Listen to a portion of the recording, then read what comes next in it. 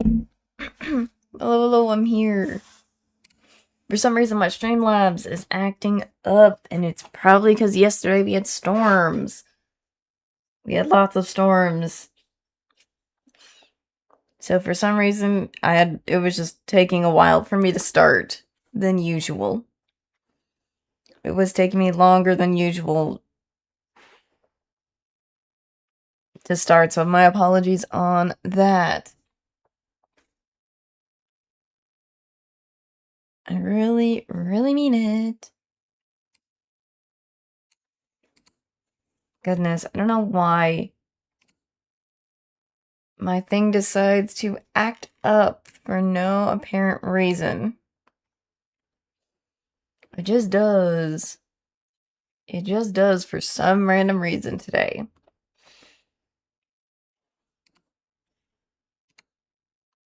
It just do.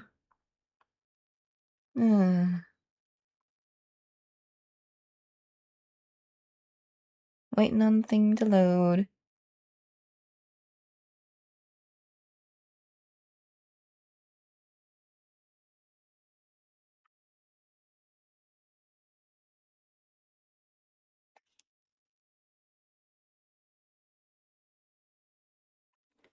I am just, I guess, scuffed today for some reason. So this is just being scuffed. Goodness me. Scuff is just happening right now. Oh, great. I'm hoping I don't have to wait forever for...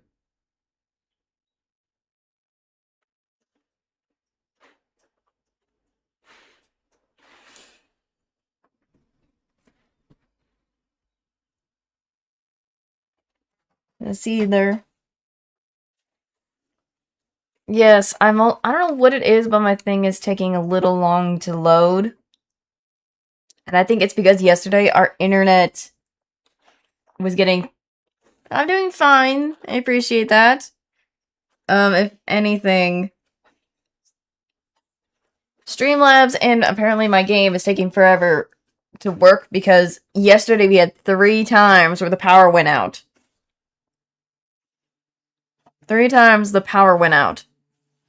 So I'm betting that's why internet's acting up. So my other stream that I had originally made of this was also not working. So, yeah. Also, I don't know what it is, but my thing is not showing up. What do you guys speak? My stream...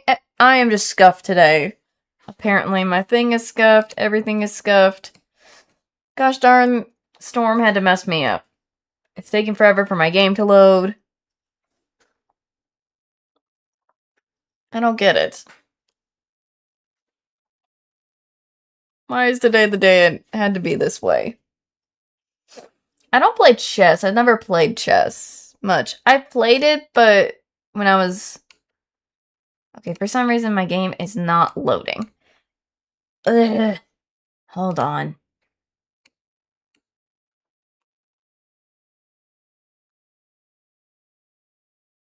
My thing for some reason is not loading because... There we go. Now it's up and around. Fine a frickin' Lee.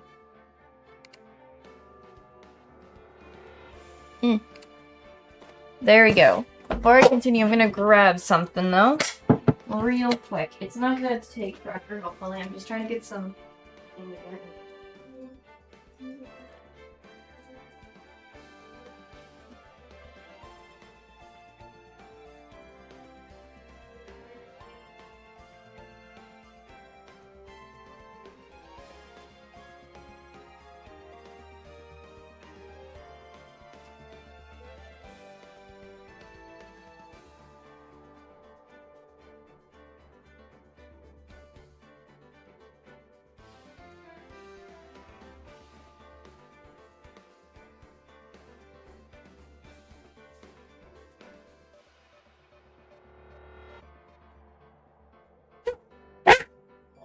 Barking. Sorry about that. I hit something and the doggo heard the noise. The doggo heard the noise. I want to try Mahjong. That sounds fun. The Mahjong one sounds very, very interesting. As well. Also, if anything, I don't know why my chat is not appearing into the thing on the side, so for some reason, like, I can see it normally, but in the Streamlabs thing, it's just not working for some reason. So I deeply, apologize. Apparently my Streamlabs is also acting up. Yeah, he's kind of doing the take that! Okay, last time we were here, we were trying to save Miles. We gotta save our boy Miles. So we are at... Last time, I think...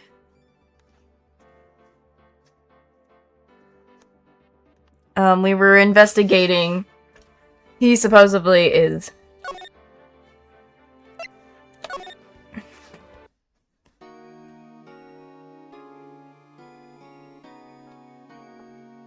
Yeah, this is where... I think we were... Because we just did another trial to determine some information. So... Well, I don't know if I'll be able to. We'll see.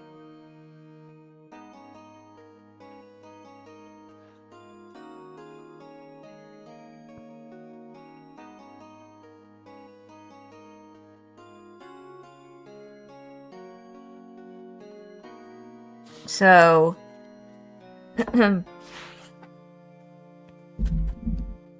Let's just hope... I'm just hoping to save Miles.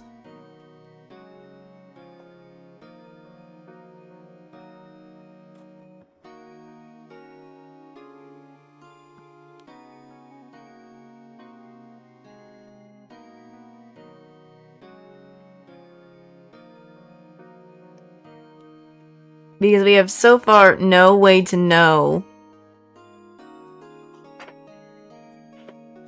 if we can prove it wasn't Miles who did the killing of our supposed victim. So, anyways, moving on. Let's just get continuing. What was Mr. Edwards talking about? Miles. A memory of a crime that I committed. A memory of murder. I am enjoying the game so far. It's interesting and fun. It is interesting and fun. Do you really think Mr. Edwards killed? I don't believe it. Not Edgeworth. Some painful memory has been troubling him recently. But he never takes someone to life. Never. Nick. Oh gosh. Hi, Larry. What you doing? Yo! How's everyone doing? What do you think of my performance today? Gosh darn it, Larry. I'm swooning in Miles. Huh, Maya? Swooning? Me? Oh, yes! I do remember feeling faint. Right on! Tell me the truth. It was like love at first sight, right? Right, Nick? Huh? Me? Well, maybe my heart skipped a beat or two.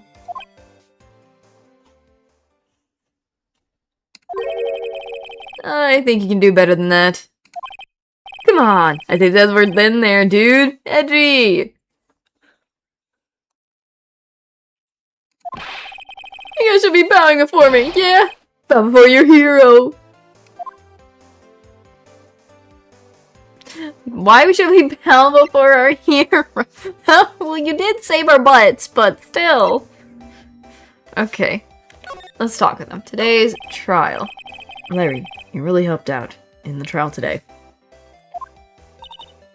You did! If it weren't for you, if you weren't there, Larry, I'm sure Mr. Edgeworth would have been found guilty.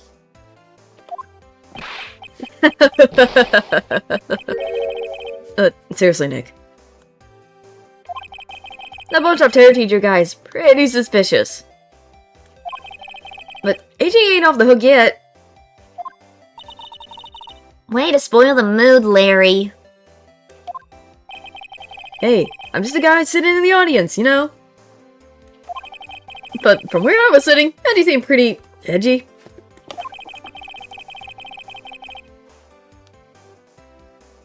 I mean, can you really know he's telling the truth about that night? Nick. I don't know. Yeah, we really don't know.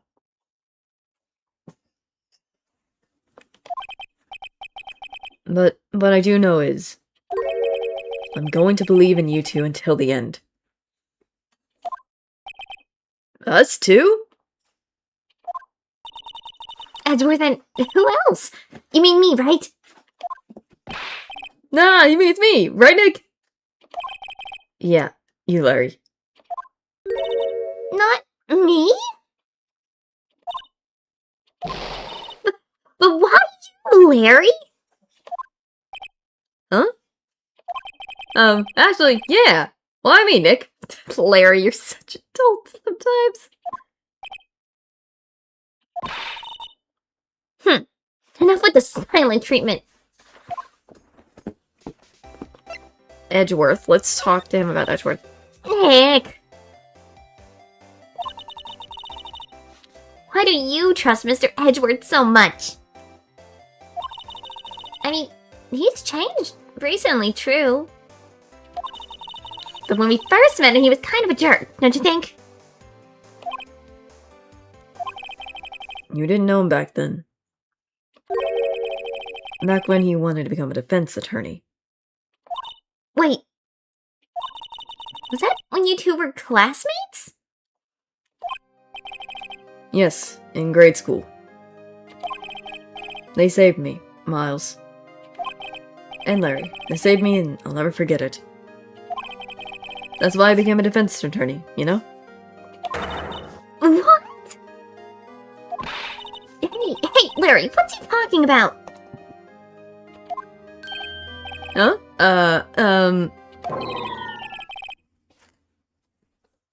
Sorry, kinda forgot.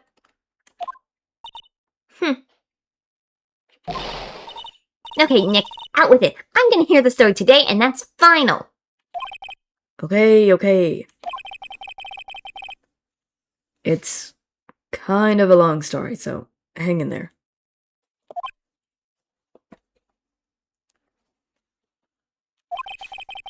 It was at the very end of 3rd grade.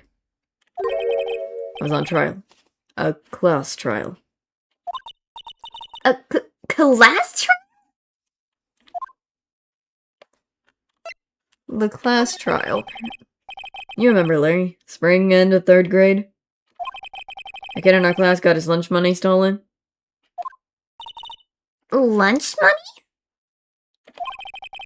Our school was really small. Every month, kids would bring in an envelope with money for lunch from home. Huh. I see. Anyway, this kid's envelope disappeared with $38 still inside. Oh, yeah, now that you mention it, I do remember that. I can see why you forgot, though. You were out of school that day. Anyway, that envelope had been stolen during PE class. I was coming down with a cold, so I'd skip PE that day. I was the only one not in class. So, they thought you did it? Yeah, the kids in the class said I should be put on trial. Trial? So the next day we held a classroom trial with me as a defendant.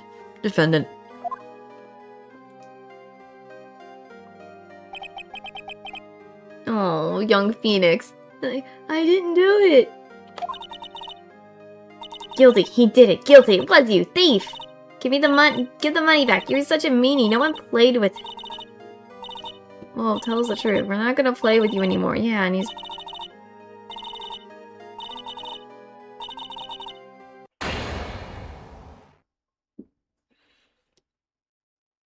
That is not. What in the world? What proof do they have he didn't? He stole it. Oh my god. Now, Phoenix, you know you shouldn't steal people's money. It's not right. In the end, even the teacher thought I'd done it.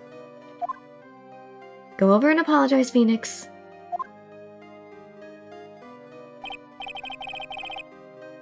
I didn't know what was happening.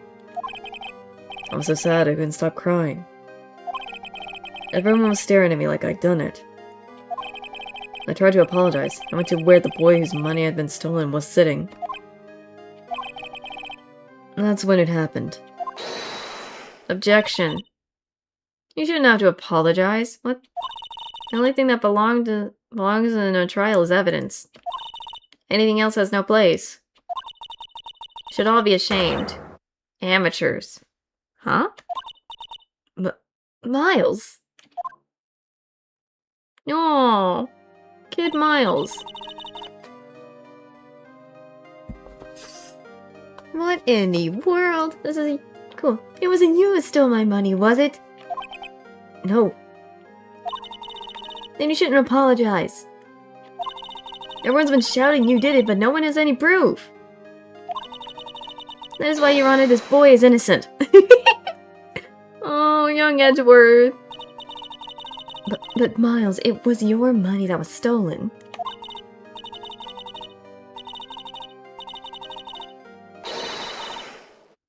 Oh my god, they just say they don't care about no proof. The way the kids were having that trial kind of just, in my opinion, just was like, they didn't care if he was innocent or not or whatever, as long as someone took the blame for something. Goodness, even if they had proof or not. God. Why don't you all shut up? Oh god. Was that Larry when he was younger? My god.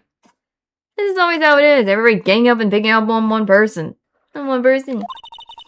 This is how he feels. He said he didn't do it, so he didn't do it.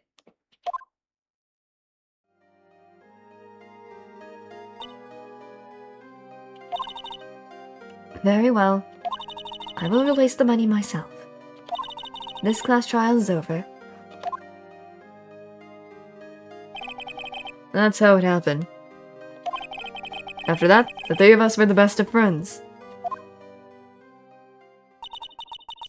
Wow, I had no idea. Yeah, I had no idea either. I mean, I forgot. Larry, you are always adults. Sometimes. That's when I learned what it meant to be alone.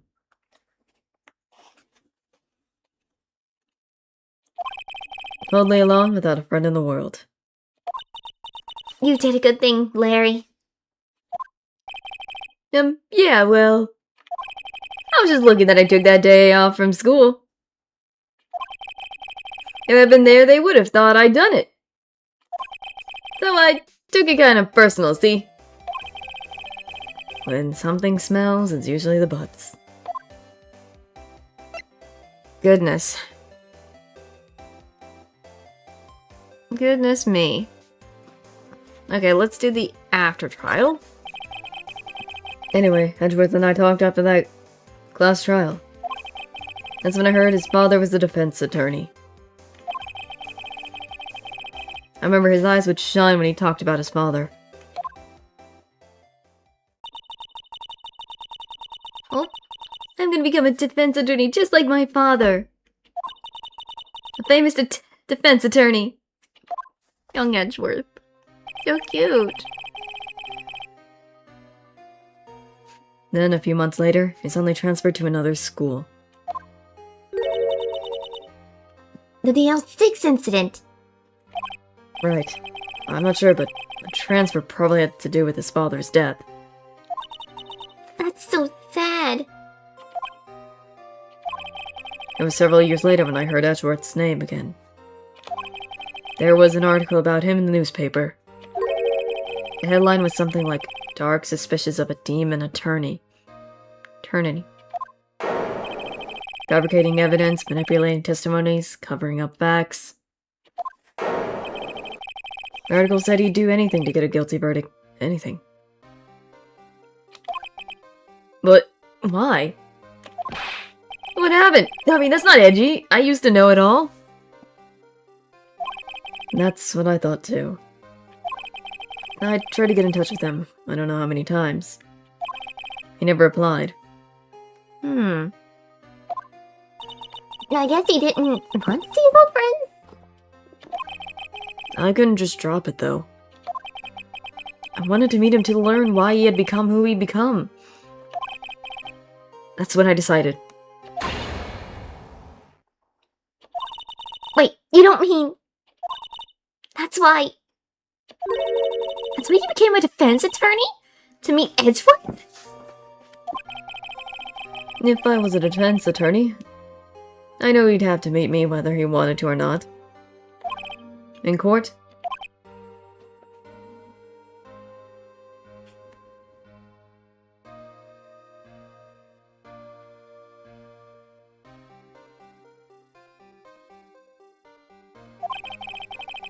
Edgeworth believed in me, and I believed in him.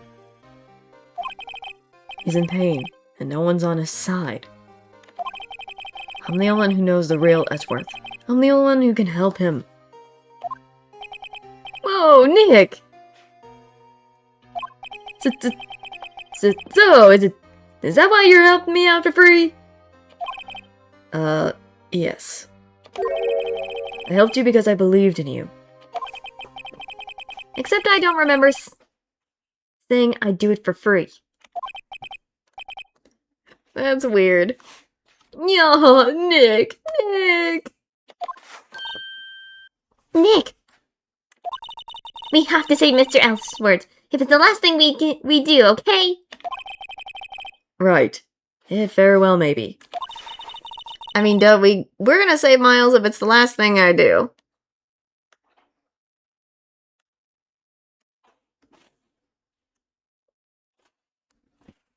So, why not?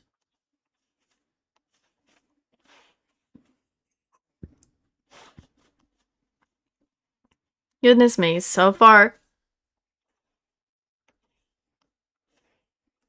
with what we've done, there's a lot that's been going on.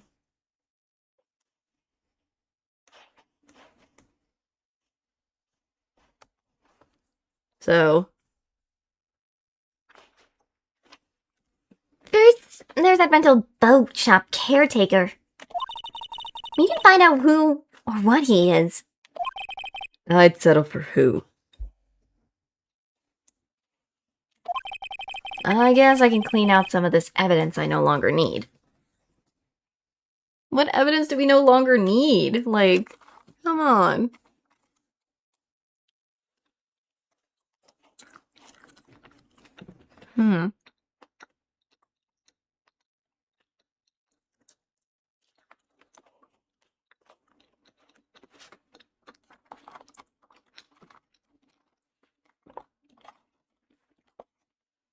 Goodness me.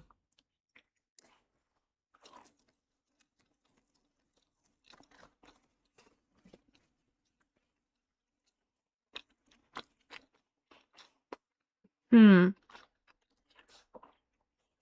don't know why we are getting rid of some of the evidence that we already have on hand.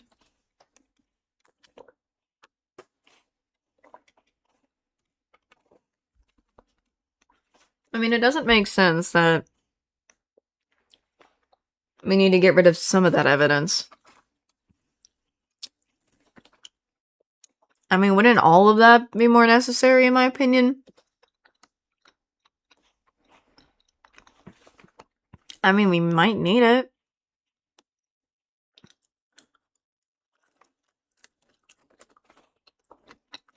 That's what I think. I don't know, that's just me thinking that way because, I mean, some of that evidence might be needed in the future. So,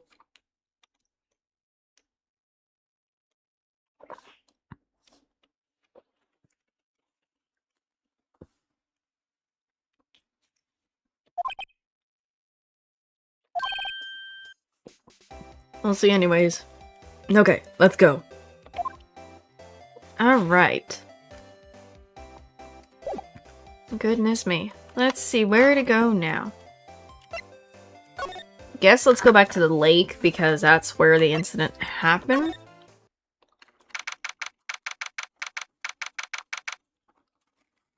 We're back at the lake park, the entrance to the park. Gumshoe, what's up, man? Hey, pal, long time no see. Sorry if you hear me nomming, I'm eating a little bit. So. Goodness me. Oh, Detective Gumshoe! Close one today, eh? I got so worked up, I snapped my tie in half. How do you snap a tie in half? Sorry about that. No problem, pal. Thanks, dude. We know who really did it. Oh, Mark. Goodness, jump scaring me. You mean the boat shop caretaker? Look, I'll make you a promise. I'll have that scoundrel in my custody by trial time tomorrow. Come what may. It's my duty to you as a police officer. Now I'm off to catch me a criminal. Okay, man. Detective Gumshoe sure is active today. Oh, one other thing. No one can go into the woods today. The woods? Where Lotta was camping. Woods are off limits to camping, and apparently the park ranger found out. He got pretty mad. No one can go in for a while. I guess Lotta's in a lot of trouble. Anyway, I'll be seeing you tomorrow. Well, guess we can't go to the beach. Guess we can't go into the woods because of that, huh? Let's see. Let's go to the public beach.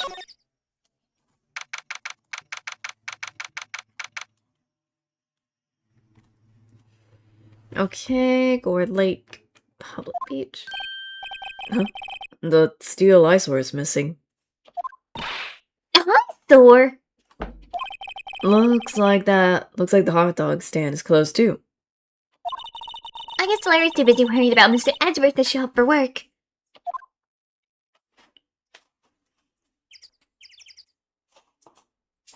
I mean, that makes sense in that way. I guess we're going to the rental shop since we can't go into the woods.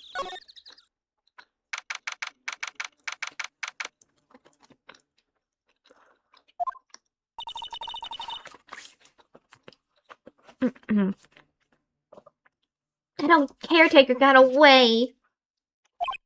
Yep. I never imagined you might be the real murderer.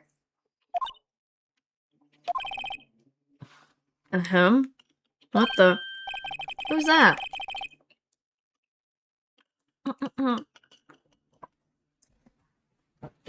I know that clearing of the throat anywhere.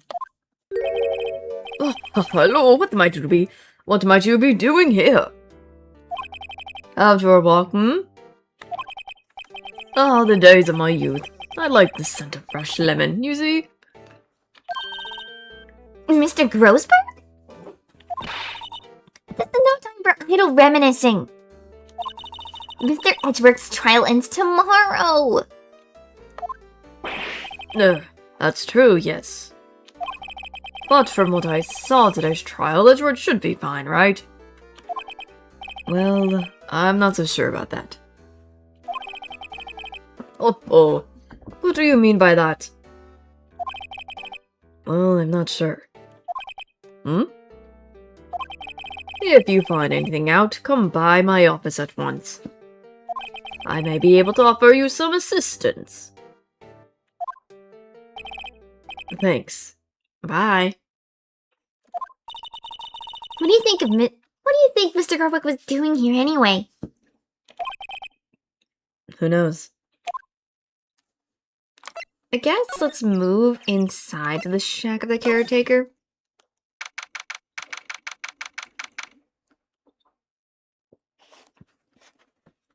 We're in the shack of the caretaker.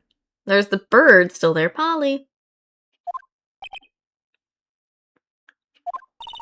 Nobody's home. Oh yeah, the bird. I cannot do my squawks or anything. Hey, it's Polly. I wonder where your owner's gone, Polly.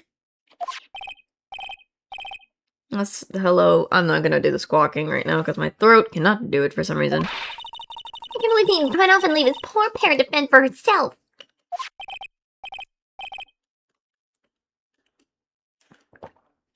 Same squawking.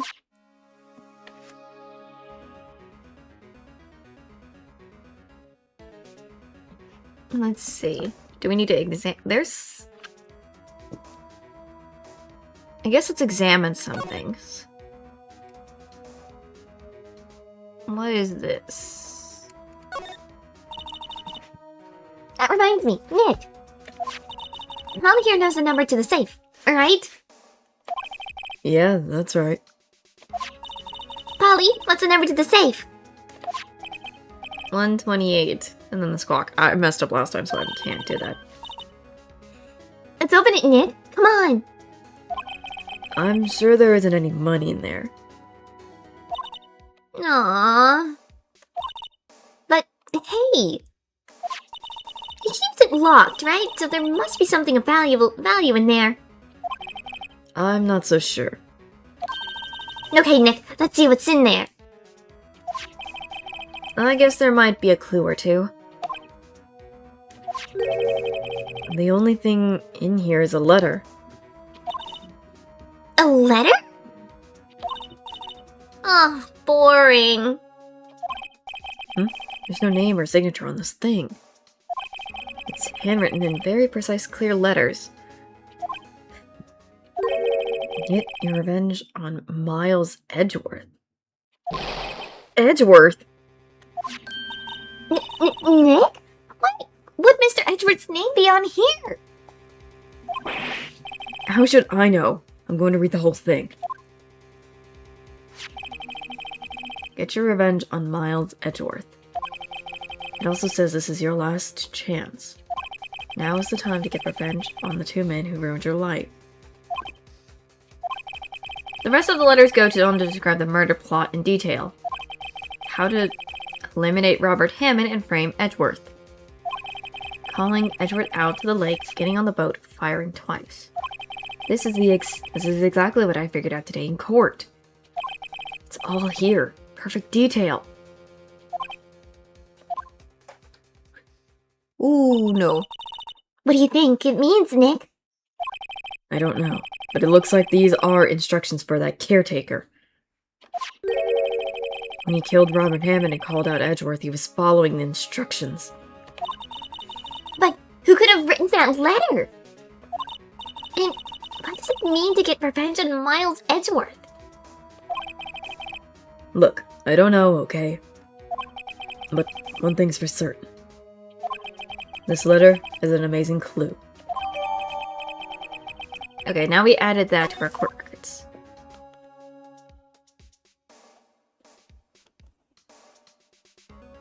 So, if that's what we find, let me see if we can talk to somebody about that. Maybe.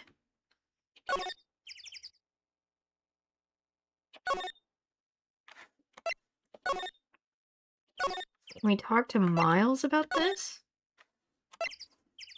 I'm hoping Miles is okay. Miles! Buddy boy! Visitor room. Miles does not look happy. You look grim as always. Now, Mr. Edgeworth, I heard the story about the class trial. Class trial? What do you mean? You don't remember? No. No, I don't. Your lunch money was stolen, wasn't it? In 3rd grade?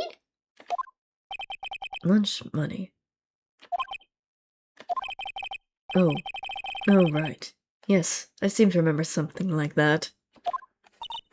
Nick, I think you're the only one who really remembers.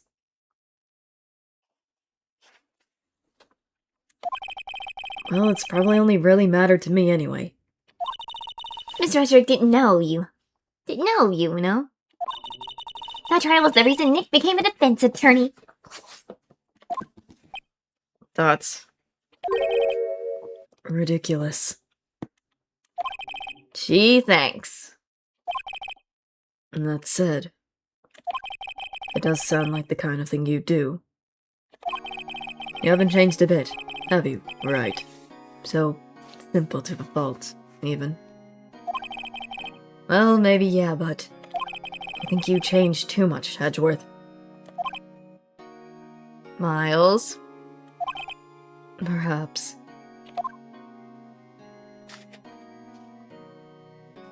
I guess let's talk. Why prosecute? Hey, Edgeworth, why did you become a prosecutor anyway? You used to look up to your dad, said you wanted to be a defense attorney, right? I couldn't let myself deny reality like you. What do you mean? My father was taken from me, and you want to defend criminals? Want me to defend criminals? I'm sorry, right, but I'm not that good of a person. One suspect was apprehended in your father's murder, right? Yes, the man trapped in the elevator with my father. His name was Yanni Yogi. Okay, Yana Yogi. Okay. He had to be the shooter anyway. You look at it. Anyway you look at it. Yet, he's found innocent. The defense attorney got him off the hook. That would be Robert Hammond. On that day, 15 years ago. The three of us were trapped in that elevator for 5 hours. When we were rescued, we all suffered oxygen deprivation. I had lost all memory of the murder.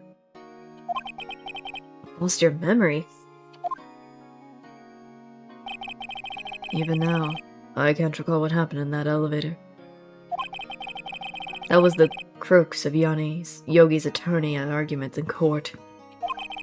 He claimed Yogi had been not sound mind due to oxygen deprivation. Yogi was released due to a lack of evidence. Innocent. Okay. That's when I changed my mind. I started to hate defense attorneys.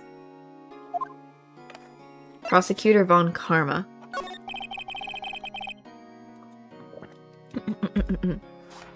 What's your relationship with Von Karma? He's my teacher, and a man who deserves respect. I learned everything I know of courtroom techniques from him. So, he's like my sister was to you, Nick. He is a perfectionist in all things. In court, in his personal life. He is obsessed with doing everything perfectly. Perfectly. Huh. In all the cases he was taken on, none were left unsolved. And not one suspect was declared innocent. Never. But that's... I know. Possible some of the suspects were indeed innocent. However, it's impossible for us to accurately determine that in every case. All Von Karma does in his job to find the suspect guilty perfectly. In any case, it might well be impossible to find a weakness in him. Should a weakness appear, he would do everything in his power to make it go away.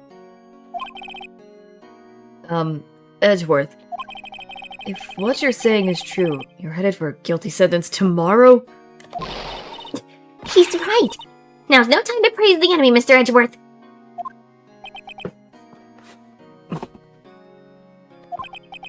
It's a strange situation in which I find myself. I'll admit. No kidding. Let me see if I can present. I want to show Miles that thing we just got. This.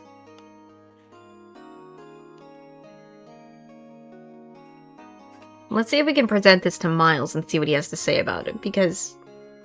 Let's see what he does. Edgeworth, see this letter?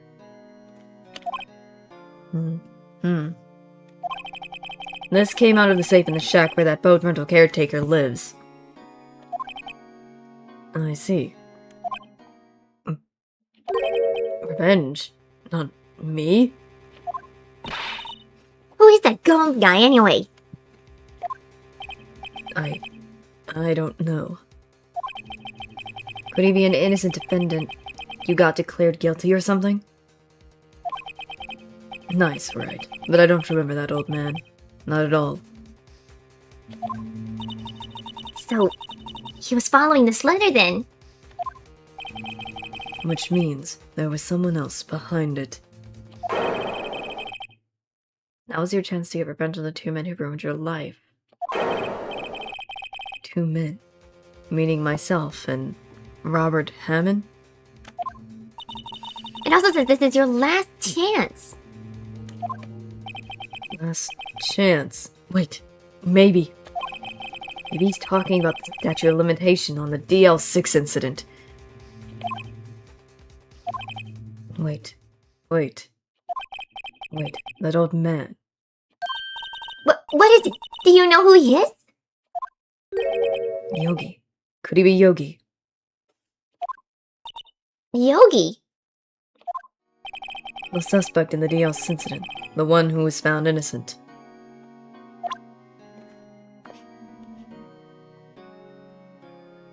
Okay, so... Because we presented that, let's talk to Miles about Yanni Yogi. Yanni Yogi was a court bailiff at the time. We just happened to be in that elevator that together 15 years ago. Oh?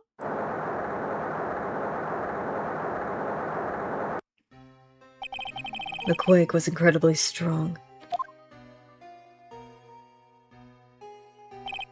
Before I knew it, everything was dark. We were there for so long, it felt like forever. The air thinned and the darkness closed in on us in that little box. We became unsettled.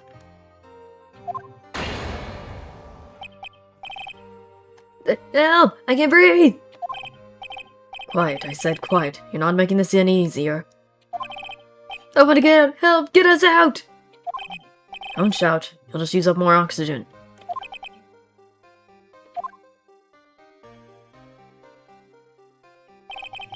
That's all I remember. When I came to, I was in a hospital bed staring up at the ceiling.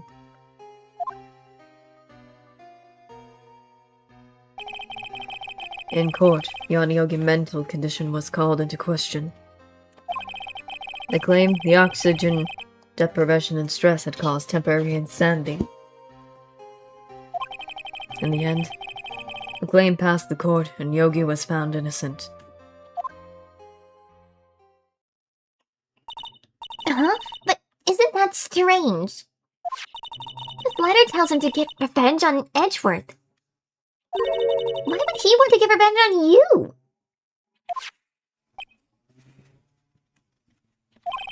Right. Yeah. There's something that's been troubling me these last few days. I don't know whether or not I should tell you. You mean the nightmare?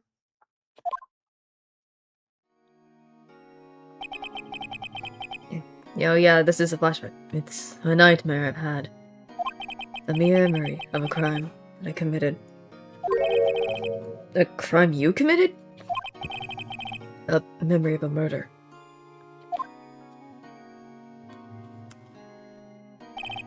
I think I think the time has come to tell all.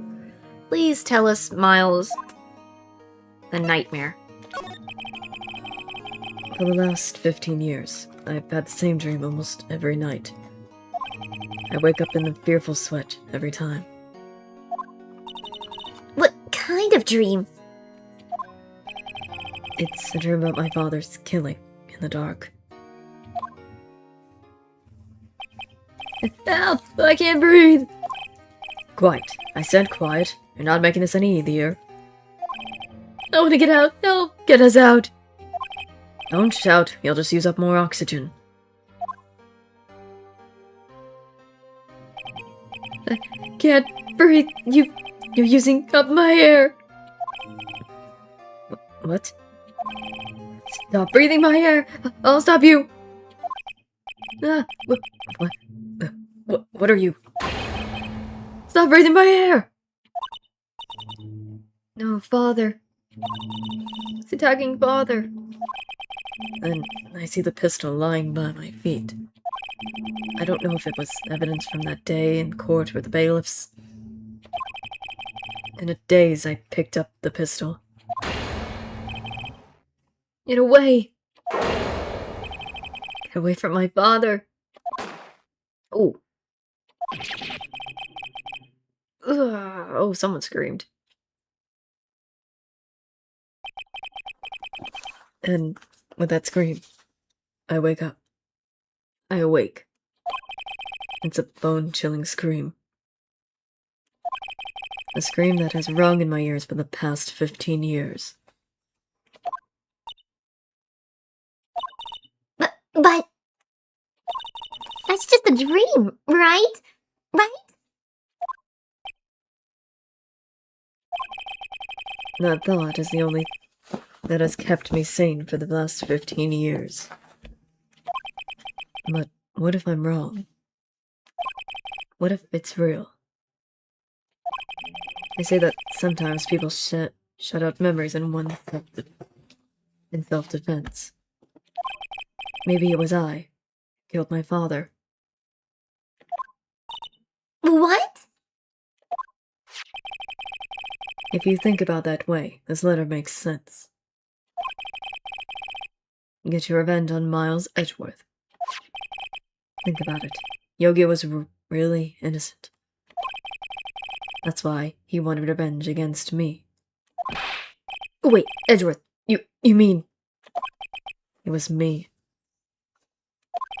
I was the true of a DL6. I shot my father. This is bad. What are we gonna do, Nick? What can we do? I don't know. I don't think there's anything we can do, like it or not.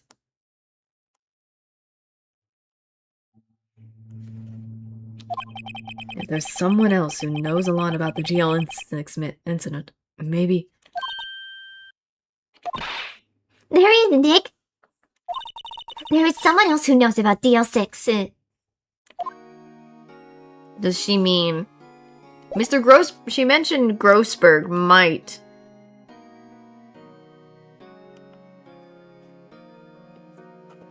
Might be the one we can talk to about that, because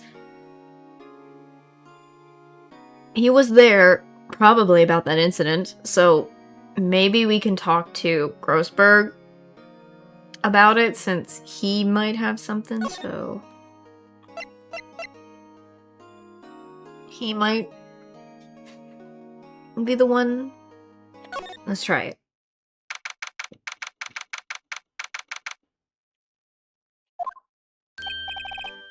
Mr. Grossberg. Oh, hello there. What's wrong? You look troubled. No kidding. Can't believe you're not. My. Judge, calm down and tell me what happened, It's Mr. Edgeworth. He...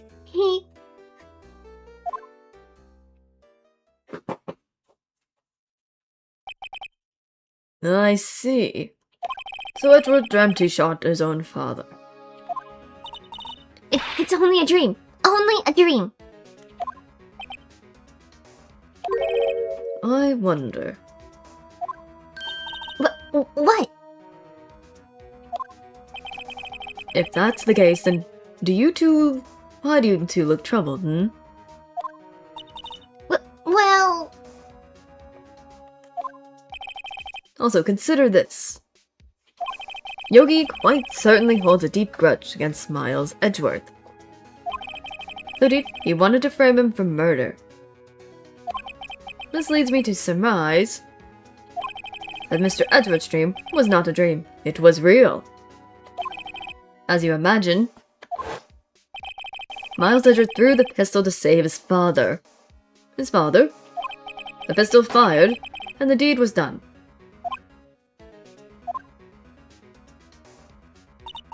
No!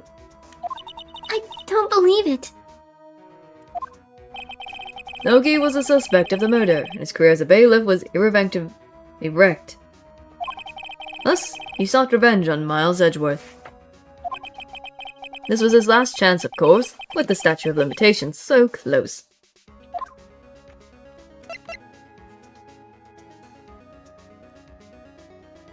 Let's see. Gregory... What do you know about Edgeworth's father? He was a defense attorney without peer. It sounds trite, but it's true. Well, he may have had one peer now that I think about it. Your mentor, Mia Fey. My sister? Gregory Edgeworth was very disapproving of Mr. Von Karma's techniques. That's no surprise. Von Karma's extreme, mad, forged testimonies and evidence are nothing to him. Results? He set a perfect win record in court. To beat him, Gregory Edgeworth tried to call attention to his methods. And? He lost. And died in despair, as it were. I see. The spirit medium. When Gregory Edgeworth was killed, the police called on a spirit medium. That was your mother, Misty Fey.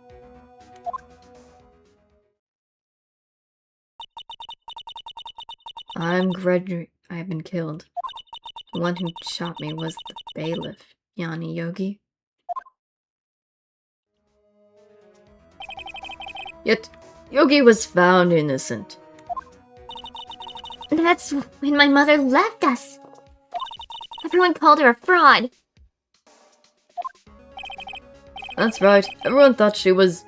You see... Now I think about it. It seems the one who lied was Gregory Edgeworth's ghost. Gregory Edgeworth must have known who shot him. I don't believe it. So you're saying he's falsified his testimony? That Edgeworth's dad lied to protect his son? It's only a possibility, mind you. But a possibility nonetheless.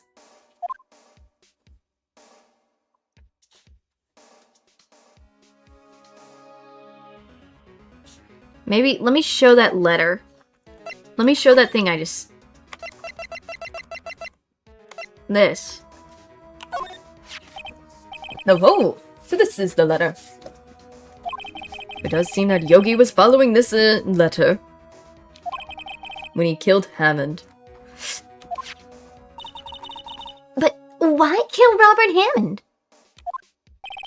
Hammond was a skilled defense attorney, but he defended clients not for their sake, but for his own. Huh? His own sake? He never trusted his clients, that one. The only thing he trusted was his own ability. But he got his client found innocent, so why should it matter?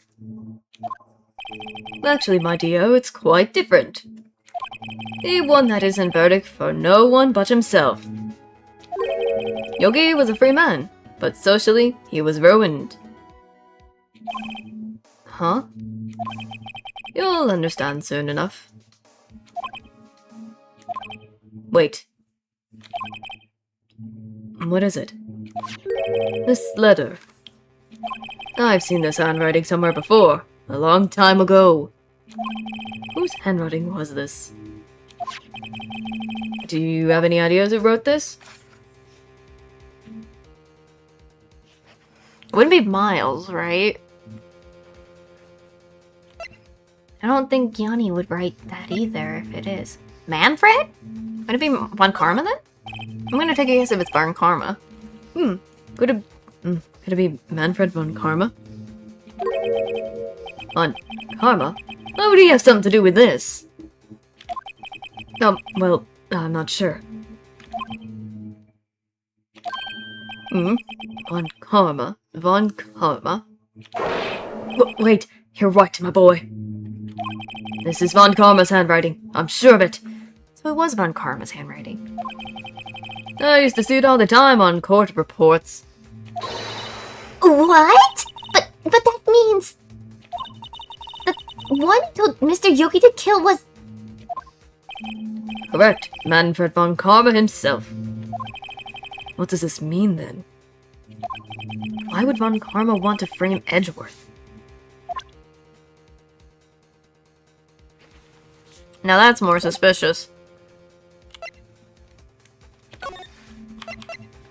Let's talk to him about Von Karma then.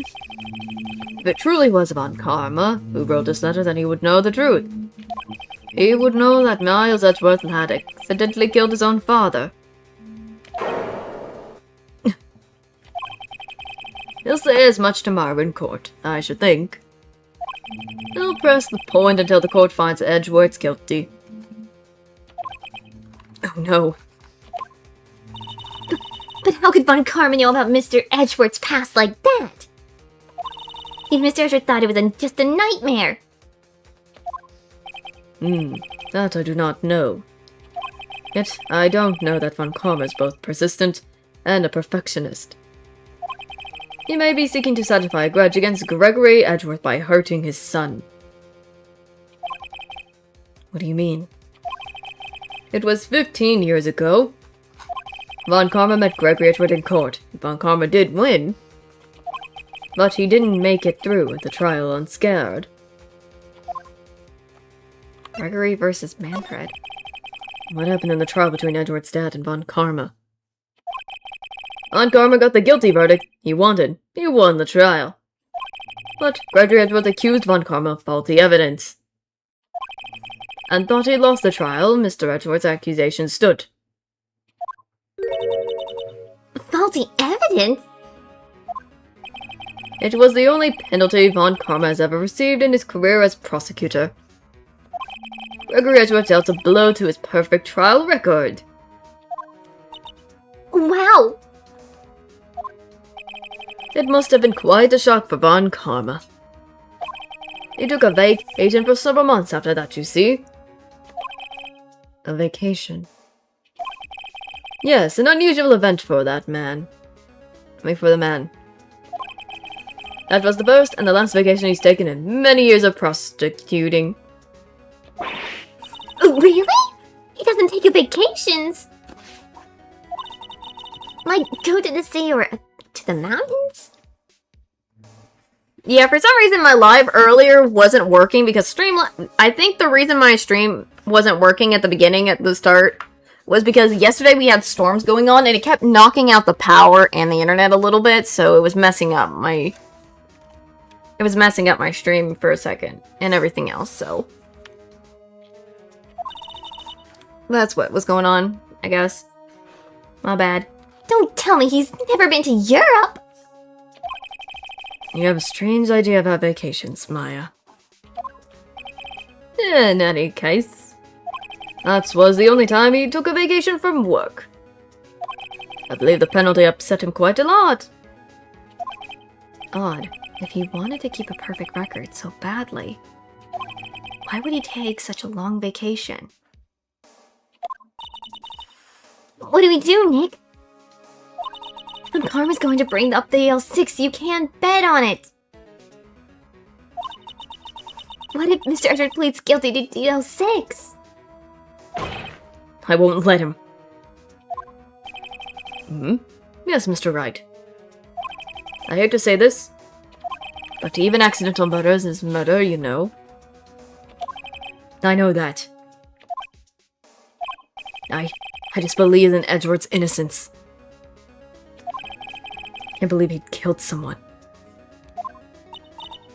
But Nick! Mr. Edward admits it himself. His mother must have lied to protect him from beyond the grave. I don't care. I know he's not guilty.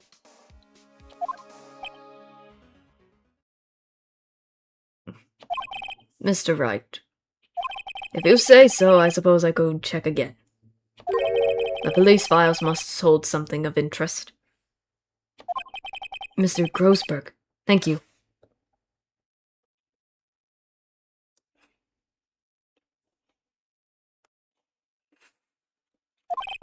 I can't promise anything. In fact, I think chances of finding something are slim. I understand. Ooh-wee.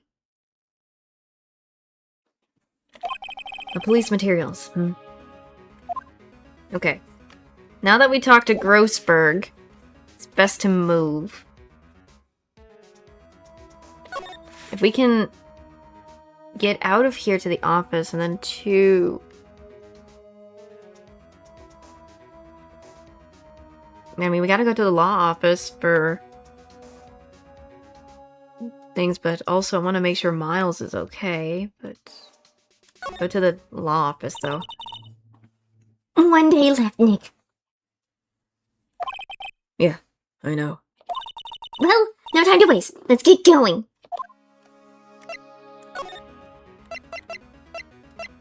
I meant this part. I need to go here. Let's go here. We've already talked to Grossberg, who gave us some information. 27th. Okay. There's hardly anyone here. Everyone must be out looking for the old guy, Yogi. That's you! I don't think Mr. Gumshoe will be coming back today. He's staying out late looking for someone. Sounds like Detective Gumshoe's pounding the pavement for real. We were wondering if we could check out the record rooms again. Well, no, I can't have just anyone wandering around in there. Well, I guess Mr. Von Karma's in there now, anyway. You can go in as long as he's there. Von Karma? Yes, he just arrived, actually. Von Karma's in the record rooms. Nick, let's hurry.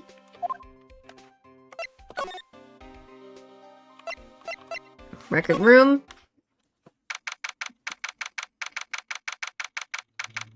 Okay. Dusty as always. We were only here just yesterday. I'm sure they just hadn't had time to clean. What's wrong, Nick? Nothing. I was just noticing that he isn't here. Von Karma. Okay, I guess let's examine.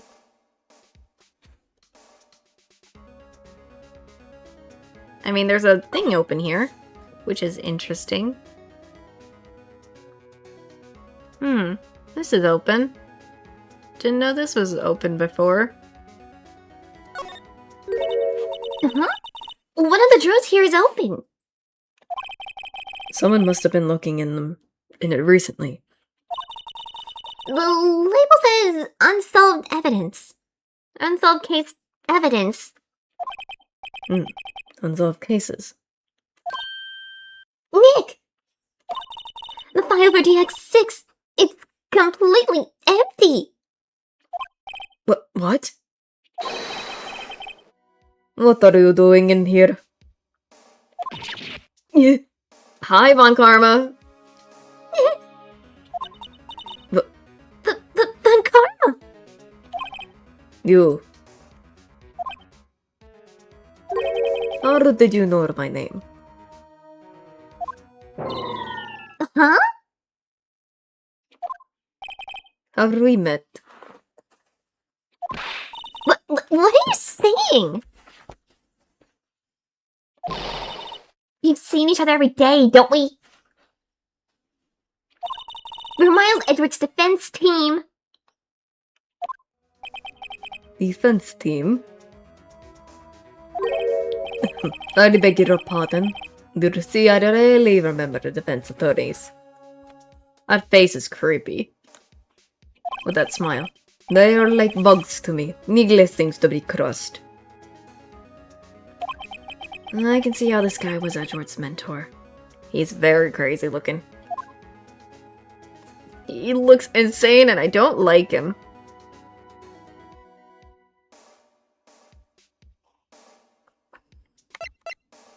I don't know why I don't like him. Can I talk with him? Oh, I can. Edward in tomorrow's trial. Why has he gotta get that creepy smile on his face? Let's talk to him about Edwards. Mr. Edwards is your student, right? Nuts. The romantics who still can't shed the veneer of amateurism. Just like his father, always second rate. Mr. Von Karma, you had an axe to grind with Mr. Gregory Edward, didn't you? Me? A grudge against the male defense attorney. Why? Because he dealt a blow to your otherwise perfect trial record. So, you did, but what I don't get is... why did you take his son under your wing afterwards? The son of your most bitter rival. That's, my dear attorney, is none of your business. I guess tomorrow's trial? Tomorrow will be the last day of this trial. It's been a while since I had the defense attorney last this long. Still, you will lose in the end. Miles Edward will admit his own guilt. Is killed 15 years ago, you mean? You're quite the researcher. If you've done your homework so well, then certainly you must understand. You know what Miles is with the tell the court tomorrow. You were right. So when Karma's going to bring up DL6 in court tomorrow.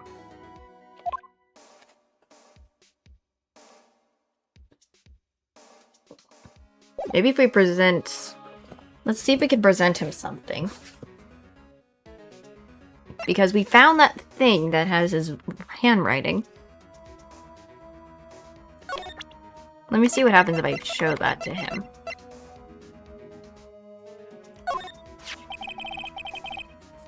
Mr. Karma, have a look at this. This was you, wasn't it? You instructed Yanni Yogi to commit murder. Yanni Yogi. How many years has it been since I've heard them called by that name? He's a fool. I told him to burn it after he read it. So you admit it? You wrote Mr. Yogi this letter. Yes, my dear defense attorney. Thank you for taking the trouble to bringing it to me. You've saved me from a lot of needless hassle. What? Nick! What is that thing? Oh, what the? A stun gun? For self-defense, usually. Indeed. 6 standard bullets will cross through your body like a dog touching an electric fence. 600,000. Oh, don't worry. People don't die from it usually. Now, give me the letter.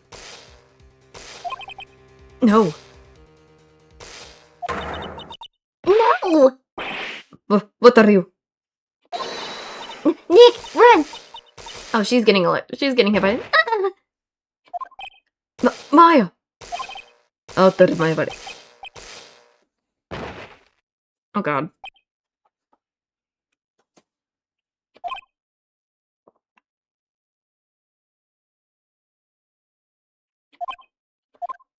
My... He got us. The letter's gone, of course. And he took the DL6 evidence. All of it.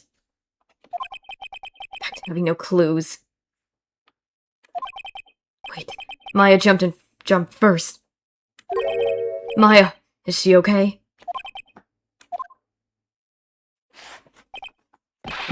Maya!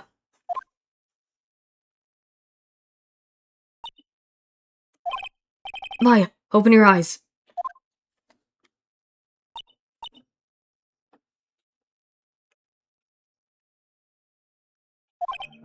Maya! The letter! Did he take it? Huh? Oh, yeah. Are you okay? I couldn't stop him. I jumped as fast as I could, but one shot from that thing knocked me out cold. I'm useless. I'm no good as a liar or a medium. I can't even call my sister. Not even now, when we needed her most. I wish I hadn't woke up at all. Maya. Maya! There must be some way I can help her. I better do something about her self-confidence first. Maya, she's holding something. What is that? A bullet? The L6 incident evidence number 7. Taken from the heart of Gregory Edgeworth. I remember. When Karma was holding this when Maya jumped him.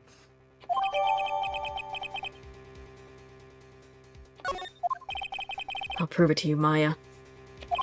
You're most definitely not useless. I'll prove it to you in court tomorrow. Great!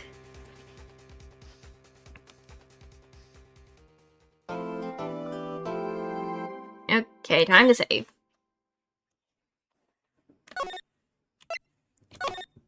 I hate Von Karma so much because he is just such a jerk.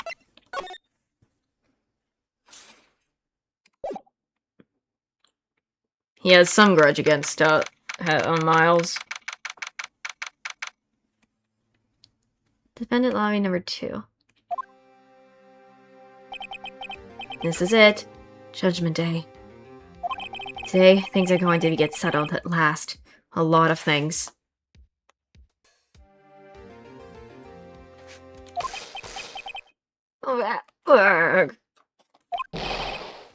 What's the big idea? Darn it! Only touched your shoulder. I guess the shock hasn't worn off from my run-in with the stun gun yesterday. Anyhow, today's the last day of the trial. Good luck, Nick. Yeah. Thanks, Maya. Edgeworth? Edgeworth is looking glum as always. I hope Von Karma doesn't push him too hard. Whoa! I thought it was my... whoa. What are you doing? Sorry, I'm sorry. I just thought I'd cheer you up with a pat on the back. Maya. Did she still stun? Did she accidentally stun him for a second? Stun gun is kind of... Maybe you should go outside and discharge. Right, good idea. Try not to electrocute anyone on your way out. Pow! Oh, that's Gumshoe getting it now. Poor Gumshoe. What's gotten into that girl? Detective Gumshoe. Morning, Mr. Edgeworth! Good morning. How'd it go, Detective? Have no fear, as promised. I've captured our runaway caretaker. I just brought him in. Took all night, pal. Thanks, Detective Gunshoe. You must be tired. Actually, after that shock I got on the way in, I feel pretty good. You know, he said he'd forgotten his own name. But that has to be a lie. Why would he want revenge on Esbart if he couldn't remember his past? He does remember, and I'm going to prove it.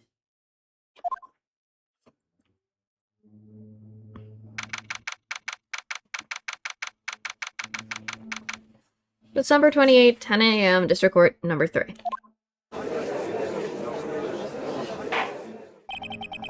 Court is now in session for the trial of Miles Edgeworth. The defense is ready, Your Honor. Doesn't... There's one karma. The prosecution is ready. Right, very well. We have reached the final day of our proceedings in this trial. I ask the prosecution submit decisive evidence. Understood. Come on, don't be awed and silenced by every little thing he says. Very well, Mr. Von Karma. Your opening statement. Right. Thanks to Detective Gumshoe's effort, the boat rental shop caretaker has been arrested. In yesterday's trial, the defense stated that the caretaker was the murderer. However, the caretaker has yet to confirm this. I would like to ask the defense to cross-examine him as much as necessary. Very well. Please bring the witness into the court. Here is our guy.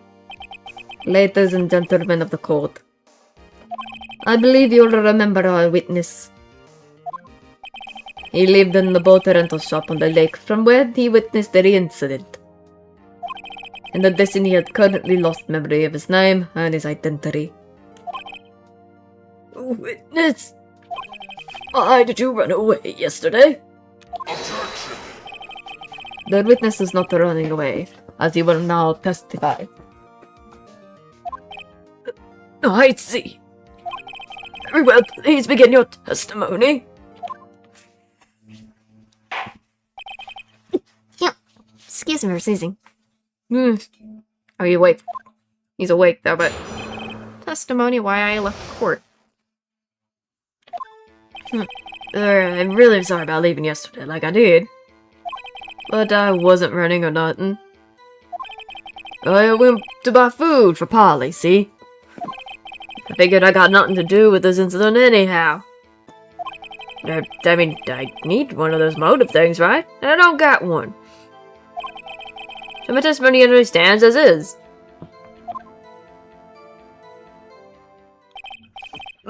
Very well. Let's begin the cross-examination, shall we? He has to know his name. Yanni Yogi. You're Yanni Yogi. I'm gonna prove it.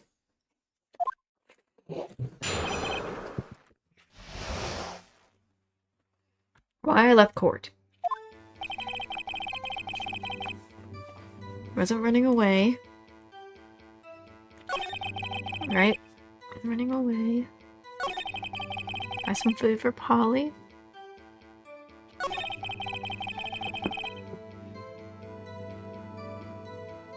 I figured I got nothing to do with this incident.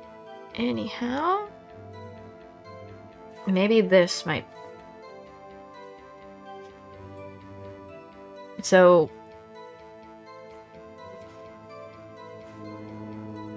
maybe it's this. Let me try it. Let's try this. Okay. You lost much of your memory, is that correct? Yep, it seems like it. Then how could you have known that you didn't have anything to do with this incident?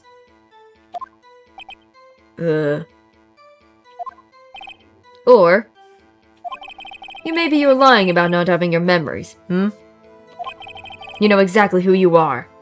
Objection. The witness has testified quite clearly that he has no memory of who he is. If you claim he is lying, then show the court proof. How am I supposed to prove what's going on in that old cougar's head? That's impossible. I'm glad you come to your senses, Mr. Wright. Very well, witness. Please continue.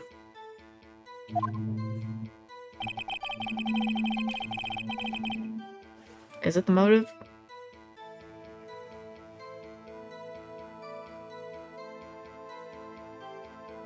You do have a motive. Maybe it has to be this, because he's like, I have no motive. I need one of those motive things. He says he don't got one, but I believe, but we found he does. So it's gotta be this. How can you say you had no motive? I'd say you do. You had a grudge against Edward and the victim, Robert Hammond. That's why you took revenge on them, right? Please don't make me repeat myself, Mr. Wright. This witness has no memory of anything beyond several years ago. He can't hold the grudge. It's impossible. To prove he's lying about his memory. Otherwise, it's going to be the same thing over and over until the trial ends. Might I say something, Mr. Wright? Yes, Your Honor. You've been saying the same thing now, over and over. You've been calling the witness' memory of the past or lack of there into question. But does this really have anything to do with the current case? Of course, Your Honor. The witness has said he has nothing to do with this case, and no motive. Both of these statements are lies.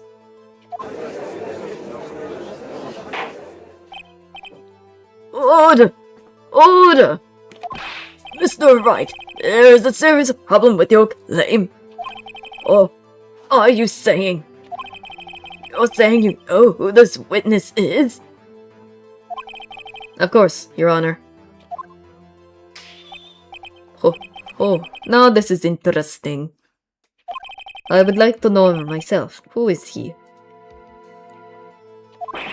Don't play dumb, Von Karma. Mr. Wright, please tell us this witness's name. I'm gonna have to do it. Yanni Yogi. Yanni Yogi. His name is Yanni Yogi, a former court bailiff. Yogi? That name seems familiar. Oh! Yanni Yogi from DL6 incident? It figures that the judge would have heard of it. It was such a famous case. But what does this mean?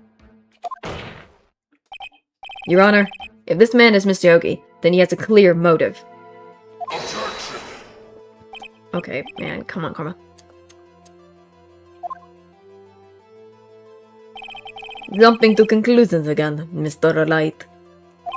This witness is Yanni Yogi. Fascinating. However, how do you propose to prove this to the court? This is a court of law, as you may recall. You need proof. And allow me to repeat once more that the witness has lost his memory.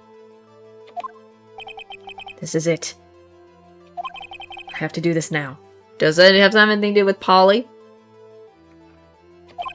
If I can prove he's Yogi right here, right now, then I've got nowhere else to go. Nick! How are you going to prove it?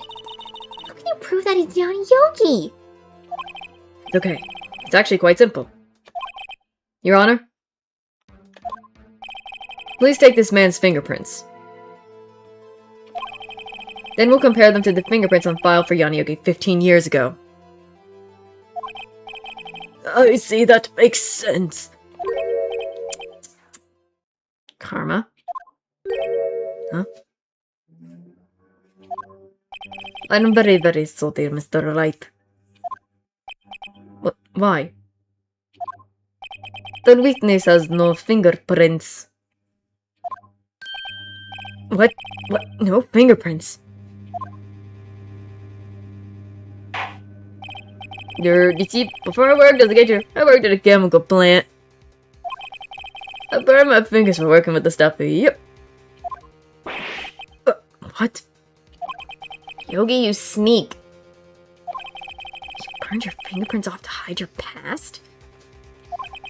Well, if the witness has no fingerprints, I guess we will not be able to prove his identity. No.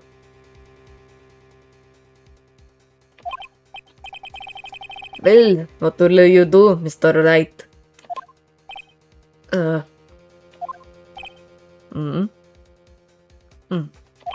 It seems that the case has been decided, no. No. I know what happened. I know everything. I just can't prove it. What? No. I can't let it end like this. I can't lose. There has to be another way.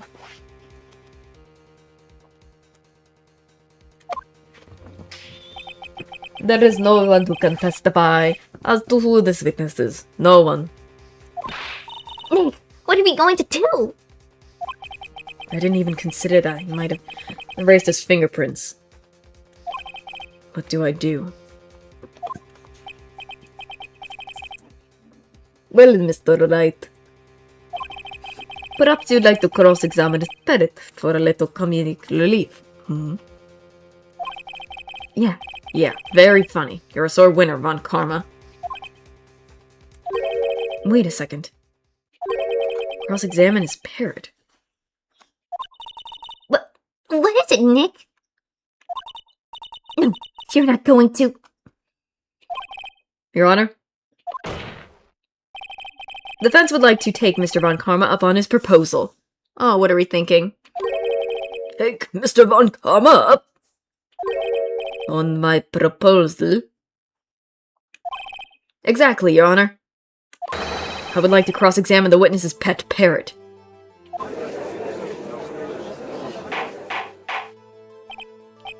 Order! Order! Well, what do you think, Mr. Von Karma? Needless, you even ask. This is a farce. I object. Objection! Wait a second. You were the one who suggested I cross-examine the parrot, Von Karma. I have a right to do as you suggest. Well, if you're so desperate, then please, be my guest. Of course, should you go through with this, and nothing comes of it, then I hope you're ready for the consequences. Nick, this is crazy! Well, still want to go through with your little game?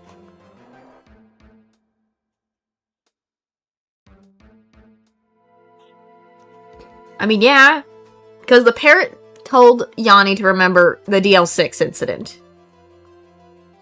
So, if we can get the parrot to confess something, it's gonna do it anyways. I guess we have no choice but to do it with the parrot. Let the parrot take the stand. I will cross-examine her, Your Honor.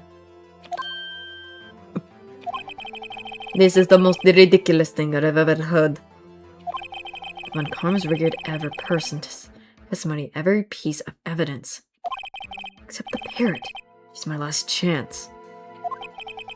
At least, I think so. Bailiff, bring in the parrot!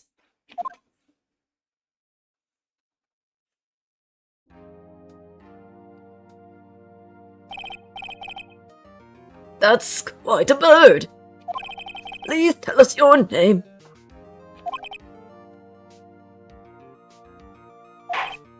Name?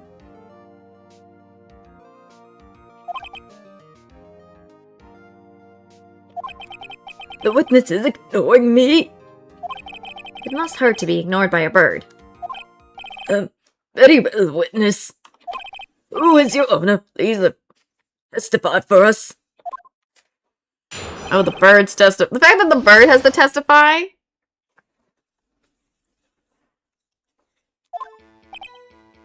Thoughts?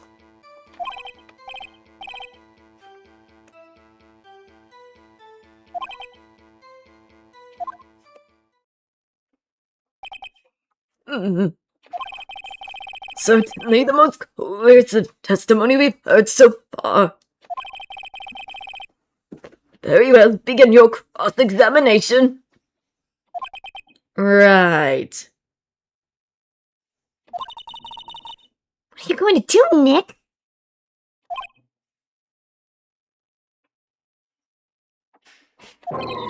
I don't know. I don't know. What do we do, Maya?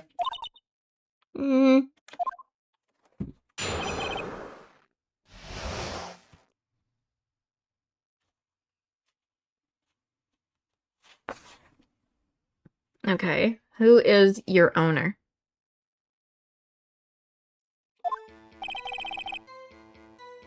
Maybe I'll do this. Let's try this, maybe. Witness, you can't just say hello and expect us to get anywhere. I want you to testify. Maya, you talk to her. Right. What do I say?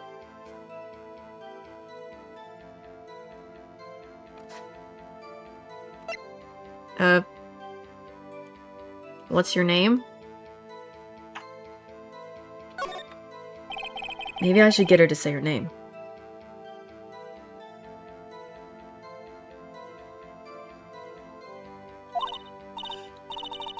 Polly, what's your name? Polly! Mr. Wright. I think we've established that this parrot is named Polly. Does this have anything to do with her owner's identity?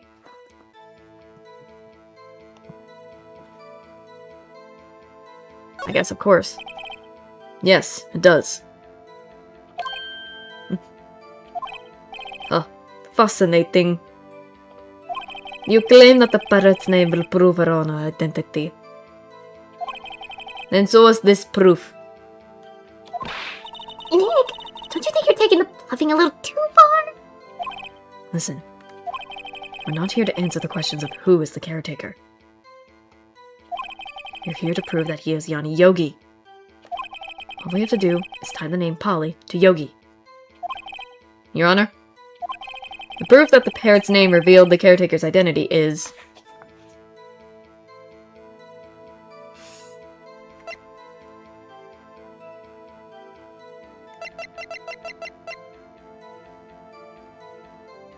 I guess I do the file. The DL6 case file? Objection! That's quite a large file you have there. Which page is this proof on, then? So stop wasting our time. Very well, Mr. Wright. Please show us the page. Where in this file the information connected to this parrot's name? Suspect data? It's on the suspect data's page. This page is all the information about Yanni Yogi. Right after he was arrested, his fiancée... Game over, see? Indeed, it does say that, yes. What was his fiancée's name? Ollie Jenkins? Ollie? Exactly, Your Honor. He wanted to remember the name of his fiancée who had game overed. That's why he named his parrot after her. I see. I got this. I guess that is possible. Objection! The mere coincidence, that's all. My granddaughter has a dog called Phoenix. Well, Mr. Phoenix, right. Does this make you my granddaughter's fiancé? She is only 7 years old. Indeed. Alone, it is a little weak evidence in a murder trial. We would need some other cooperating evidence. Where am I going to find that? Nick, we're getting closer. One more. If we can just get one more piece of evidence. Right, but what? Very well, witness. You may continue.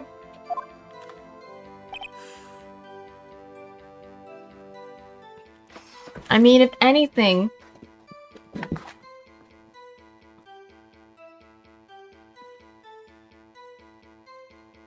If we only have 2 things...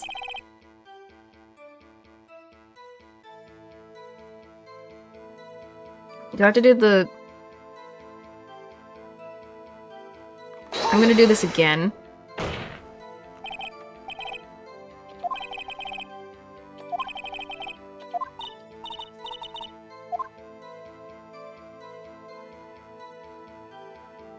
If we say the number of the safe...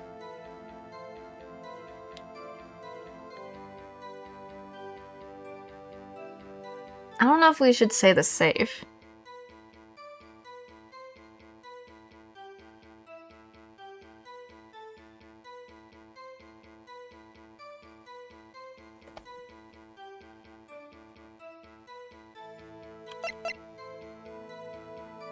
I'm just gonna do the number of the safe for now.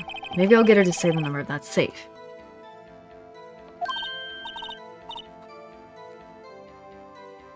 Huh? Safe? Why? Let's just try to get her to say anything, okay? Polly, what's the number on the safe in the shack? Yep, the same number again. I can't say it because my brain. I just can't. Hold on. Goodness. My, what a reckless parrot!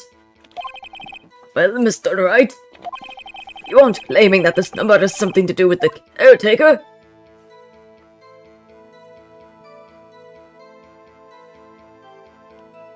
I think it does. Actually, it does. That's why I had her say it. Ridiculous. How can the numbers to us tell us who the caretaker is? So what's your proof? What could possibly link this number to the caretaker's true identity?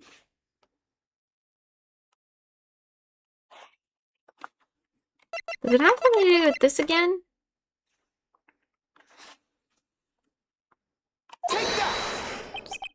The DL6 case file. What is this obsession you have with that case? Mr. Wright, where in the files is something related to the that number safe? Case summary? Or the victim date? I guess it's case summary, I think. It's on the case summary page. The case summary? Specifically, the date on which the DL6 incident occurred. The date of the incident? December 28th. That's today's date. 15 years ago. And the number on that safe is 1228. Ugh. He used the date of the DL6 incident as the number for his safe, Your Honor. That's how important that date was to him. I see. It certainly is an interesting coincidence. People often do set their secret numbers to dates. Objection! But this is not tangible proof. I set my ATM card number to 0001 because I'm a number 1. That has nothing to do with the date. Nothing. That's enough. I think we've reached a conclusion here.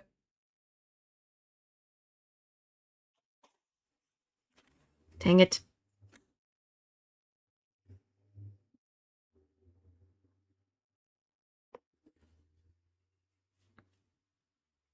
I feel like we still have more to do. This is a mere coincidence, that's all.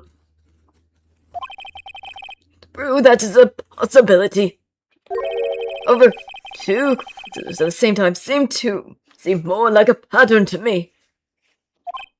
But what are you saying? Summon the caretaker of the boat shop. Immediately! Goodness. Sorry, I'm trying my best with the old man. I'm so sorry. I am so sorry. I apologize if my old man is not doing good. Goodness, I'm sorry. Witness? Tell us your name. Yeah, it sounds like he's croaking. I'm sorry. I am trying. I just don't got a good old man voice. Wait. This witness, he doesn't remember. So I apologize so hardly. No, it's okay. What? Oh god, hello. I've accomplished what I've wanted to do. I'm done. Nick, you look totally different. This is the real Yogi, I think. Finally. He's been acting feeble to hide his true identity. Been acting for 15 years. Well, let me ask you again. Please state your name for the court. My name is Yana Yogi. 15 years ago, I served as a bailiff in this very court. Oh goodness. Order! Order! Yana Yogi. So it was you who killed Robert Hammond? And tried to frame Miles Edgeworth for his death. Yes, it was me, I did it. They put me on the witness stand 15 years ago. Robert Hammond, he said I was mentally unsound. He told me it would make me innocent, get me off the hook. So, I pretended to have brain damage. Goodness. I was innocent, really, but he didn't believe me.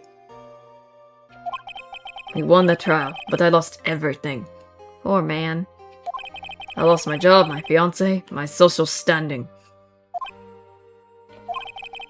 And this year, 15 years later, a package arrived. It was a letter, and a pistol. A plan was written out, careful detail. It was a plan for me to take my revenge on the people who ruined my life. I didn't care who had sent it. I thought this was my chance after 15 years. That was it. Finally, a chance to have my revenge on Robert Hammond and Miles Edgeworth. I have no regrets. Darn it, Yogi. Wait a moment! Revenge against Miles Edgeworth? What do you mean? I'm not a liability to speak on that matter. Why don't you ask Mr. Edgeworth yourself? Anyway, I admit it. I was the one who killed Robert Hammond.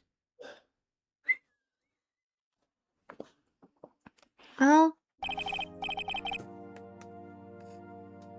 that was interesting.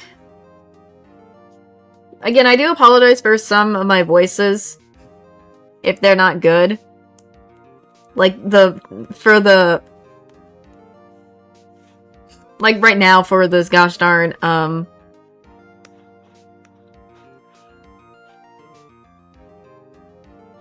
for the judge, that's the only thing I could come up with. I'm sorry. Goodness. Fun karma. Where is Mr. Yogi? Under arrest, Your Honor. There's no room for error in his confession. Then the defendant, Miles Edgeworth, is innocent, in this case at least. Very well. Will the defendant please take the stand?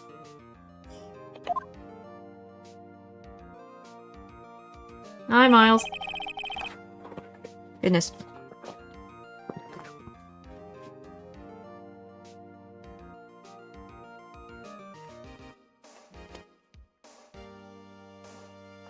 There are few mysteries left unsolved.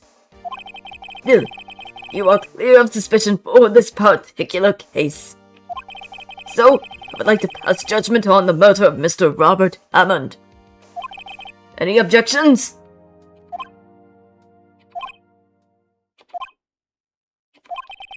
I don't believe it.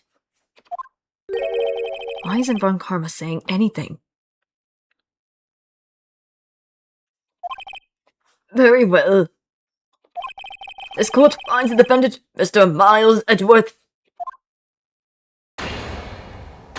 Yay, at least we got him not guilty, but there's still more we gotta do. Miles. That is all. This court is adjourned. Objection! Oh my, Miles! Miles, come on, I heard that objection, I know that's Miles. Did someone just say objection? It wasn't Von Karma. Wait, what that means? No. No. Edgeworth. Goodness. Your Honor, I object to your judgment. What the frick? What do you mean? I'm not innocent at all. Miles, don't do this to me. As we have heard, Yanayogi killed Robert Hammond in revenge. But revenge for what? Nick! He's trying to confess. He's going to say he's guilty. He's going to tell them he was the murderer in the DL6 incident. He's going to tell them he killed his own dad. Oh, what do I do?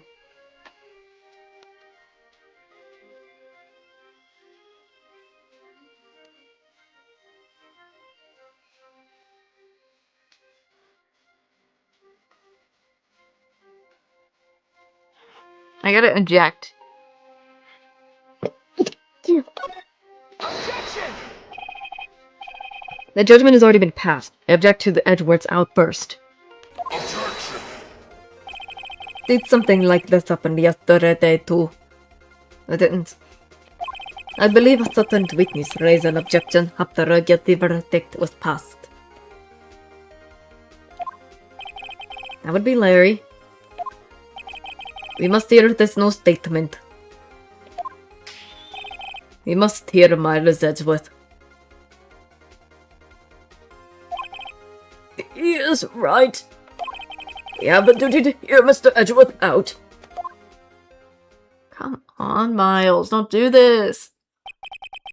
For 15 years. I've had a recurring dream. A nightmare. It's only a nightmare, that's what I told myself. But now I know it wasn't a dream.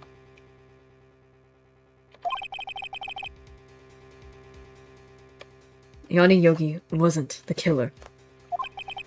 You mean in the incident where your father died? From the distance of the shot, it wasn't game over. Either. Everything was as clear as day. The murderer.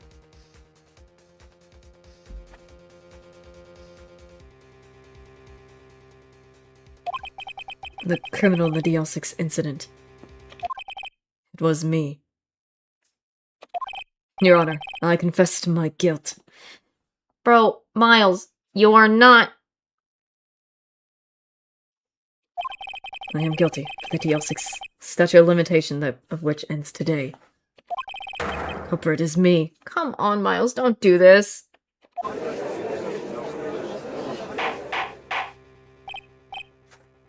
Order! Order! This is certainly unexpected. The defendant declared innocent is confessing to a different crime. A crime of which the statute of limitation runs out today. I'm not really sure how I should deal with this. But it's obvious. We hold the trial right now. We tried this man for his crime for 15 years ago.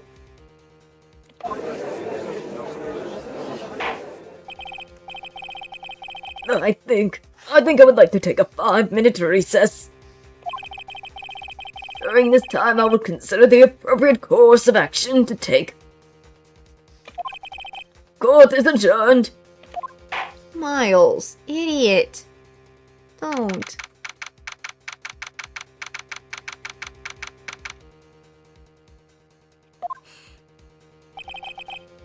Sorry, right? I just wasted all your efforts.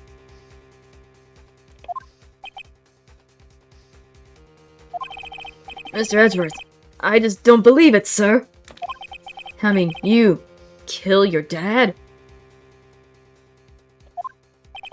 I didn't want to believe it myself, Detective. But it's the truth. I deserve to be punished.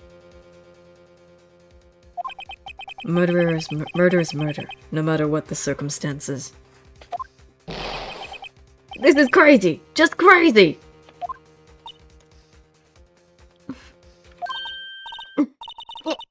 Nick, what are you doing? Huh? Oh. I was just reading through the court records once more.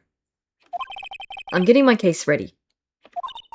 Your case? For what? Huh? Isn't it obvious?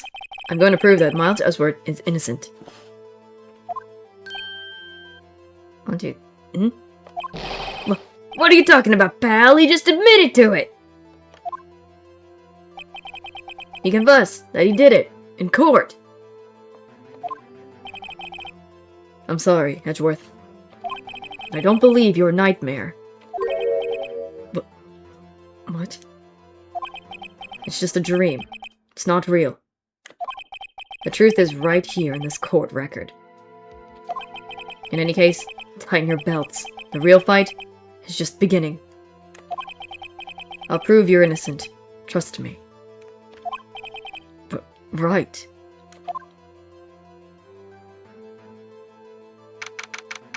Great.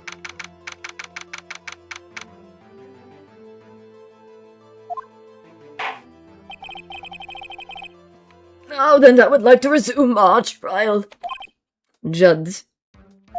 Miles Edgeworth has admitted his own guilt. He has confessed his crime. Let us begin by hearing his testimony. Then, though pointless, let the defense do the cross-examining. The statute of limitation of the Deal's incident runs out today. Though it is unconventional for me to... unconventional for me, I'd like to run this by the book. I see. Does the defense have any objections? No, Your Honor. Flood Karma, you knew this was going to happen from the very beginning, didn't you? Very well. Will Miles Edgeworth take the stand? Oh gosh, Miles. Will the witness state his name and profession? Miles Edgeworth. I'm a prosecuting attorney. Mr. Edgeworth. 15 years ago, you mistakenly killed your father, Gregory Edgeworth. Is this correct? It is correct. Then testified about this matter to the court. When Edgeworth was telling me about this dream yesterday, I noticed something. One detail didn't quite fit. That will be the key, but only if I can get it to work. Please, please. Okay.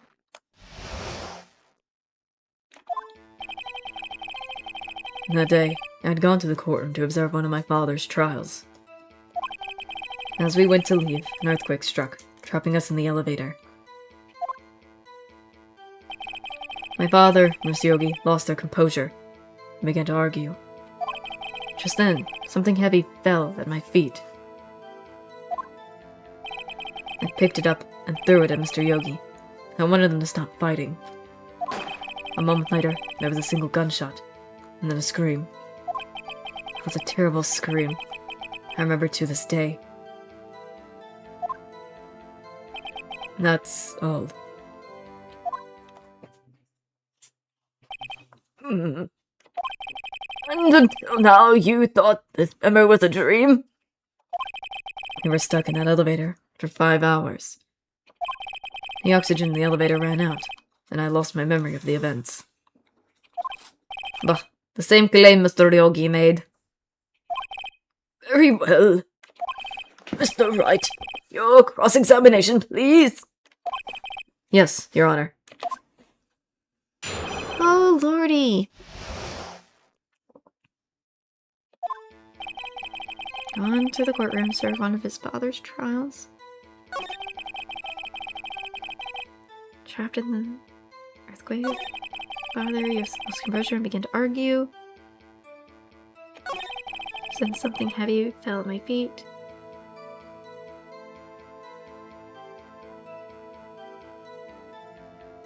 I picked it up and threw it at Mr. Yogi. One of them stopped fighting.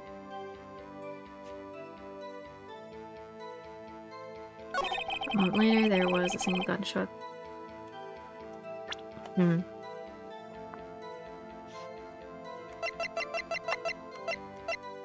Because he said one gunshot. So...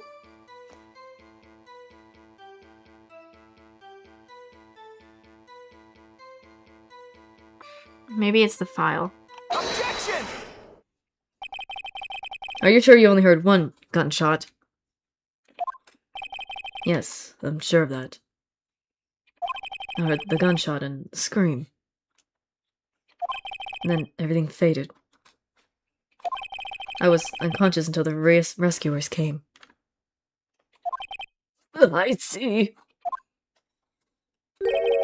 No, Your Honor. Unfortunately, you don't.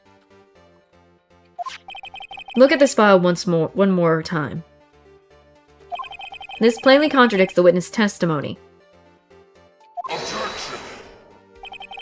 You do enjoy dragging out that file, don't you? I don't accept this evidence, unless you can tell us what page it's on. Which page contradicts my that was testimony?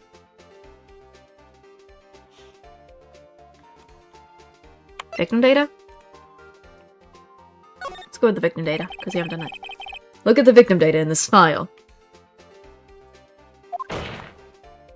It says it quite plainly. The murder weapon was fired twice.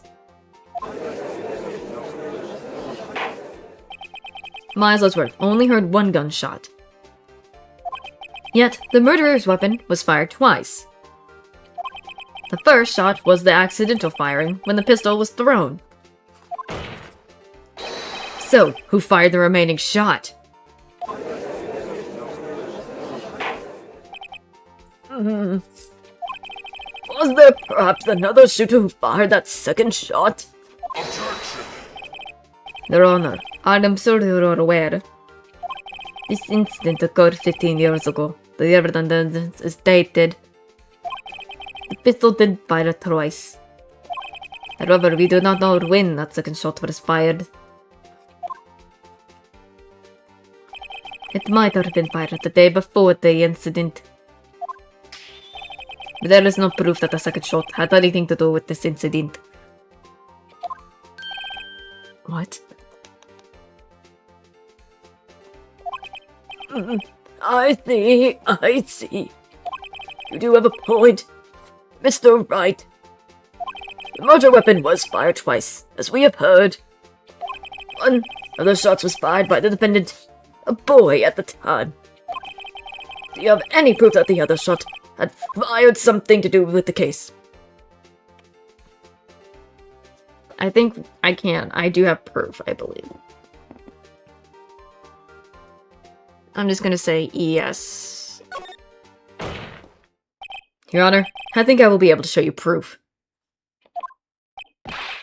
What? Impossible. No, Mr. Von Karma, save your surprise after you've seen the evidence. Well, Mr. Wright, show us your proof. Do you have evidence that the second firing of the pistol is related to this incident?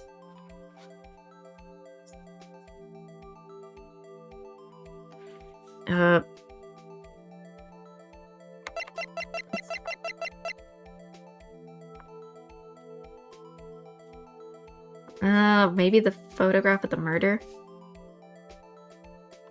Take that! Look at this photograph. This is a photograph of the scene of the crime 15 years ago. I can see that the victim's line there is Gregory Edgeworth. This proves the murder weapon was fired twice at the time of the incident.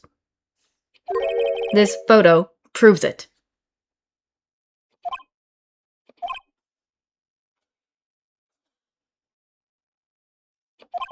So, let me get that straight. This photo proves 2 shots were fired. Where? Your Honor, please. Please get a clue.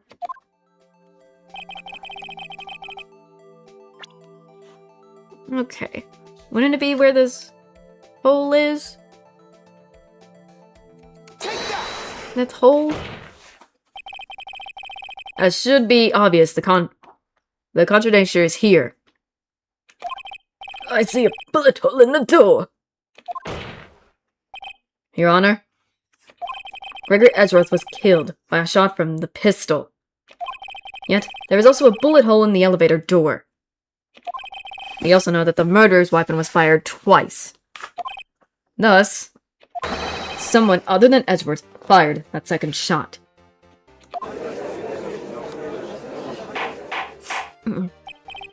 Order! Order! Mr. Wright, what are you driving at? It's simple, Your Honor. At the time of the incident, 2 shots were fired. One went into Gregory Edgeworth's heart. The other hit the elevator door. Remember that the defendant lost consciousness after the shot he fired rang out. In conclusion, we must agree that the second shot was fired by someone else.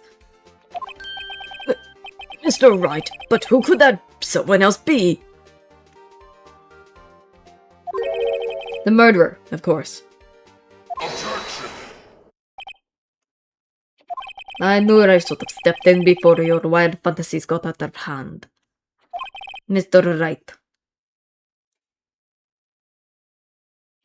Look once more at the 06 incident case file. Look closely. Try the case summary page. The case summary? That's on page 1. Look what is written there. Not a single clue was found on the scene. Yet the pistol had indeed been fired twice, 2 times. And the other bullet would have been discovered on the scene. He does have a point. That second bullet has never been found. Why? Because the second bullet does not exist. The bullet that claimed Gregory Edgeworth's life was the one fired by his own son. That is the truth of this matter. The whole truth. I don't believe you. You're very... It was undoubtedly something else that made that bullet hole in the door. Goodness gracious, man. Order! I will have soda! Mr. Wright has proven one thing to us quite clearly. That the murder weapon was fired twice at the time of the incident. However, as Mr. Von Kaufman said, the second bullet fired was not found. It's highly unlikely that the police merely overlooked the second bullet.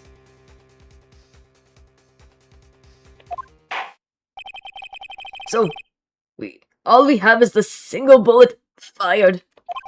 I'm afraid I have to discount the defense's claim.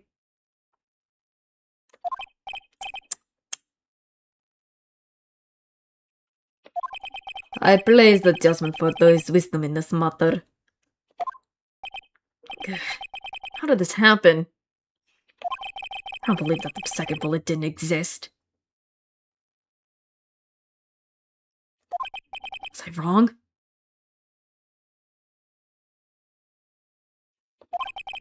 I've been wrong about this whole incident? What are you doing, Nick? Objection! I'm sorry, Maya. What? It looked like I was wrong. Nick?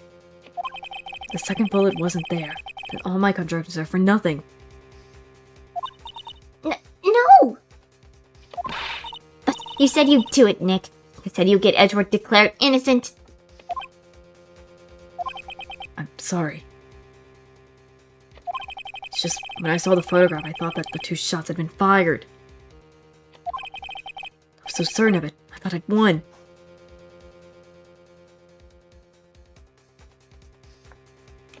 I thought there was another person, someone else, who fired the killing shot. But now, I was wrong to think I could be that simple. This case has stood unsolved for 15 years. Nick?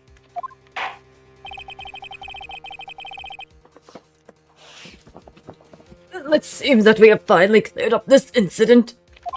Only 1 bullet was found at the scene of the crime. That shot was fired by Mr. Edgeworth.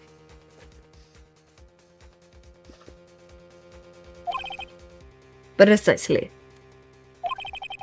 I would like to ask one thing of Myers Edgeworth before passing my verdict. Have you been paying attention to the trial so far? Yes, Your Honor. Do you have any okay, wrong person. Wrong voice, excuse me. Do you have any objections? No. No, I do not.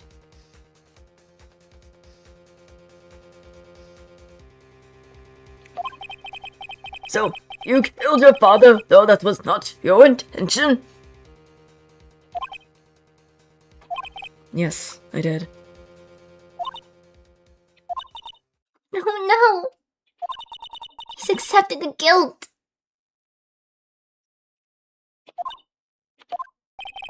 Very well. The statute of limitation on the murder of Gregory Edgeworth runs out today. Therefore, I must pronounce a verdict on the defendant today, right here. Right now.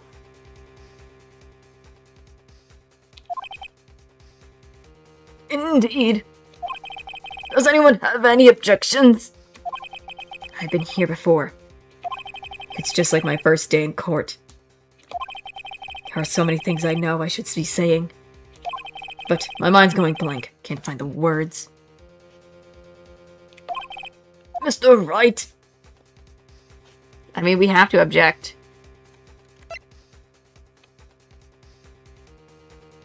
I have an objection. Objection! I do. Your Honor. Hi. I object.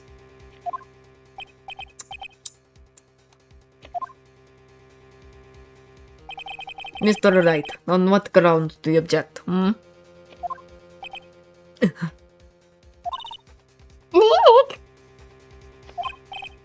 I don't know. His case is perfect.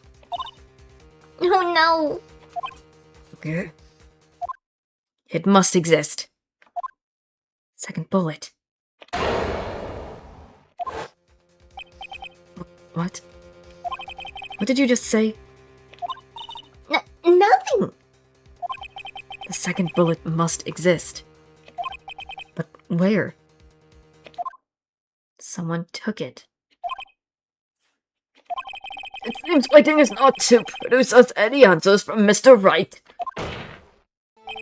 Wait, Your Honor. The second bullet. It existed. What? But we have just heard proof that it did not exist. I realize that, Your Honor. I'm really grasping here. It's just someone took it from the scene of the crime. That's what happened. But, ooh. The murderer. Objection! The murderer. Then tell us who is this murderer. I'm still thinking about that one. So the criminal took the second bullet? But why? Huh? First of all, how would they have found it? It's not easy to find a stray bullet, Mr. Wright. Is there some pressing need for the murderer to search for that bullet?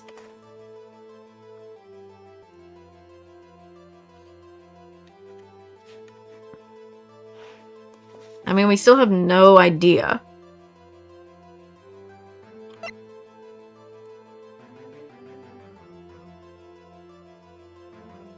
It's just...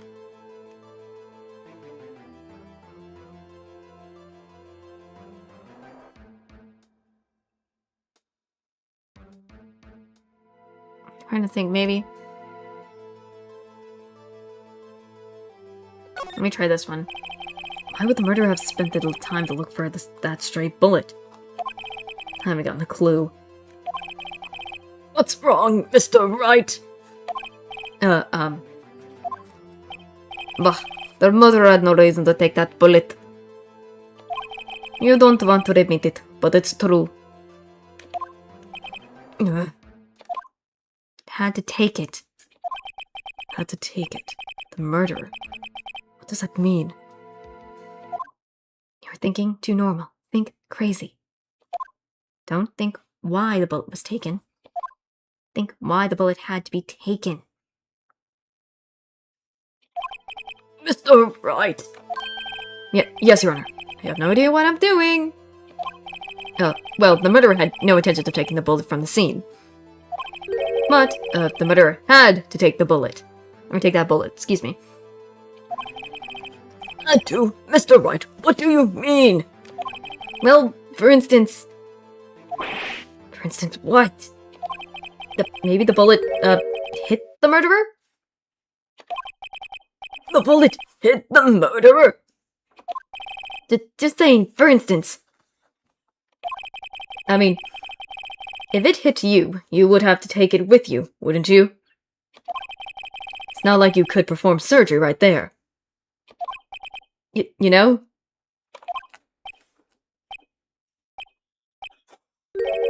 Wait a second. I was just talking off the top of my head, but what if that really was what happened?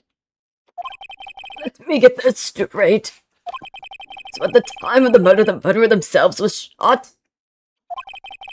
And I left with the second bullet still inside of them? Thus leaving only one bullet at the scene of the crime? Yes, I guess that's how it would work, yes? You're just trying to pull it off. But there's a problem with that. The other two people rescued from that elevator, Miles Edgeworth and Yagi were both unharmed.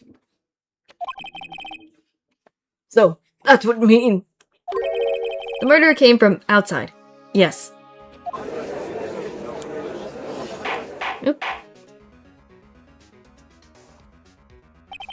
The two men fight inside the elevator. Trying to stop them, the boy picks up the pistol at his feet and throws it. The pistol discharges and the bullet. The bullet goes through the elevator door and hits the murderer outside. The boy loses consciousness. Then the murderer opens the elevator door and sees the men inside.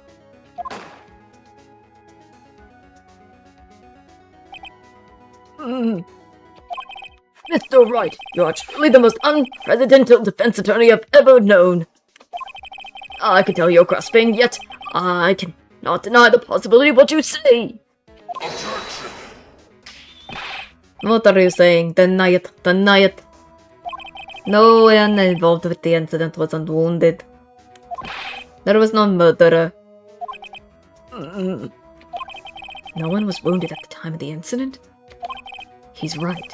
Can't think of anyone. Hey, Nick.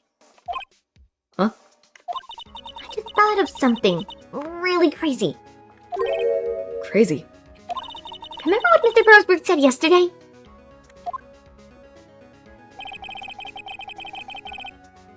Gregory Edgewood dealt a blow to his perfect trial record. Wow. Must have been quite a shock for Von Karma. He took a vacation for several months after that, you see. Yes, an unusual event for that man. That was the first and the last vacation he's taken in his many years of prosecuting.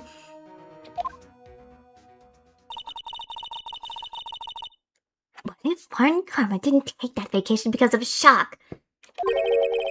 But took it because he was injured. Which would mean It could only mean one thing. he was the murderer in the DL6 incident? He was the man who shot Gregory Edgewords.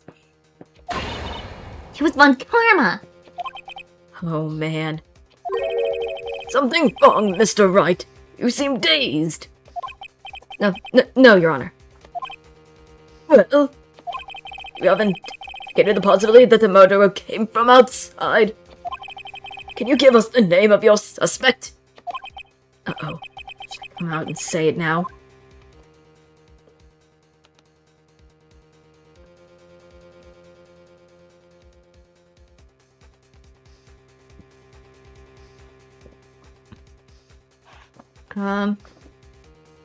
I mean, I probably could. It's best if I save it. Right? Say it? I mean, it's the only thing we can do now. Let's just say it. Your Honor, there is a suspect. One lone suspect. Well, this is certainly interesting news. Very well, Mr. Wright. Who is their suspect? My hands are shaking. What? Von Karma. Von Karma?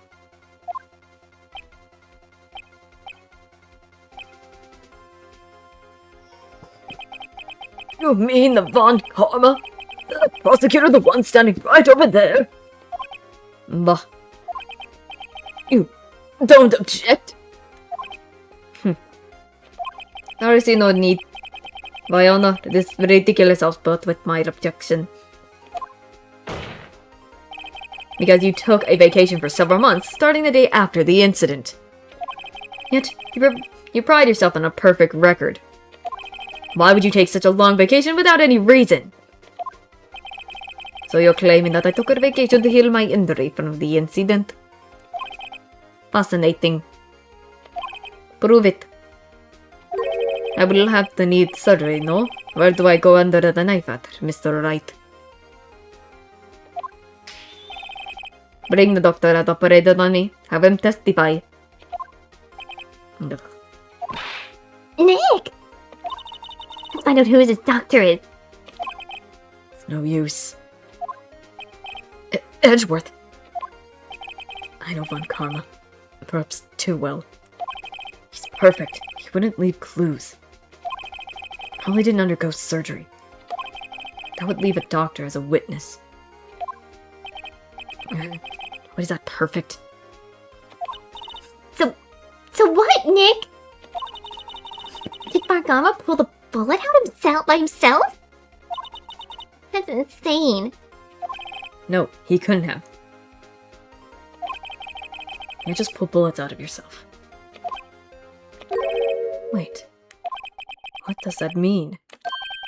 That bullet has to be somewhere. But where?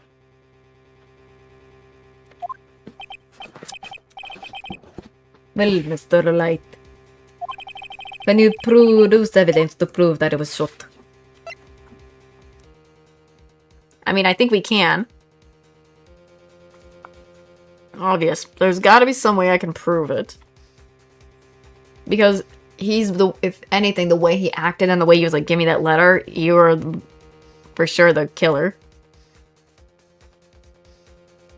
I'm gonna say show evidence. Alright, Von Karma. I'll prove it. And I'll even use evidence. I know. How you like it so much. But The evidence that proves Von Karma was shot is...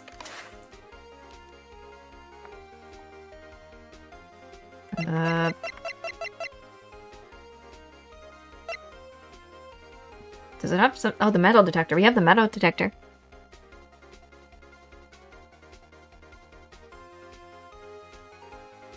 Maybe this? Let's try. Von Karma is perfect. He wouldn't risk surgery leaving any evidence trail. So then, I ask, where is that bullet now? I think it's unlikely that Von Karma performed surgery on himself. You don't mean... I do. There is the possibility the bullet is still inside Von Karma.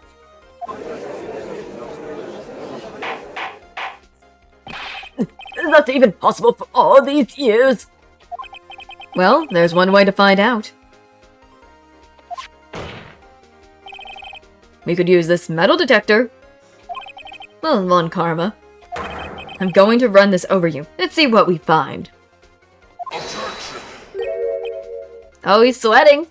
Oh, he's sweating. I refused. You refuse. What refusing this means. You acknowledge that the bullet is still inside you.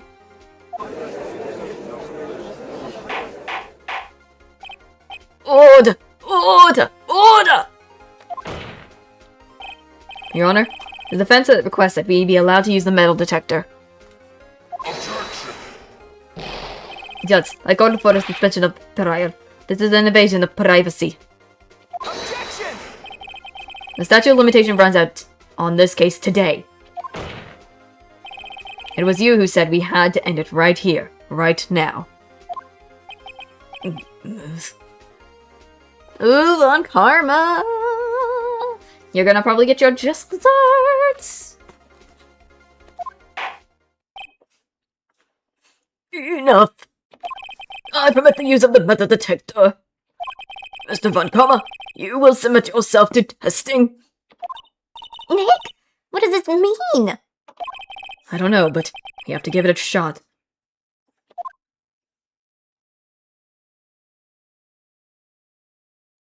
Nope. It's beeping! It reacted. Something in his right shoulder. Inside his right shoulder. The bullet. That's... Mr. Von Karma.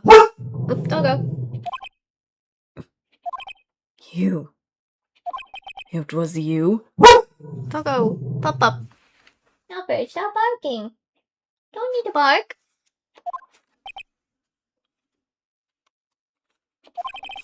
I was afraid this would happen.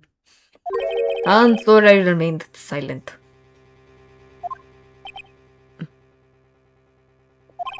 Indeed, there is a bullet in my shoulder. However, it has nothing to do with this incident. What? I was shot in the shoulder long before the DL6 incident. I claim that the bullet in my shoulder has no relation to DL6.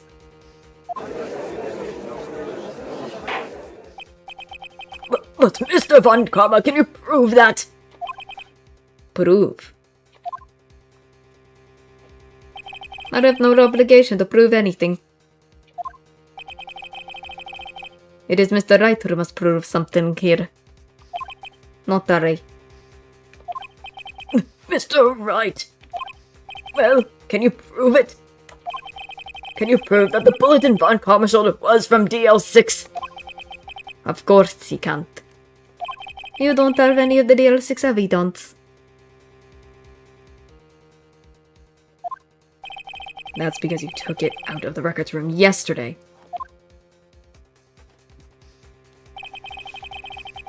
With no proof, you cannot convict me of any crime. So, sorry, Mr. Wright. No, I'm the one who's sorry, Mr. Von Karma. But... What? You were close. One day away from freedom. But you see, I have proof. What? Who would have thought you would dig your own grave trying to convict Edgeworth? I can lick that bullet in your shoulder to the L6 incident.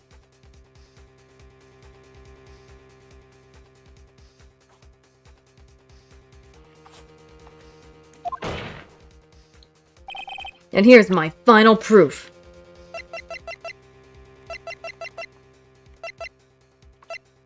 Wouldn't it be this one, maybe? I thought it would be this one.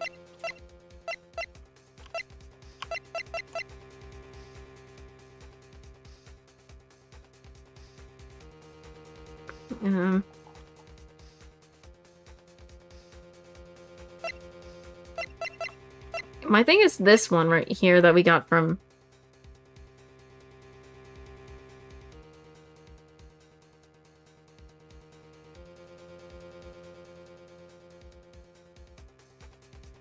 I think it's gotta be this one, this right here.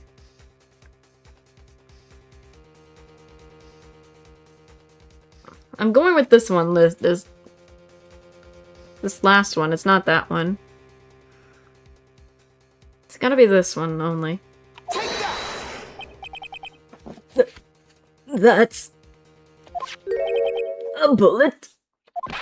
Where did you get that? This is the bullet used in the DL6 incident. This was taken from the heart of the victim, Mr. Gregory Edgeworth. The bullet is preserved quite nicely with all the ballistic markings intact. Ballistic markings?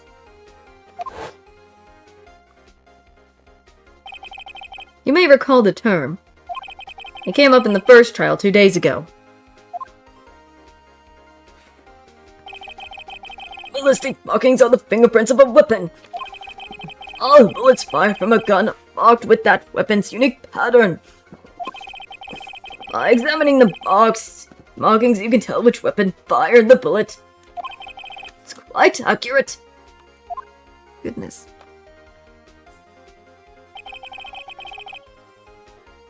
We have 2 bullets in our possession. One, the bullet removed from Gregory Edgeworth's heart. The other, Mr. Von Karma, is the bullet buried in your shoulder. We could analyze both bullets. Then, if the markings matched, we would know that both bullets had been fired from the same gun. The very same pistol, in other words, the murder weapon, that killed Gregory Edgeworth. Uh-oh. Mr. Von Karma, you will let us remove the bullet from your shoulder. Then we'll compare the ballistic markings to the ones on this bullet. And solve this case once and for all. Well, Mr. Von Karma.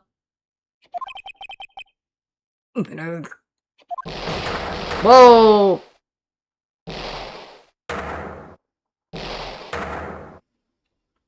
What the world just happened? Miles? That scream. I've heard that scream before. Wait. I know. Help! I can breathe! Quiet. I said quiet. You're not making this any easier. Stop breathing my air! I'll stop you! Stop breathing my air! Get away again. Get away!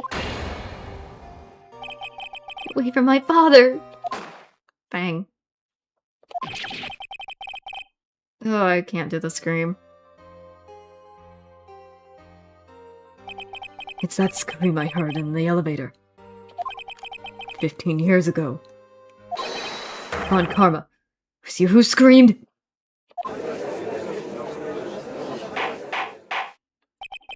Mr. Von Karma? Whoa. It's right. Only you were there to find me. Oh god. So, it was you. You and your... Oh god. Is he just banging? Oh god, he's banging his head on the freaking thing. You and your father are my curse. Your father shamed me with a penalty on my record. and Ryu left a scar on my shoulder that would never fade. I bury you with my bare hands. Oh god, this. Whoa! Why is he banging? 15 years earlier! Chief Prosecutor, I'm sorry. But Karma, it's not like you to make this kind of error. I never would have thought that Edgeworth would be the one to catch you. I was careless. I'm sorry, but you will have to be penalized. I covered for you in the past, but not this time. Edgeworth. It was a shock like none I ever known. Me, penalized. It took hours for me to regain my composure. Suddenly, I found myself in the darkness. I was in the court record room. I must have wandered in there without thinking where I was going. The room was pitch black. Lights must have gone out. I went out into the hall and felt my way to the elevator. I pressed the button, but nothing happened. Then, there was a noise. Ah, I thought I was in pain, a horrible burning pain in my shoulder. Just then, the lights came back on. The elevator door opened before my eyes.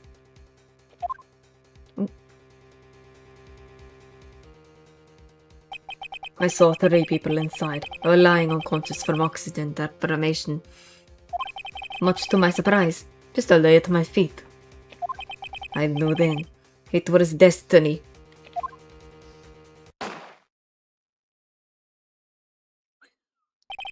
In his last moments, Gregory Edgeworth was still unconscious. He died, never knowing who had shot him. Later, I spoke through a medium, blaming Mr. Yogi. It was fooled. It was the perfect crime.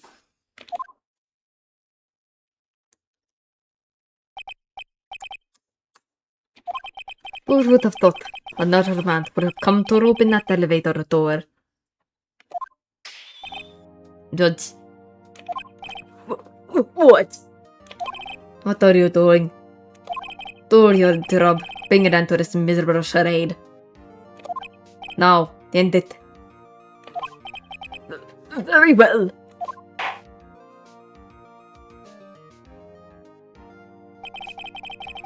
It appears that we have come to a very long way to end of this maze. 15 years later. Mr. Miles Edgeworth. Yes, Your Honor. You were innocent. You are innocent. As you say, it was all a nightmare. Yes, Your Honor. This court finds the defendant, Mr. Miles Edgeworth. Not guilty twice! Yay! Miles! That is all. This court is adjourned. Finally! Woo! We're in level 2! Nick! We did it! Did you see his face? Von Karma looked even paler than usual. You pretended to be all cool, but inside you crushed him, Nick. Crushed! I gotta say, I'm impressed. It was pretty close, though. I was sure we'd had it. I know! I was on the verge of tears the whole time myself. But now it's all just a good memory. Miles? So, it's finally over, Edgeworth. Right. Yeah. Miles? I'm not sure how to say this. I know. Try. Thank you. I see. Thank you. Right. You're welcome. I think you could have done better than that. Sorry. I'm not good at this sort of thing. You got a lot to learn, Edgeworth. She's got you there. Whoop, huh? Whoopee. Amazing, pal, you pulled through, just like I thought you would. I'll never forget this. I owe you one, pal. And tonight, let's party. Dinner on me. Yeah, my salary went down a bit this month. But who cares? See? Mr. Edgeworth, you should take a lesson from Detective Gumshoe. That's how you say thank you. I see. Is he trying to say whoopee? Cringe. I feel foolish. Poor Files. Dang it. Don't worry. Take it a little at a time. You'll get used to it. It's been 15 years since I've seen Edward this unguarded. Hey, y'all. Oh gosh, it's Lada. Lana. Y'all were great in there. Thank you. Yo, Edgeworth, congrats. Thank you. Thanks, y'all, very much. I knew you were innocent from the start, of course. Just look at you. You wouldn't stick your head in the cookie jar even if no one was there. You were the witness of the first day of the trial, weren't you? Yeah, well, let's bygone be bygones, eh? Speaking of which, what are you doing now, Lada? Who, me? I went back to college. I gave up trying to be an investigative photographer pretty quick. Really? That's too bad. Huh? Isn't that the hot dog guy from the park? Huh? It's over, Nick. My life is over. Why the sad face, Larry? What happened now? No, Nick. I'm not long for this world. You don't look sick. It's nice. She's going to live in Paris. Paris, Nick. She's leaving me behind. Should have seen that coming. Yo, Edgy! There you are! Yes, here I am. Congrats, Edgy! Here, little gift from me in celebration. Celebration?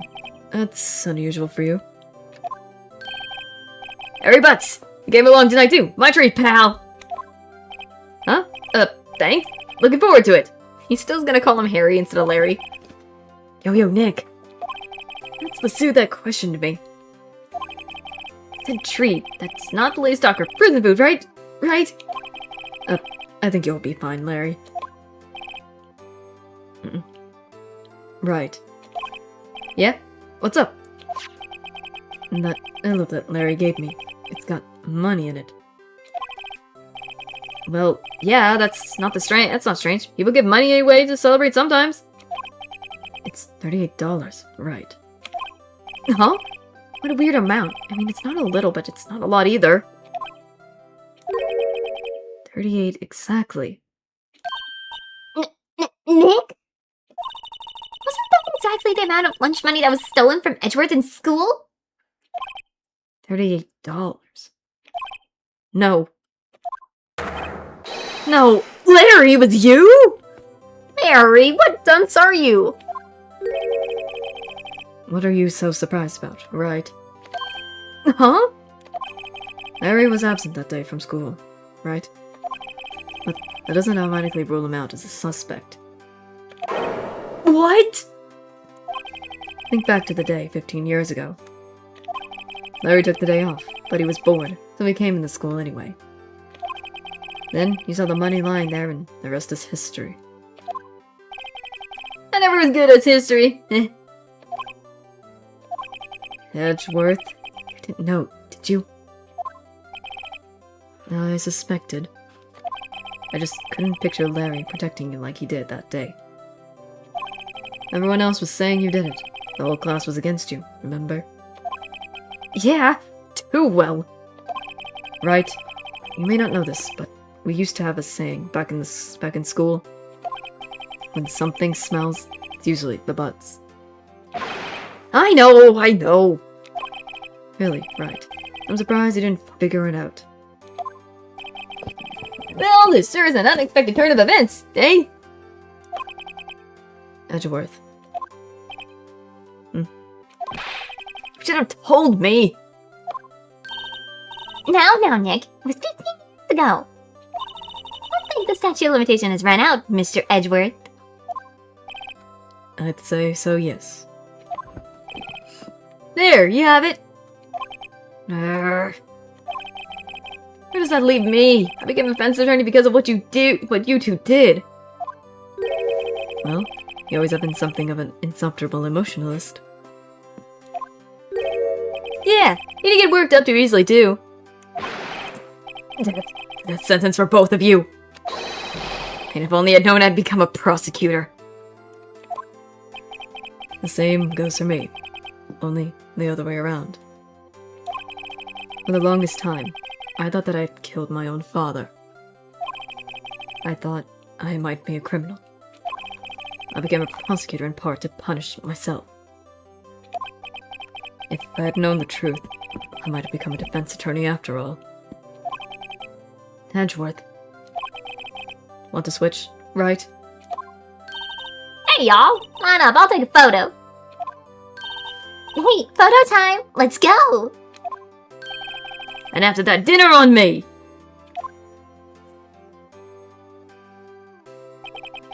Detective Gumshoe took us out on the town that night. We celebrated Edgeworth's newfound freedom, even though Edgeworth himself was still in detention.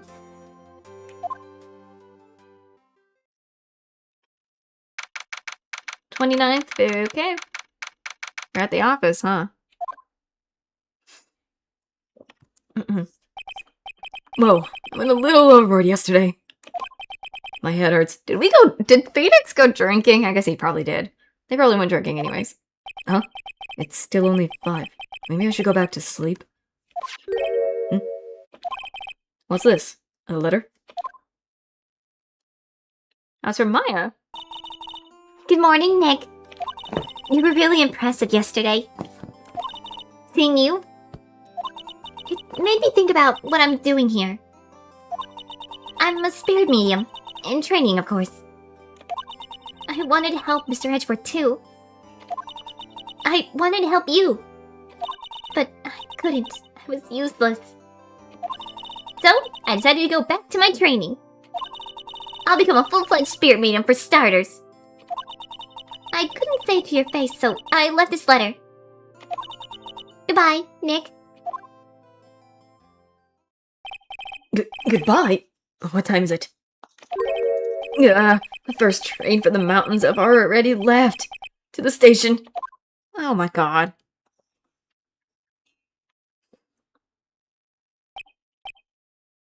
Oh, this is the station. I guess I'm too late. Hey! Nick? Maya.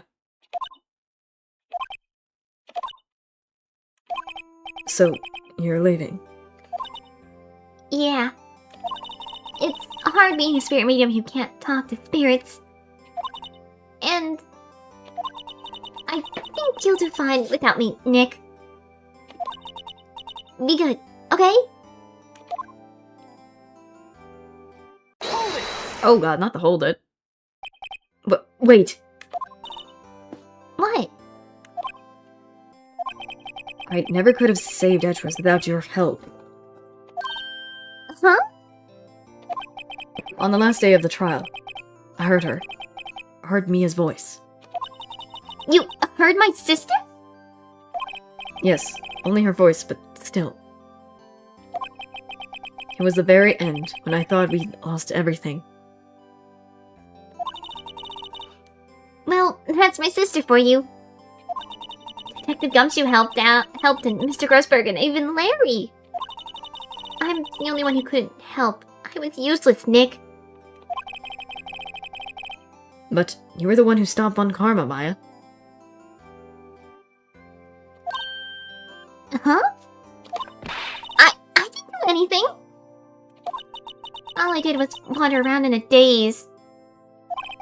Sorry, but I have evidence that you helped. Evidence? Show Maya some evidence to cheer her up. Oh, God.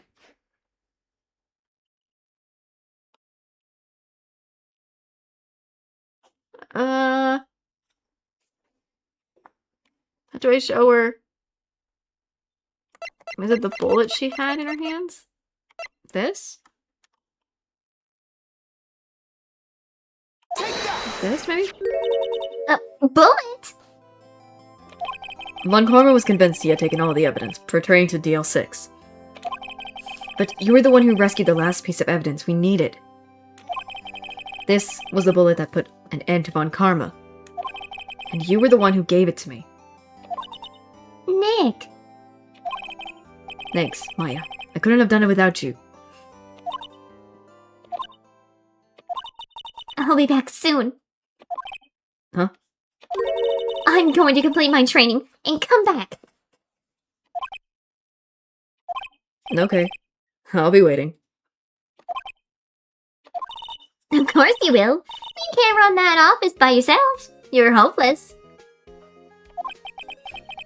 I don't know about that. Oop. Better get going, Maya. So, this is it. See you soon. Oh, wait, whoops. See you soon, Maya. Wrong person. I keep doing that. I keep doing that.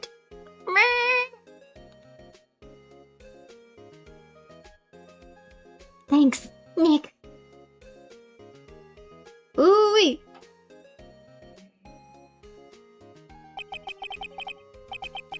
And when my story ends, time to turn a new page. And say goodbye to the novice defense attorney that I once was.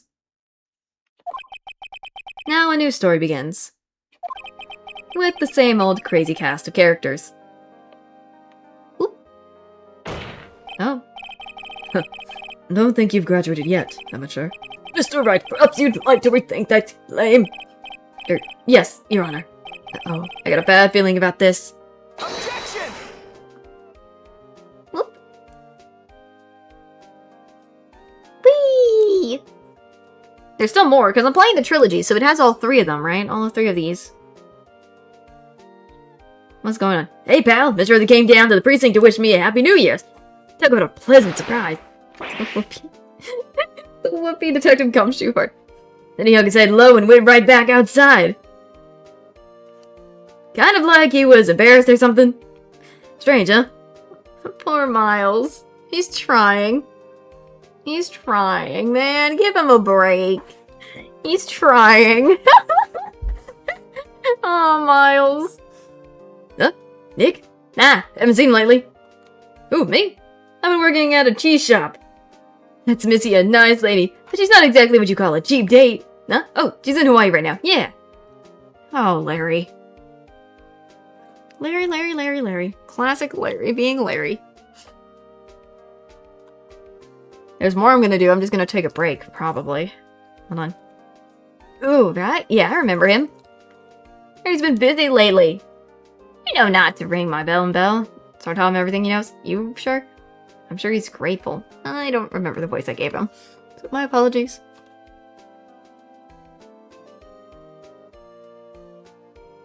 Goodness. Unix, right? The defense attorney who I wrote that ad for, yes. Oh, you should know, I've heard. Taken over management of the gate. Okay, he's not management. Should you be in the area, please stop by. Can't do the voices for the other characters like I did before for some of them. Goodness. Oh. Oh, it's you. Phoenix, right? Ah, yes, Mia's understudy, was he not? I wonder how he's doing. Haven't seen him for of late. Ah, the days of my youth. Like the scent of fresh lemons, you see? Why does he always bring up fresh lemon scent? Doesn't make any sense at all. Doesn't make any sense at all for me. Oh, it's all bad. Phoenix Wright? He's an actor. But I'm not buying it. You can't be a star with a name like Phoenix. You know that they— oh god, there she goes fast. I can't read that fast. Oh my god. That was fast. I'm trying to read it as fast as I can, but it just goes so fast itself. Oh, I'm pleased to announce the Pinky Princess is the pick. I sure owe that Mr. Rod a great deal. Oh, and I'm keeping my face out of the public eye till the show's over. I wouldn't want to ruin my any kid's dream, you know? I'm trying to give him that accent again. Oh, it's not working, though. Goodness, this is only the first... This feels like a season 1, though. Oh, it's the assistant. Oh, I got a letter from Maya the other day. Sounds like she caught a cold standing under a waterfall. I wanted to visit but didn't have time, so I sent her some Pinky Princess trading cards. She says she can't buy them where she is. What kind of place is she living at anyway? Oh, Lord. So many people we've met over the time of these cases. Hey! Right? Who's that? You wanna talk? Let's talk Pink Princess, alright. But, you know, I snuck into the studio the other day. And I saw her. The one inside the Pink Princess suit. What a dog. It was kind of a shock for a boy of my tender age. Aw, poor Cody. Poor Cody.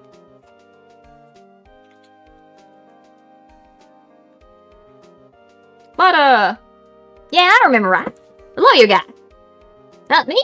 I'm in training to become a paranormal photographer. You know that picture I took of everyone? Well, I just found him there as a ghost. For real. Now that's a talent. I'm gonna be famous. I'm trying to give her that accent again. It's not working a little bit.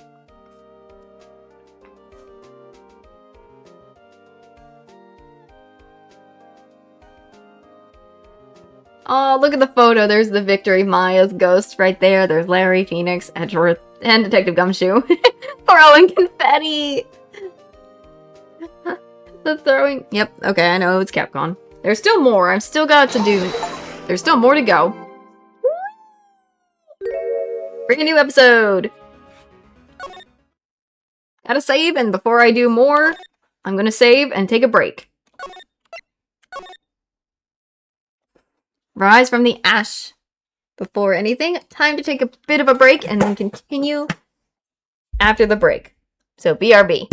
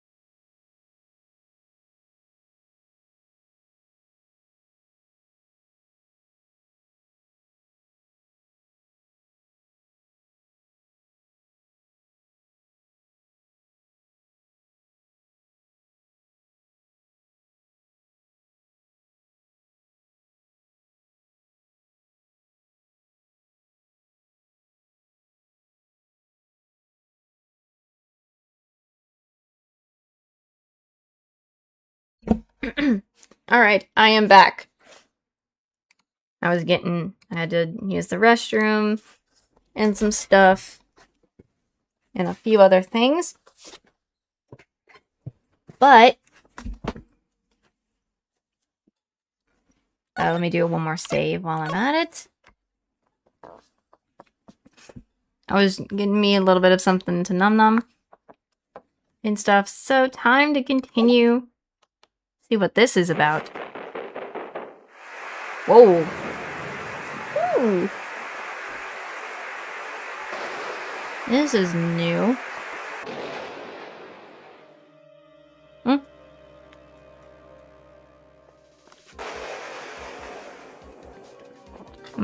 What in the...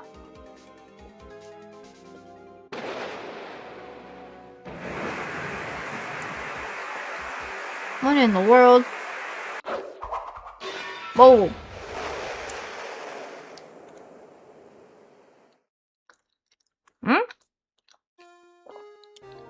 What's going on now?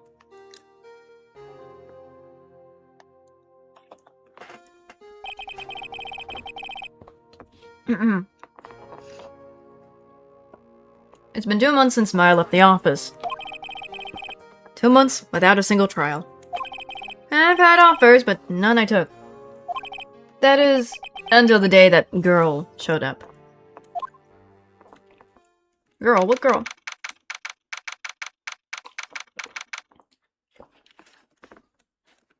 Now I'm quite curious what he means. Why did I come over here to the office every day? Or why do I?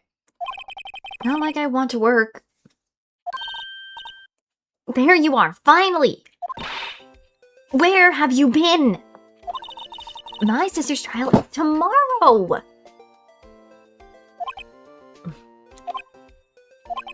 Who are you? It doesn't matter who I am, it only matters who you are. The famous detective attorney Mia Fey.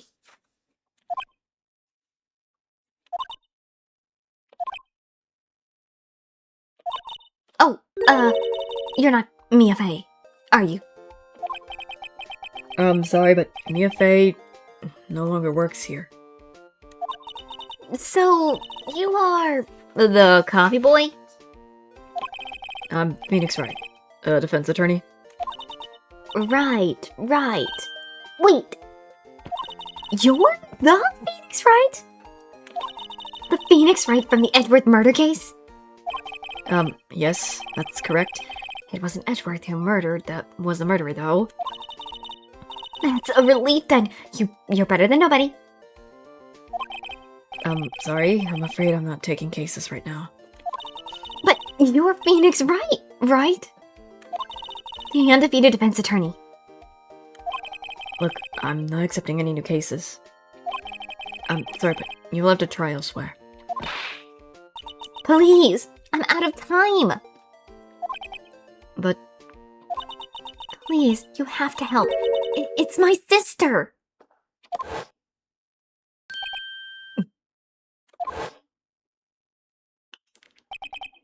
Maya. Could it be?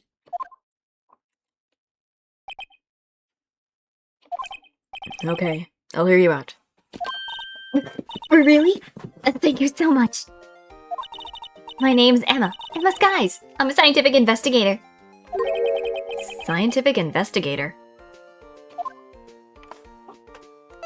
I guess talk.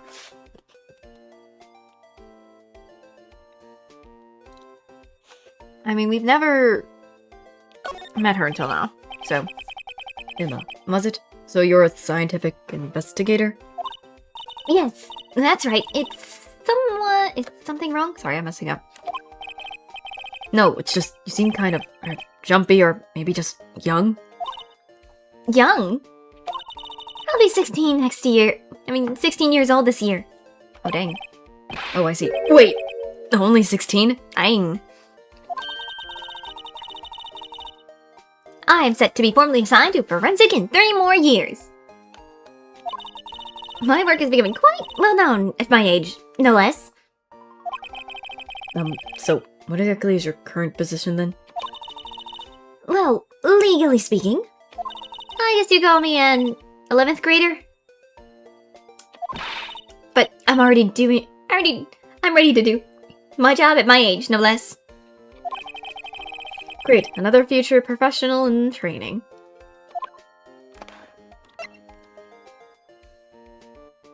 Okay, let's try this. Let's do the case. I'm just going in order. So, what about this? What's this about a case? You said the trial's tomorrow. My sister didn't do it. She wouldn't have someone with a knife. She wouldn't. So, it's a murder case? I don't care if there's a witness who saw her do it. She didn't do it. I know she didn't do it. It's a scientific fact. And there's a witness? Just talk to her. You have to talk to her. Right. I suppose I will. Promise her? I promised her I'd bring Mia Fey, but... That's interesting. How would she know Mia? Scientific investigator. So, you want to be a scientific investigator when you grow up then? Excuse me? I'm not a child. I'll have you know. Still, it's good to have a goal, albeit a very unusual one. I believe investigations should be done scientifically. Don't you? Yeah. Sure can't falter for a lack of enthusiasm. If this case is handled scientifically, I'm sure my sister's name will be cleared. Your sister? I've been doing research, you know. I'm developing a new scientific method of case investigation. I'll show you when I'm done. I'm looking forward to it. Guess I should get down to the detention center and talk to her sister. Relationship to Mia. My sister asked for Mia specifically. This Mia Fey person was a few years below her in school.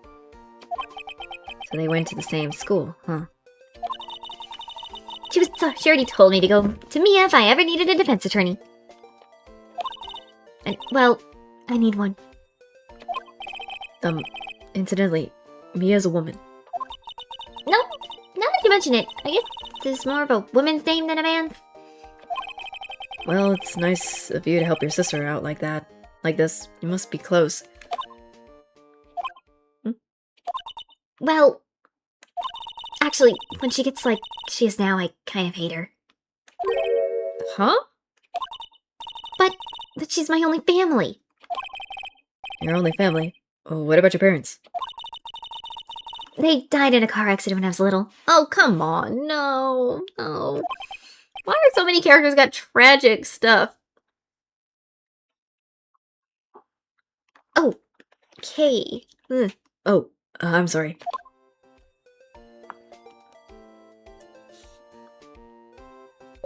Okay, so now that we've talked to her, it's always so sad every time. Yeah, okay, let's kind of move. I think we gotta move to the detention center because she's probably needs us right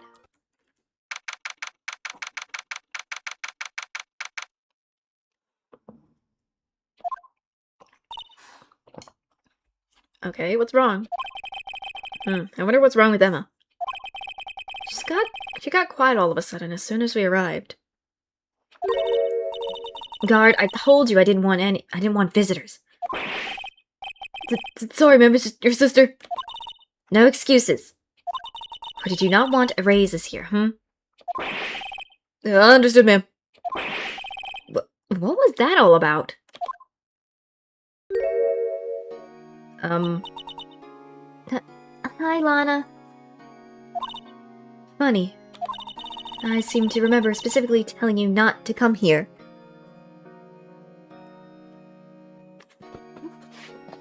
Bro, every time I've heard something about a character, they usually either have a tragic backstory. Also, the thing... If you don't see any of... on my end, I'm gonna say this on my stream. On my stream, I don't know what it is, but my stream and everything is scuffed because yesterday power was going out.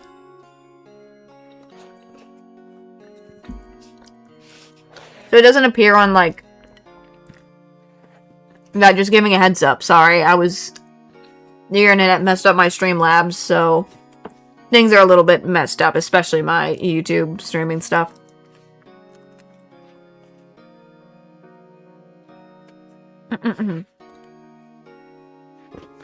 So some stuffs are a bit, scuff.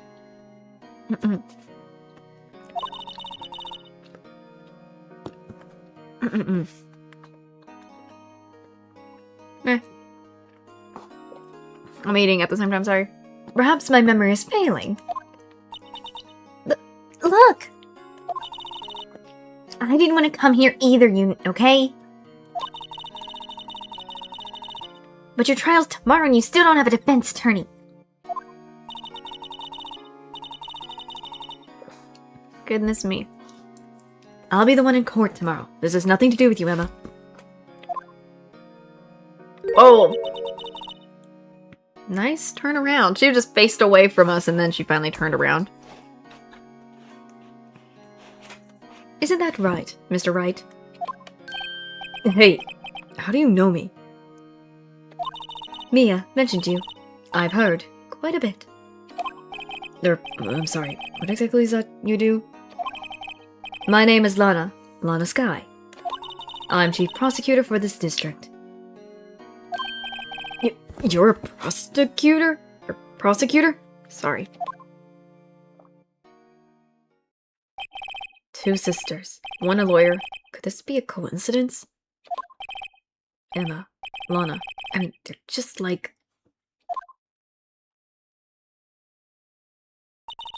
Is something wrong, Mr. Wright? I guess let's talk to her. The case. There's something you should know from the start. Which is... The suspect in this case has confessed to the crime. Huh? Wait, but the suspect is... Me. I did it. Well, Mr. Wright? Well, why don't you begin by telling me exactly what happened? The crime took place yesterday, February 21st at 5:15 p.m. That's quite specific. It was in the witness disposition. A witness clearly saw me committing the crime. That was a bit, bad luck, wasn't it? The crime took place in the underground parking lot at the prosecutor's office. Excuse me, I'm messing up. Blech. Excuse me. The body was found in the trunk of my subordinate's car. The prosecutor's office, huh? In your subordinate's car trunk. Classy. I was arrested on the spot, caught red-handed as it were. Well, that's just great. Victim? So, who was the victim? An investigator with the police department. I suspect the correct term is detective. A detective? Death was due to a loss of blood. He was stabbed once in the stomach. By you? Death wasn't immediate, but the wound was fatal. I see. Allow me to repeat myself, Mr. Wright. The victim was a detective. You know what that means, don't you? Uh-oh. What? Mr. Wright, what's it mean? Well, it means... The police department will consider it a matter of pride to have me found guilty. They will use any means at their disposal to do so. This case gets worse and worse with everything I've learned. Herself, I guess, Lana. So, you're the chief prosecutor? That is correct. I'm responsible for overseeing every trial handled by prosecutors in this district. I make sure the prosecutors have what they need to do the job and manage every aspect. Those are my responsibilities in a nutshell. That's an awful large nutshell. Still, I'm a little surprised. I would think you recognize the district chief prosecutor, Mr. Wright. Huh? In fact, it Seems impossible you wouldn't. Lana. What happened to your hand? Oh, this? I cut myself by accident when I stabbed him, that is. Huh? I'm not very good at being a criminal, I suppose. How am I supposed to defend this? Time to change the subject. Wait, she was in the class ahead of Mia, wasn't she? You were in school with Mia, correct? A few years above her? Emma told you that, too? Did she? Well, why not? I did drag him all the way here from his office. Although, it seems he has very little in common with Mia. Hey. It was in law school. I was in my 3rd year, and she was auditing the class. She was different than the other students. Different? She was strong. She'd do anything to become a defense attorney. Anything. That was probably why she attracted to me. Excuse me? Intellectually attracted. Lana was top of her class in school. I was the best there was. Oh. I'm doing pretty good in school too, by the way. It sounds a bit different when Emma says it. Well, Mr. Wright? Excuse me. As you can plainly see, I'm admitting my guilt. I think it's safe to say there's no way you can take this case. None. But Lana! Why? Why are you doing this to me? You never think of anyone but yourself. I know you didn't do it, Lana. I know. So how can you say you did? If I lose you, I'll be all alone. I hate you, Lana. Oh god, she's hating her.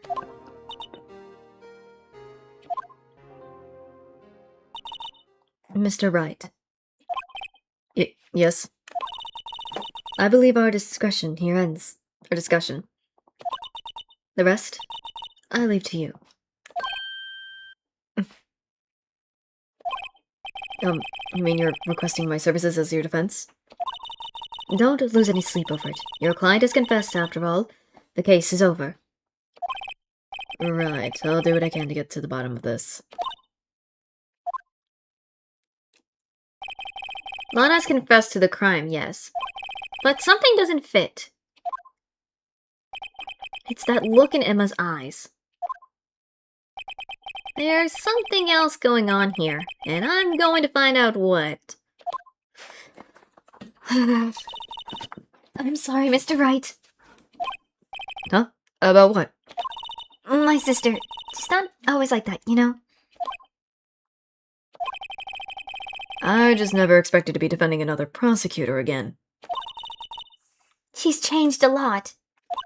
She used to be so gentle, always smiling. Everybody liked her. I see. Sorry, but I'm having trouble imagining that. What happened to her? I don't know for certain myself. I think maybe maybe not. Sounds like there's something there that defies a simple scientific explanation. Let's go check out this underground parking at the prosecutor's office, shall we? Okay. So it seems that... Okay. She's got a very interesting outfit. I do kind of like that. I do like it. I do like her sunglasses. If there are sunglasses. Are they?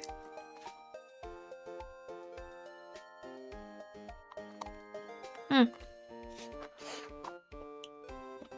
don't know, but it is what it is.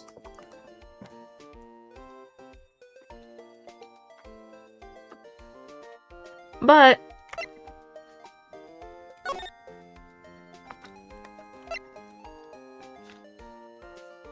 this is going to be a very interesting case. The fact that we've already defended Miles and now we're going to defend another one It was very, very interesting. Let's go to the underground parking.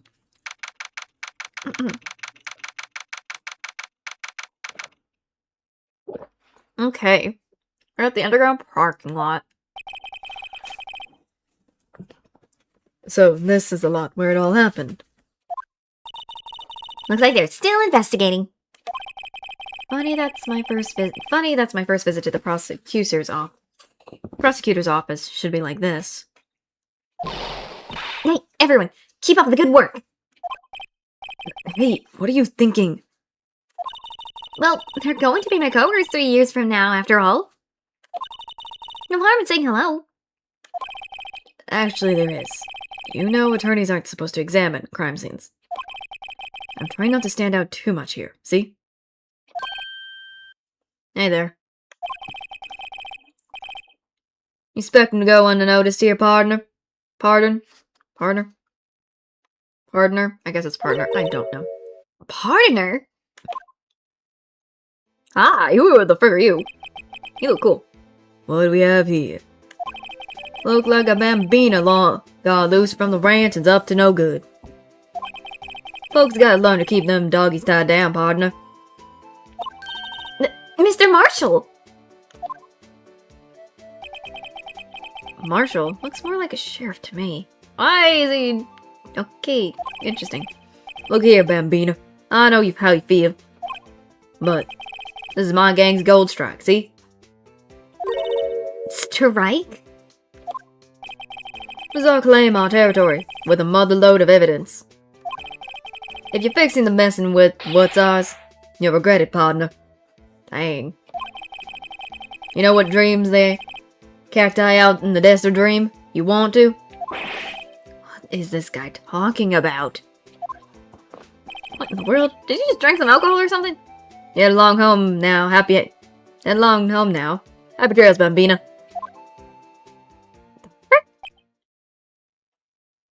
What's that about? Was that a hombre friend of yours? Oh, hombre. I cannot say anything. I cannot pronounce anything right. I'm sorry if I mess up. Kind of, sort of, yeah, he's a detective. Who thinks he's a sheriff? Who thinks he's a sheriff from the Wild West, it seems?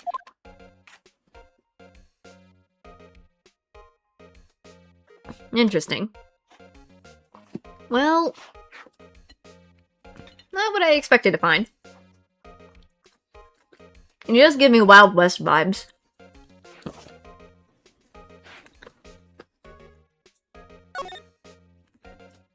I guess this is the scene of the crime. Red car. Whose red car is this? I'm curious as to know whose car this is.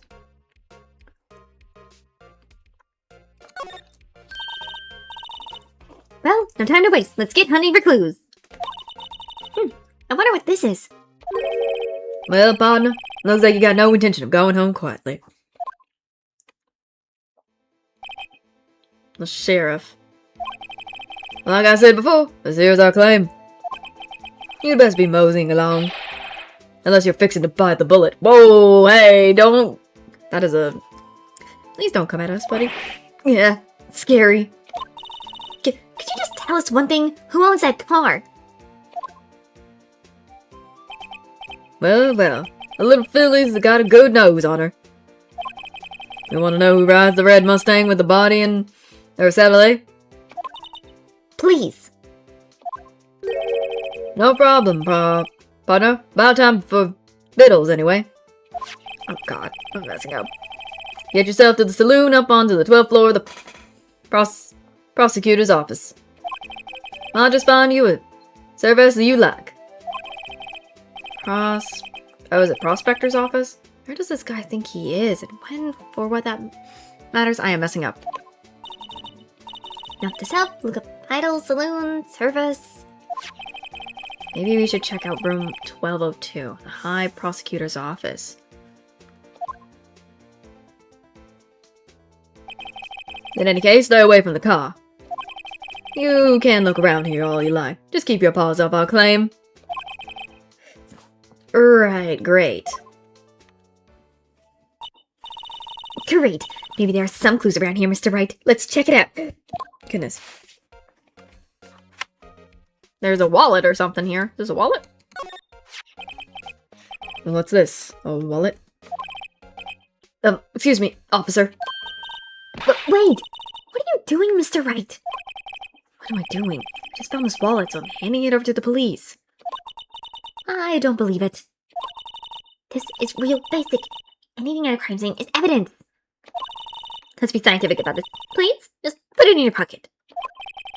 How is that scientific? Sounds like theft to me. Well, it's been folded wallet found at the crime scene. There seems to be something inside. I'm called to duty already, and at my tender age. Here, I'll teach you the trick to examining evidence in detail, okay? By the way, her eyes are sparkling. I can tell she's been waiting for this. Okay, now look at the court record. I did not press anything. You have to be sure to examine evidence carefully on all sides. Now, let's start examining from every angle. Okay, H in... Oh! That's how to rotate. Okay.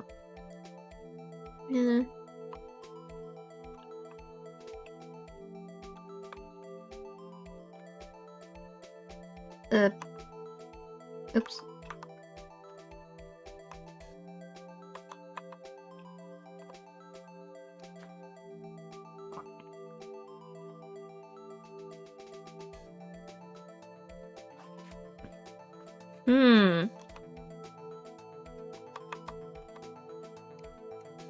Oh, I can even use my mouse. Okay, that's good.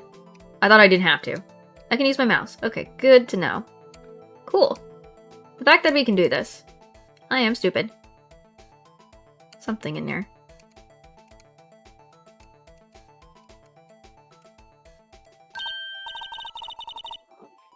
Okay.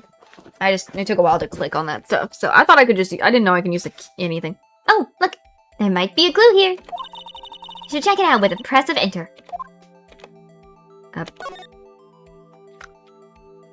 There we go. Finally. I was like, what am I doing wrong? This is an ID card. Sergeant Bruce Goodman. ID number 5842-189.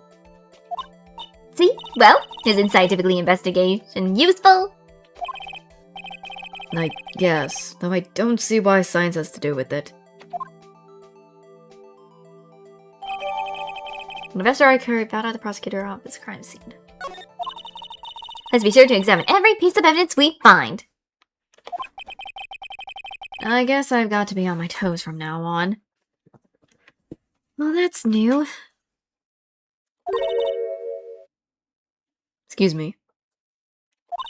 Were you two all set? Us? Oh, it's a woman. Hello there. What's this? She couldn't be. You're selling lunches? Here? This is a crime scene. Whoa. Hello, half and half, was it? Oh, thanks. And you, sir? Yes. Some crunchy goodness coming at you. Thanks. Interesting way of doing business. This area's off limits to anyone without clearance. Especially passerbyers. Or are you officers? She's got a hot dog on her. It looks like one of those octopus dogs on her neck. Interesting. She's pretty with it. Is that an onigiri? Looks like she has an onigiri on her head. No, but you don't exactly look like the type to have clearance. Well, that's hardly a way to greet someone. Even if my days as the cough-up queen are over. Cough-up, huh? No, I'm kind of feeling a full. Maybe I'll pass on lunch. I'm quite connected to this case, you see.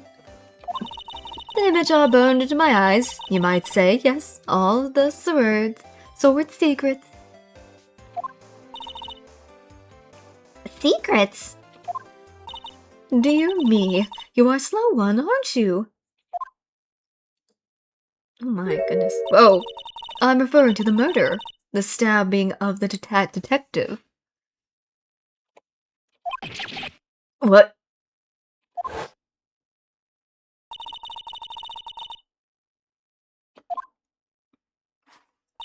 You mean you're the witness my sister was talking about? Please, Cuff Up Queen, tell us what happened. Are we really just gonna call her Cough Up Queen? Stupid nickname. Oh my god. Oh god, the nicknames. Some of these nicknames. The name is Angel Star. Don't you go forgetting. Or before you know it, I'll have you whimpering at my heels. Oh lordy. Yes, ma'am. Yippies, she means it. Goodness me. Guess let's talk to her, I suppose. The case. Excuse me, ma'am. Miss Angels. Somehow I knew. Yesterday was a day of destiny. I knew something was going to happen. Just like I know that the day's special on Friday every week is salmon. Destiny. Was yesterday special for some reason? You're defense attorney, right? You should know then. You should know the foul misdeed of evil ones who haunt this den of inquiety. Or is it inquiety? I don't know anymore. Anyways. Evil ones? Prosecutors, they have no qualms at all about blackmail in the name of innocence. And yesterday, they paid homage to the most evil one of all. They gave an award for King of Prosecutors. What a farce. So, she's saying there was some sort of prosecutor convention yesterday? I was almost compelled to lace their lunch with something foul. Oh, inequality. That's what I thought it was at first, but I didn't know for sure. My bad. I'm sorry if I'm not reading well. Sometimes I know it. I just say I know what it is. It's just I said the wrong thing sometimes. So, my apologies for that. Do you have a personal grievance against prosecutors or something? Or is there some kind of scientific evidence for this, evil? Young miss, mock me at your own risk. You'll soon find out why they called me the cough-up queen. Ew. The most heinous of all the evil ones, the one they are awarded yesterday. It was in his car they found the body. Proof that he devours the evilest lunches of all. Really? Really, what? I'm totally confused. Oh, my bad. I apologize if I say anything wrong. I know I'm gonna mess up. I know how to read, it's just sometimes it's hard. I still struggle, so my apologies on that. One thing's clear, this lunch lady has a thing against prosecutors. What you witness? So, what exactly was it that you witnessed, Miss Starr? It was a fascinating spectacle, to be sure. I now feel I know what they said when they talk about a woman's wrath. To see Lana Sky wield that knife so. Her knife flashed in anger, bringing him to a sad end. It was truly a sight to see. You mean you saw the very moment of the crime? The sound of his silvery ties to the world being cruelly cut still ring in my ears. And the rhythmic beat of Lana Sky's knife. Wait a second. You know Lana Sky? Of course, it's quite a feat, becoming chief prosecutor. How many lunchboxes of sins did she pack to make that journey, I wonder? She always travels light. Now why would this pretty lunch lady know the chief prosecutor's name? Let's see, let's go Angel herself. Could we ask you a bit about yourself, Miss Stars? I come here every day to sell lunches. I import only the freshest and best from the Far East. For some reason, the box lunches are a hit here. Why not make the lunches here rather than import them? Did you say something? No. Only true connoisseurs can understand. The kind you can only tell someone who has tried General Toast. A bite lunch set? General Toast? I'm gonna mispronounce a lot of things, so I apologize. Trilobite? I get Trilobite? It's something. I don't know anymore. Never mind, you win. I don't even want to appreciate part of it. Trilobite's flavors. Is that supposed to be? I guess it's a fish. It's a type of fish, and I'm just failing to say it right. My apologies. Anyway, I come here every day to sell lunches. My boyfriend works in the security room here at the prosecutor's office. Your boyfriend? See the security room over there? The glass-walled booth. I sell my lunches, and since I'm here anyway, I drop in to see him. Since you're here anyway, I guess selling lunches is more important than romance. To scientific analyze data available so far, you, Miss Star, are a lunch vendor with an alternative motive for coming here. Useful analysis. Not. And then why does she know this? Did you have a bad experience with a prosecutor, Miss Star? I sense some hostility. Hostility? Perhaps. Prosecutors are all alike, and the bigger they get, the worse they smell. Kind of like 10-day-old clams in the chowder. I wonder if Miss Star was involved in some sort of legal trouble in the past. Could be a sure cause of food poisoning, scientifically speaking, of course. I mean, now you're talking cough-up queen. I thought she was just a lunch vendor, but now I'm not so sure. She is a very interesting woman, I do say indeed. I like her outfit, though. It's a very interesting outfit for a lunch lady.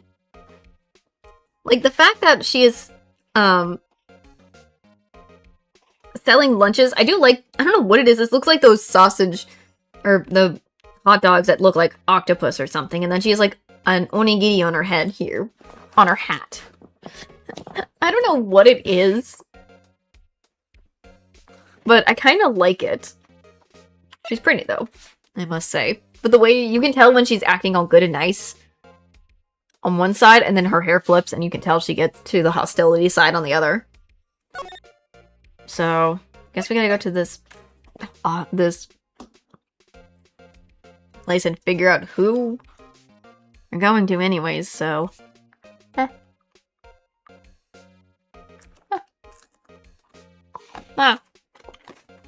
Though we didn't get to talk to the, that sheriff guy, kind of. This is a very interesting place. Sorry, I'm talking with a mouthful.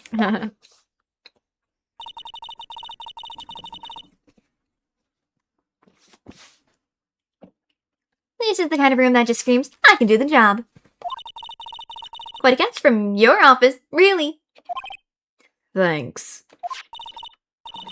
Look, there's a trophy or something here. A trophy? What's that shield? Goodness. It takes real nerve to display stuff like this. Whoever office this is, they must be a real stuck-up jerk. Phoenix, right? You never talk prying into other people's business, do you? That voice. Miles! It's Miles' office we're in. Hi, Miles. After we saved you. Long time no see, Edgeworth. Huh? Ah! Mr. Edgeworth? You know him from somewhere? Of course!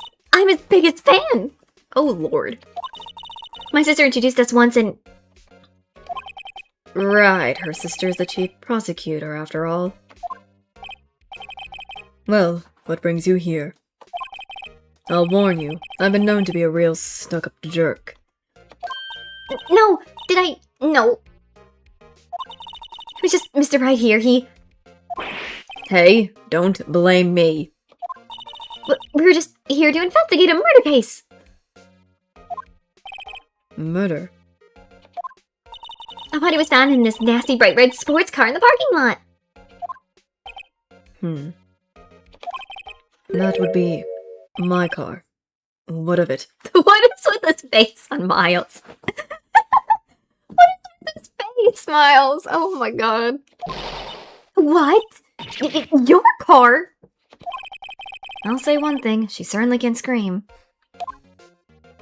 My god, we get to talk to Miles again. Hi, Brady, though. Nice to see you, though. Oh, goodness. The case. So, the body was found in your car? Go ahead. Say it right. You think I did it, don't you? After you went through all that trouble to help me last year, no less. No, we don't think you did it. I mean, it was my sister who stabbed him. Wait, no, she didn't do that. I mean... Wait. So, you're the chief prosecutor's little sister, then?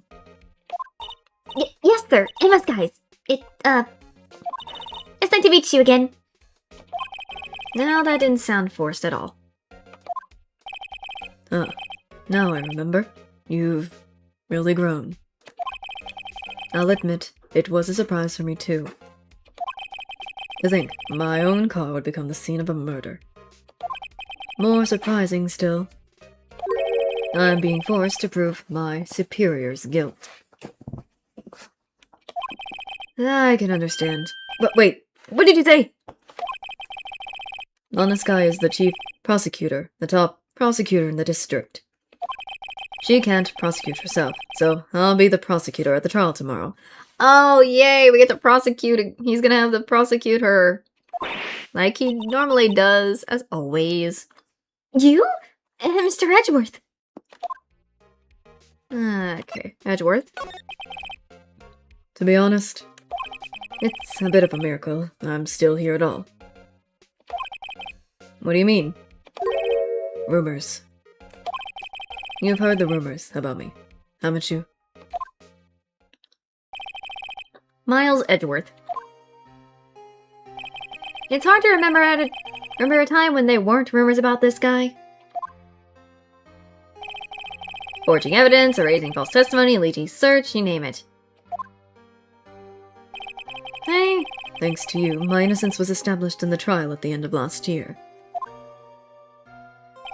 However, there are still some who say I'm the one responsible for the current incident. What? That's crazy! Some people need very little excuse to think ill of others. It's a fact of life, impossible to stop. But... Some of them even go so far as to present me with this toy like this. I think it's funny. Toys. That bronze shield. There's gotta be a story behind that one. I guess Honest Guy. Chief Prosecutor Sky, yes, we worked together on a case 2 years ago. It was my first big case. That's right, I remember. 2 years ago. I wasn't even a lawyer yet. Since then, I've always felt that she was looking out for me. It appears I was mistaken. Mistaken? Why? I mean, I know she's not the warmest person. But I'm sure she felt some responsibility for you. Then, why? Why did she stab someone in the trunk of my car? Not only that, she stabbed him with my knife. Why do you have a knife, Edgeworth? What? What? Mr. Edward, your knife was the murder weapon? To be specific, it was a knife. It was the knife I kept in the toolbox in the trunk of my car. Oh, okay, it was a toolbox knife. Okay, I was like, why does he have a knife?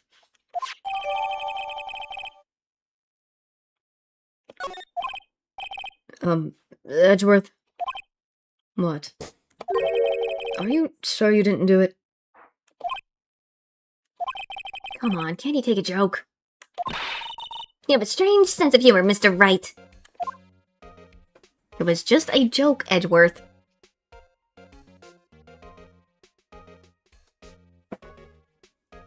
Okay, I guess let's examine this room. We haven't examined it. I'm quite curious, what the freak is this thing? Because I'm like, what is this? I've been wondering, what the heck is this? It has a big K on it. Prosecutors. Huh? What was that? It's the King of Prosecutors trophy. King of Prosecutors? It's a great honor. They send that shield to the best prosecutor each year. What? So?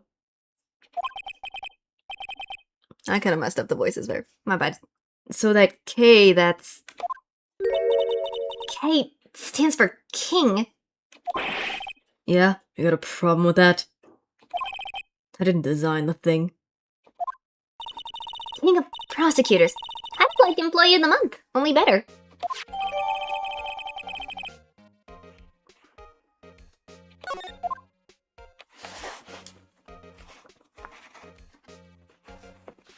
Is there anything else I can look around? Or maybe not. There's probably not much other than that. Let me present something. Can I present anything? I guess this is what I gotta present. Because I'm just... Let me see if I can ask more about it. So, basically this is for the best of the best last year? Huh? You can't take that foolish grin elsewhere, right? I lost a day of work to receive that travesty. Uh-huh. Why's that? I had to go to the police department to receive that broken shield. The police department? Yes, right next to the police station, downtown. You've been there, haven't you? Where Detective Gumshoe works? Yeah. I was wondering something about your shield. Why is it broken? That doesn't matter. I got more important things to worry about. Oh, right. He doesn't seem to be too concerned about his award, for better or for worse. Yesterday was a very busy day for the prosecutor's office. Maybe we should ask him more about yesterday. Okay, so that helps us, maybe. Day of the crime. Could you tell me more about yesterday? The day of the murder? Yesterday was the annual cleaning day at the prosecutor's office. Cleaning day? Working with the police department, we sort and file all evidence for solved cases. We call it evident transferal. In your hands of old cases, in other words. Oh, and another thing. A ceremony was held at the police department. There, an annual review and award for outstanding police officers and prosecutors. And that's when you got the shield? I was at the police department yesterday afternoon. I got back here at 5:12. That's very precise. People like myself and Mr. Edward pride ourselves on our precision, Mr. Wright. No, I place little faith in my memory. The only thing I trust is solid evidence. Oh, it even shows the parking. Okay. There's parking. Entered at... Yeah, it says 12 p.m. Okay. This is the parking stub from the underground lot. The murder took place around 5:15. So, the murder happened right after you got back. What? Right. I appreciate if you direct that suspicious glare elsewhere. Okay, Miles, calm it down. Oh, who are you? You're... Excuse me, but this Mr. Edgeworth, anywhere on the premise? I'm Edgeworth. What is it? I'm here, sir, at the request of the chief, sir! I've got your report, sir! Report? What? Did you find new evidence in the case against Chief Prosecutor Skies? Oh god, this is another long one. I thought the last one was long. This one's long too. Well, at least I'm getting a head start. I don't like the way this conversation is going at all. Sir! Skies, sir! No, sir! Not name of that kind, sir. Not in this report, sir. I think I just heard Edward's lid blow. Miss Fletcher's lid isn't on very tight, is it? I made it clear. Request to the police department. Did I not? I need to focus on the trial tomorrow, so don't bring me anything unrelated. Sir, but... Sir! I'm just following orders. Sir, they told me to bring this to you. I wasn't aware of the particulars of your arrangements. Give me your name. I didn't get to read the rest of that fast. Goodness, maybe... yes, sir, sir! Meek, sir! Officer Meekins! I can't give him a good voice, I'm sorry. Right. Officer Meekins, take your report and leave. And good luck with that raise next month. Aw, poor Meekins. But sir, I didn't know! Poor guy. Looks like he was absent on the day they gave out brains and good luck. Right. Yes, sir. He caught me off guard. As you can see, I'm busy.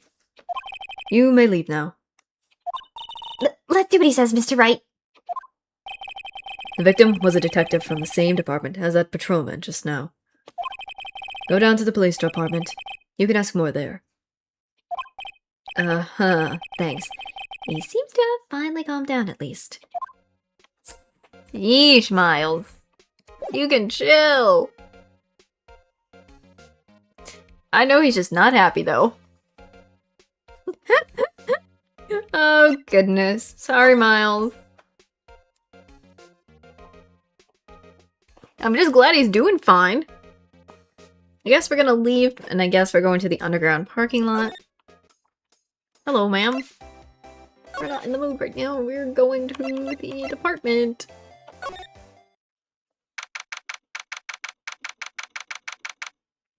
Okay, the police department entrance. What is that thing in the front? It's broken a little bit. Phew!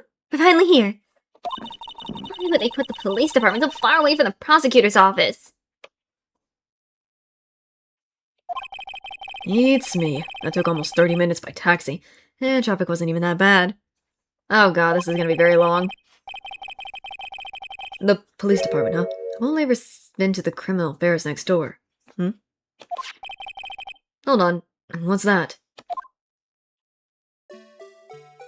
What in the world is this thing? Whoa, it's moving! Disturbing. Why does it undulate like that? Oh, wait, I know. This is the Blue Badger? They're trying to make him the police mascot? Wow, Mr. Wright, you sure know a lot about the police.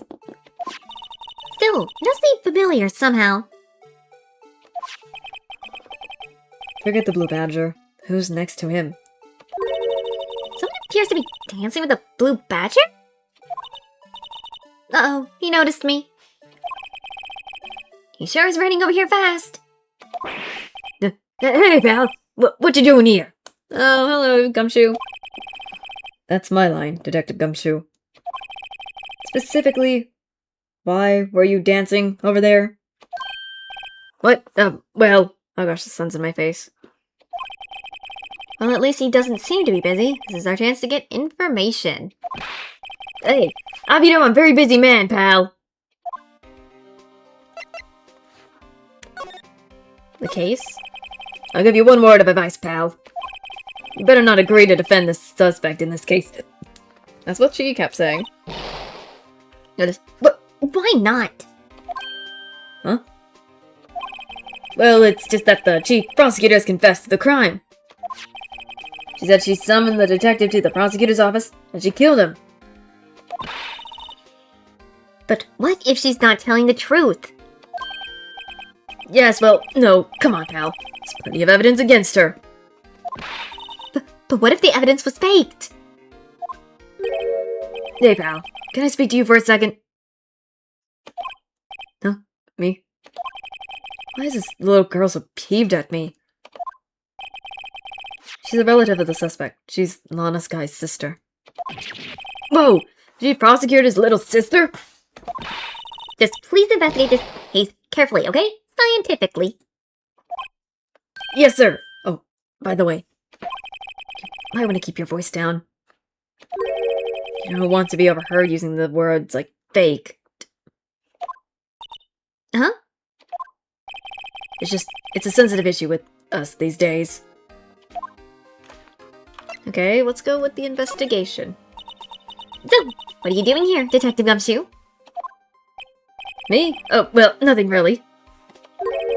They kicked me out of criminal affairs. Detective Gumshoe, what did you do this time? What do you mean, this time? Then what happened? I know things are busy right now. I mean, with my sister's case and all. That's true. We never had a chief prosecutor murder anyone before. Only the high-ranked people are being led into criminal affairs now. The lowest-ranked guys, and there was our chief of detectives. They're not letting any of us ranked and file detectives in at all. Okay, so it's basically the authoritative person. It's just the more authoritative person, I guess. None of you? I know this is an important trial, but isn't that a little odd? So, anyways, I thought I'd spend my day getting the badger dancing down pat. Dance, Pat. Isn't there anything else you could be doing? The chief of police himself is directing this investigation, pal. And Officer Marshals was assigned to the underground parking lot. Officer Marshals? Now that I think about it, Emma did seem to know that Marshall guy. A patrolman in the charge of a crime scene. It's unheard of, pal!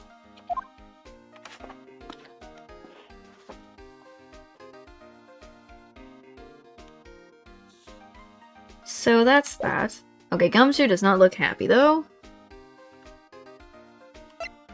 Let me see, can I examine anything? I mean, I've noticed this weird thing, this badger. There's two things on it. There's a handprint, and there's a broken thing at the top. I was wondering about that. What? The Daisy Blue Badger? It's my masterpiece! Oh, you made it? Did you? Gumshoe? You made this, Detective Gumshoe? Oh, he made it. I knew it. The chief threw together some designs and I just did my thing, pal! Nice work. It's battery powered, so it can go anywhere! Oh, that's cute. There's no switch, so it just dances until the battery dies. That's a little over the top with that, dude. Poor Blue Badger. Made it to dance until it drops. Hey, we got that randomly added to cart records. Don't know why, but we do. Can I present him that ID or something? We have an ID on this, so...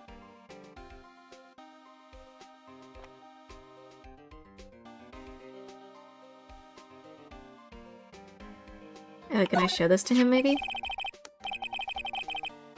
Detective Gumshoe, what can you tell me about this? Hey, pal. This is the detective's ID card. You can't just keep that. You have to turn it into the police. Yeah. I know that, but still. People like you that get me into so much trouble all the time. Meaning Detective Gumshoe must have dropped his card a lot. Let's see. Bruce Goodman. Goodman? Sounds familiar. Nah, my mistake. But didn't you work together with him in criminal affairs? Oh, now I remember. Bruce Goodman. He's the victim. That's what I thought.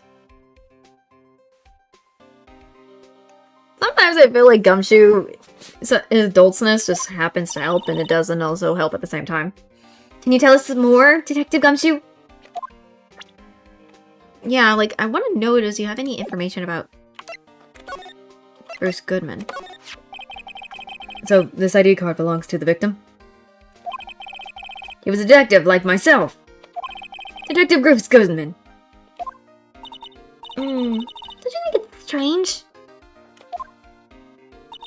I mean, why would the victim ID be lying on the ground where we found it? Well, Detective Goodman should have been at the police department yesterday. There was an evidence transfer for a case he handled 2 years ago. Evidence transfer out. Mr. Edward mentioned that too. But Detective Goodman was killed at the prosecutor's office. Well, that's the thing. It's hard to say this, but word is that Chief Prosecutor Skies called him out there to the parking lot. And Lana's confessing as much.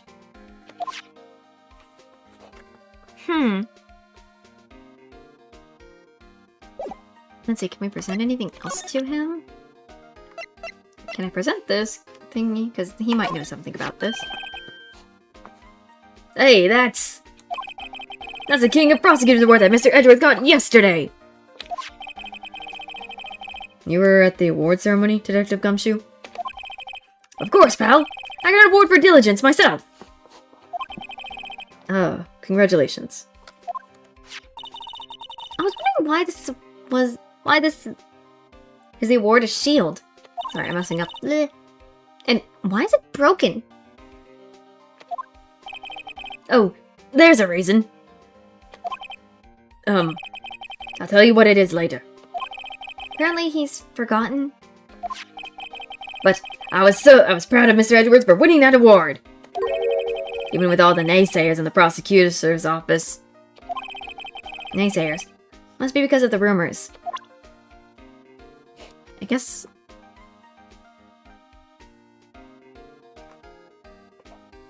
I mean... Anything else we can present to Gumshoe?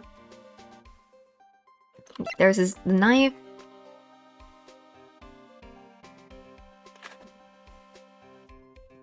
Maybe we show him the knife?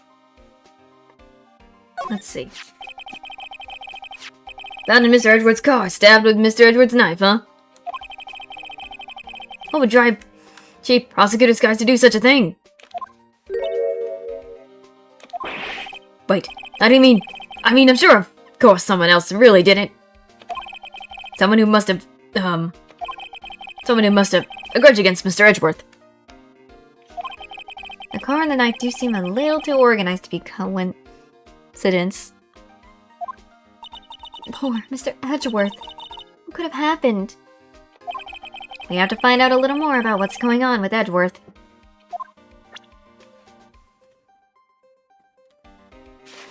Will that actually give me something to say about Edgeworth, maybe? Yes, Edgeworth's trouble. He's in a tough spot. Again. Again. Oh, this case again. I remember, we've already saved him from this.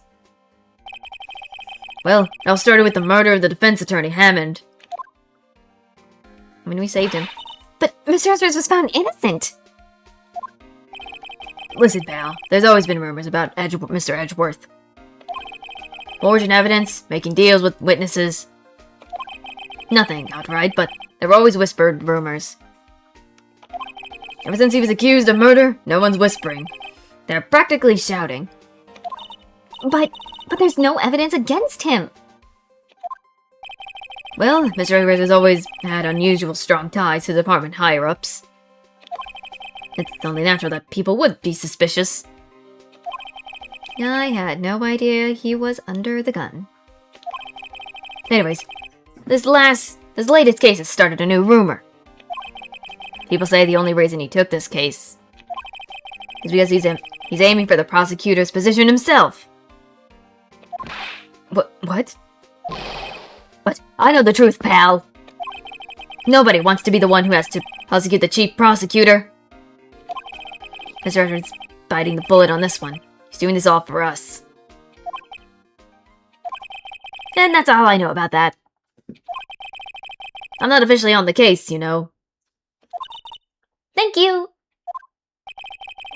Why aren't you handling the case, Detective Gumshoe? We met this guy who is, what was his name? The guy in the parking lot? That'd be Officer Marshall. He was appointed directly by the chief of police. Officer Marshall. Is he some kind of Wild West sheriff or something? Nope, Jake Marshall's just a regular officer. From West LA. That makes sense now. For a moment there, I wasn't sure. Look, pal, let me try to make things a little easier for you. Tell them this, and they'll let you examine the crime scene. Maybe. See if Detective Gumshoe allows to bear. Oop. I'll be surprised if this gets us anywhere. Just act like you're supposed to be there, and nobody will look at you twice, pal. Okay, at least that's good, but I feel bad for Miles. Like, bro, he's getting beat up by rumors of stuff that he's not, and yet... Oh my god. I really feel bad for Miles. Okay, so... do we move, maybe? To the underground parking lot again? Guess. Let's go. We're back here again?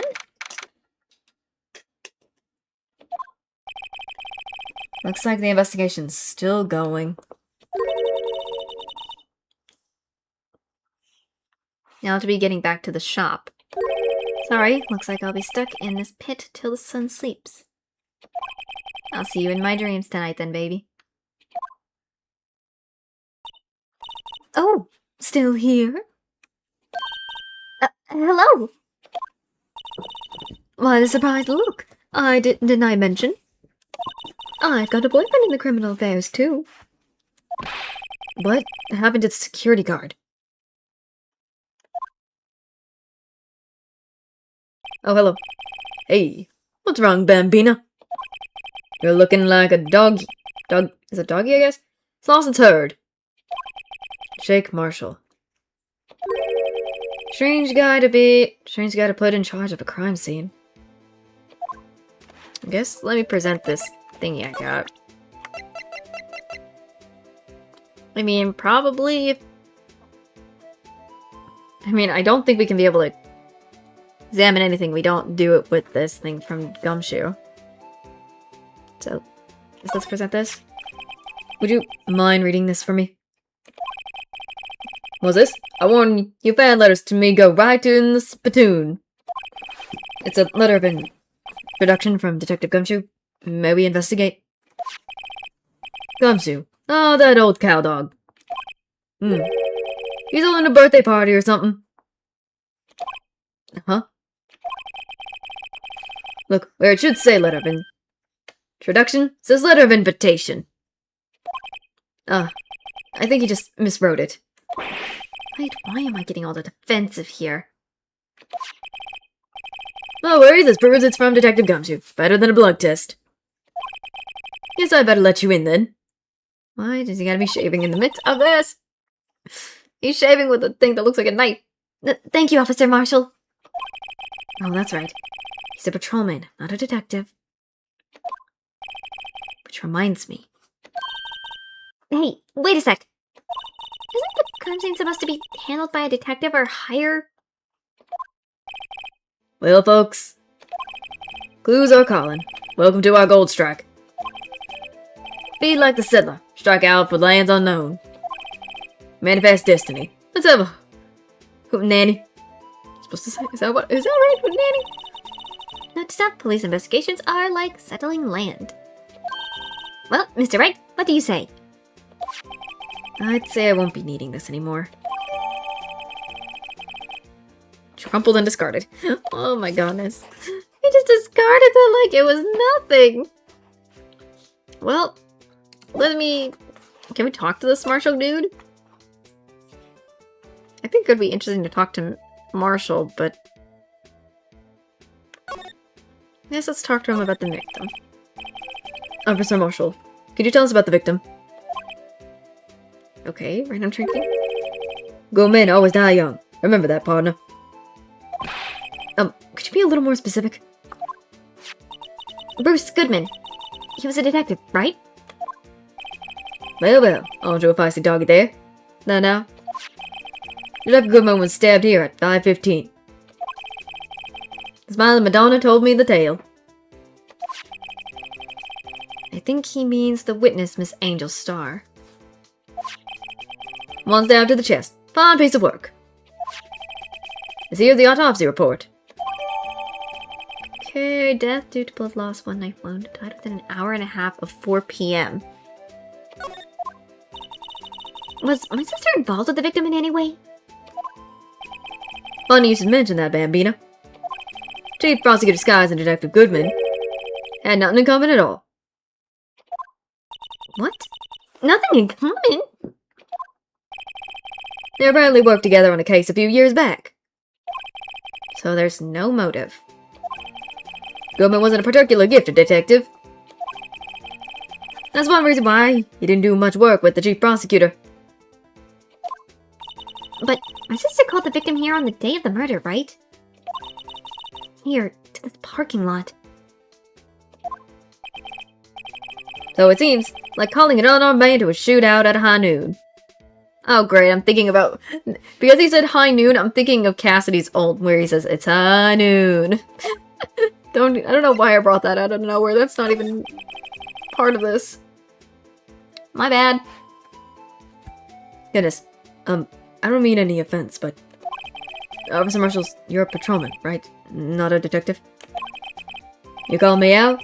I shoot you with that in shoot you for that in Texas. Okay. Uh-huh. I was on them fancy shoe detectives till 2 years ago, to tell you the truth. Oh, that's why. Oh, really? Now he tells me.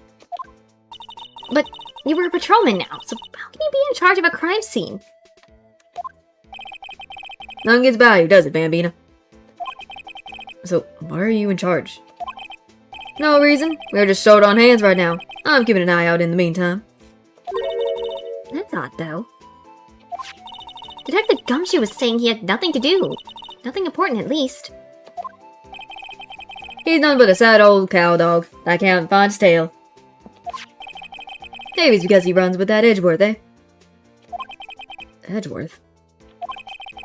That cow dog's been kicking out of this cattle run by order of the chief of police. Just he don't realize it yet. Detective Gumshoe kicked out of the investigation.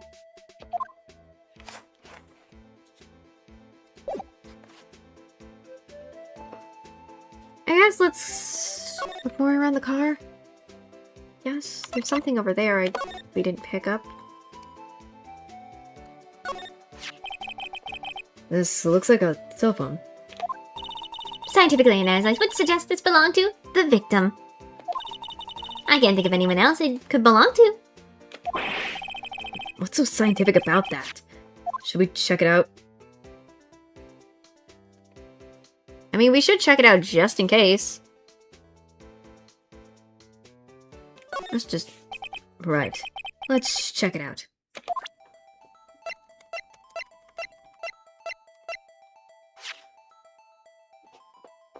Okay.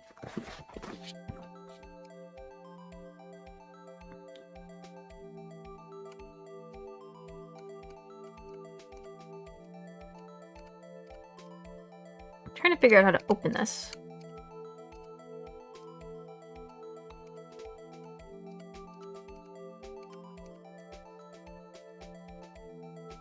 I forgot how weird this is. Oh wait, what's this? Oh, it's a button to open it. I'm stupid. This phone's still on. The recital screen. Redial? Mr. Wright. Most phones keep a record of all the calls you made and received. You just press the blue button to display the last number you called. Convenient, isn't it? I'm surprised you didn't know about it. Sorry to disappoint you, but even I know about things like redial. Uh-huh. Oh, I'm sorry. It's just that you never know with people from your generation. Whatever, let's check this phone out.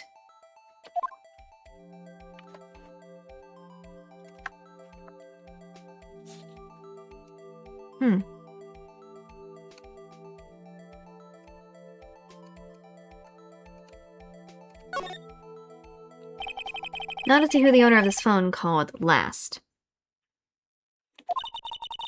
Note to self, the defense attorney doesn't think first, just pushes the button.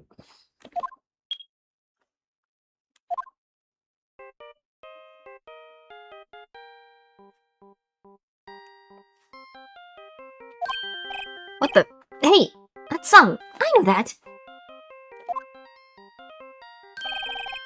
Hey, what's going on over here?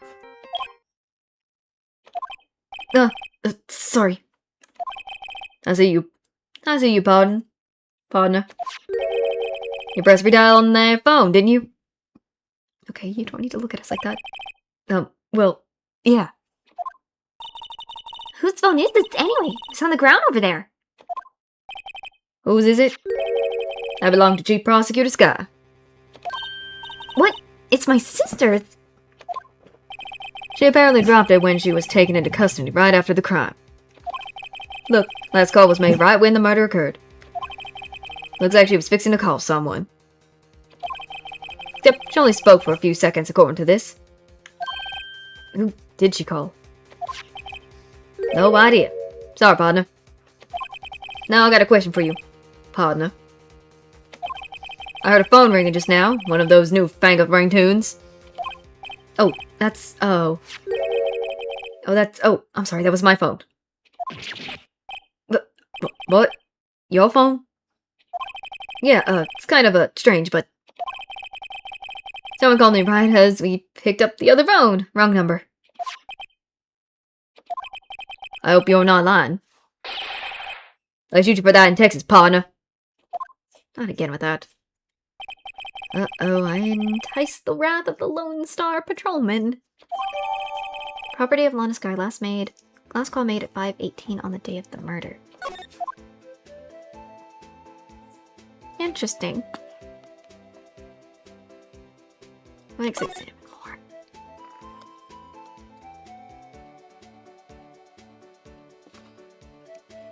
Where else can I examine?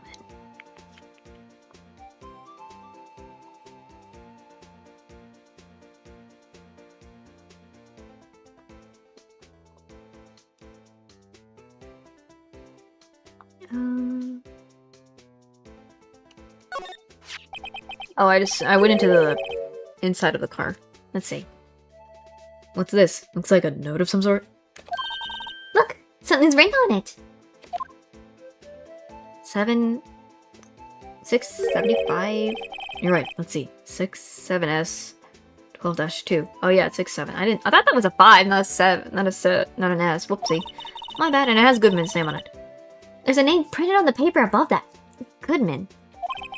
Maybe it fell out of his pocket when he was killed. Well, so what does it mean, Mr. Wright? How am I supposed to know? Note to self, for deductive reasoning to go to Edward, not Wright. I am sure Edward wouldn't know what this means either. The memo found in the car trunk.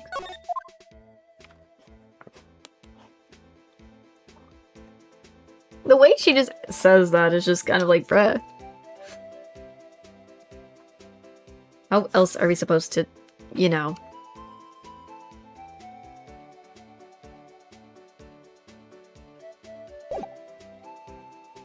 I guess let's move back. Oh, hello. Let's see, anything we haven't talked to? Oh, we haven't talked to him about Lana Sky. No, there's no connection between Detective Goodman and my sister. That's correct, but there's a gold mine of evidence against her. And the prospector tomorrow is none other than Edgeworth himself. I'm afraid your sister's fate is decided, Bambina. Many condolences. Of course. Okay, look, wrong thing. Officer Marshals. Yeah, Bambina. How could you say that? You and my sister, you were... Is there something between this cop and her sister that I don't know about? I apologize, Bambina. Something must have gotten to me. Maybe it's that dry wind that's blowing through the prospector's office. I wonder, ill will. Someone's up to something here, but who? Office atmosphere. Suspicions about Mr. Edgeworth have been flying around for nearly 2 years now. Forged evidence and arranging testimonies, you mean? He was unbeatable because he did whatever it took to win. Unbeatable, that is, until he met you. But rumors are just rumors, aren't they? These are prosecutors we're talking about. Evidence is everything to them.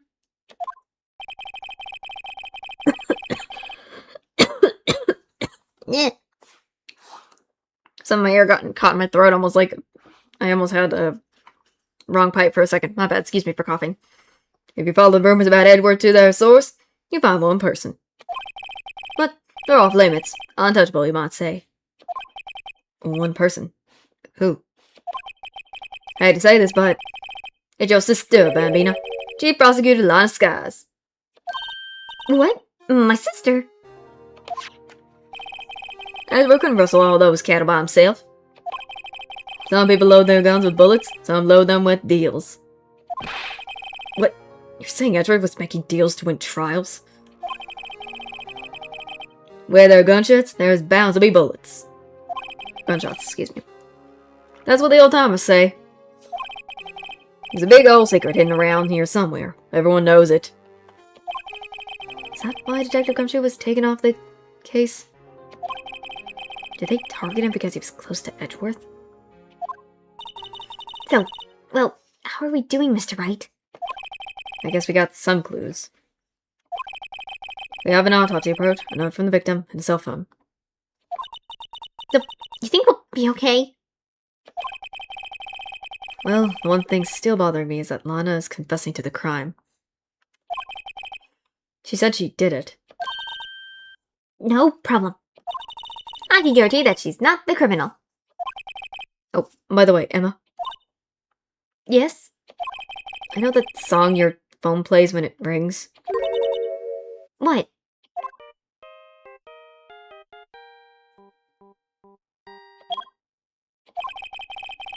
It's the Steel Samurai theme song, isn't it?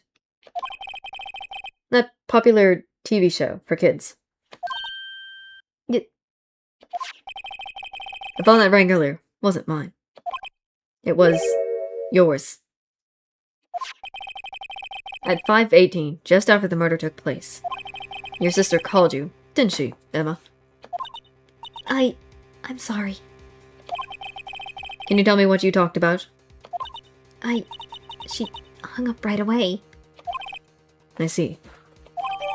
Cell phone, property, Lana. Oh, she made it. It was to her. And a detective was murdered, and the suspect is the top prosecutor in the district. I've got a bad feeling about this. Anyone would have a bad feeling about this. With how much evidence they've been looking at and all that stuff, so.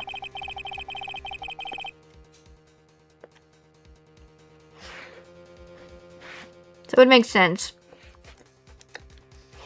Like, maybe I still don't know everything that went on here.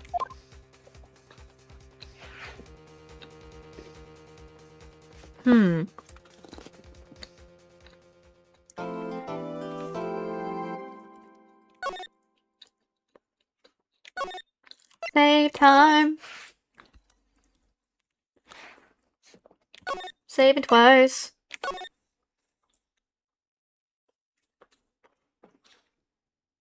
Because I can.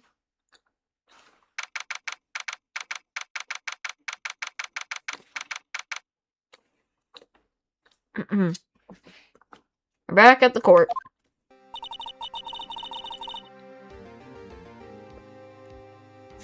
but we're defending her. Interesting.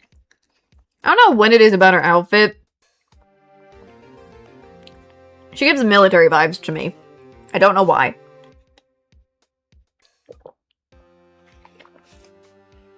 I don't know why she just gives me chief, like, military chief vibes. Even though she is chief prosecutor. So. Anyway. How did the investigation go yesterday, Mr. Wright? Frankly, there's still a lot of gray areas. Or rather, the whole thing is one big gray area. Don't worry about me. No matter what the outcome, I'm ready to accept my fate. I believe in you, sis. Mr. Wright, let me offer you a word of advice. Yes. A defense attorney should never believe their client. The defendant is called to trial because they are suspected of wrongdoing. Never forget that. Miss Skies, you remind me a lot of Mia. But there's one decisive difference between you and her. And that is? You're not a defense attorney. I believe it's almost time for the trial. Good luck, Mr. Wright.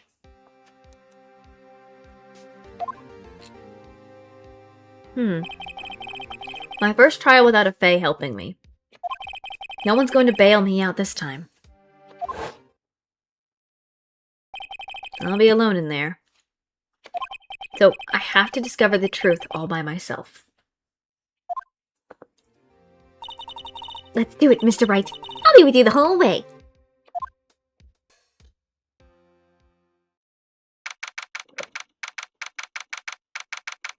This will be interesting to see.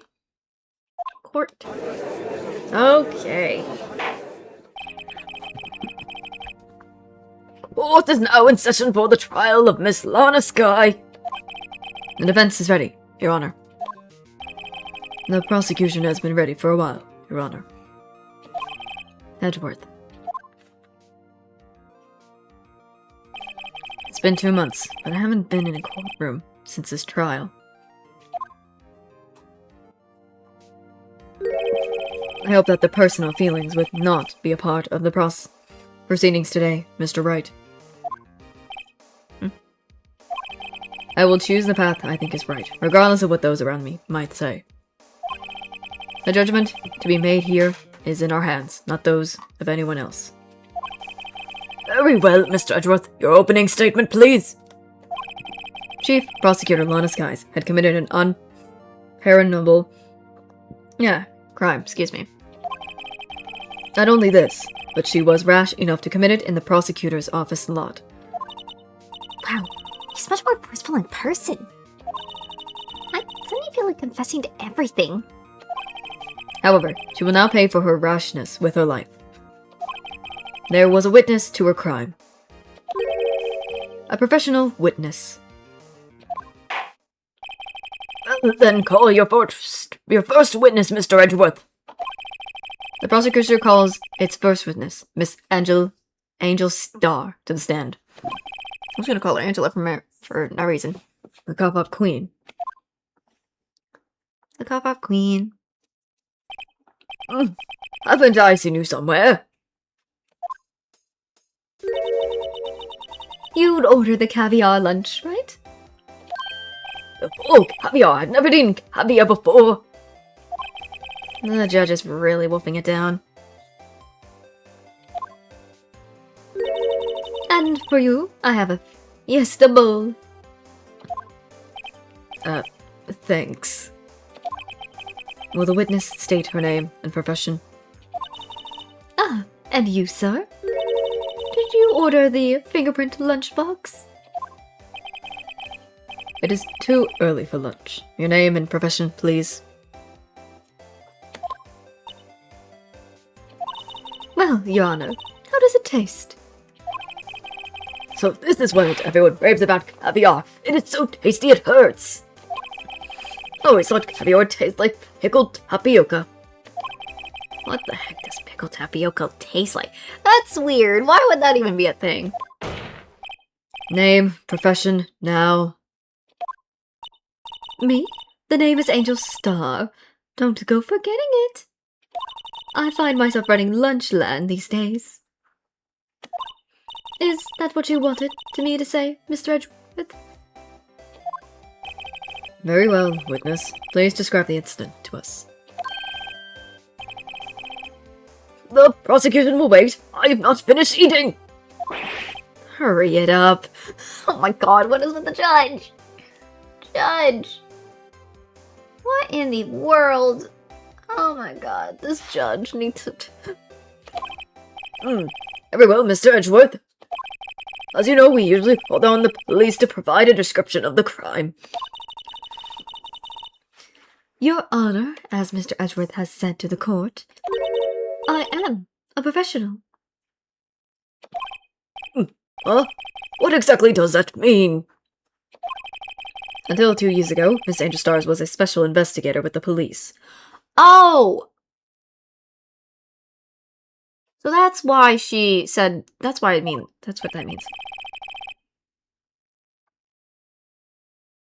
That's something... That's new. She was a first-rate homicide detective. But what? Star was a detective. Ah! I can't not do it all. I know who you are. Cough up. Cough up, Queen. Angel Star, Your Honor. Long time no see. Very well. You may continue with your description, Miss Star. Just who is this lady? If I might have the court's attention over here.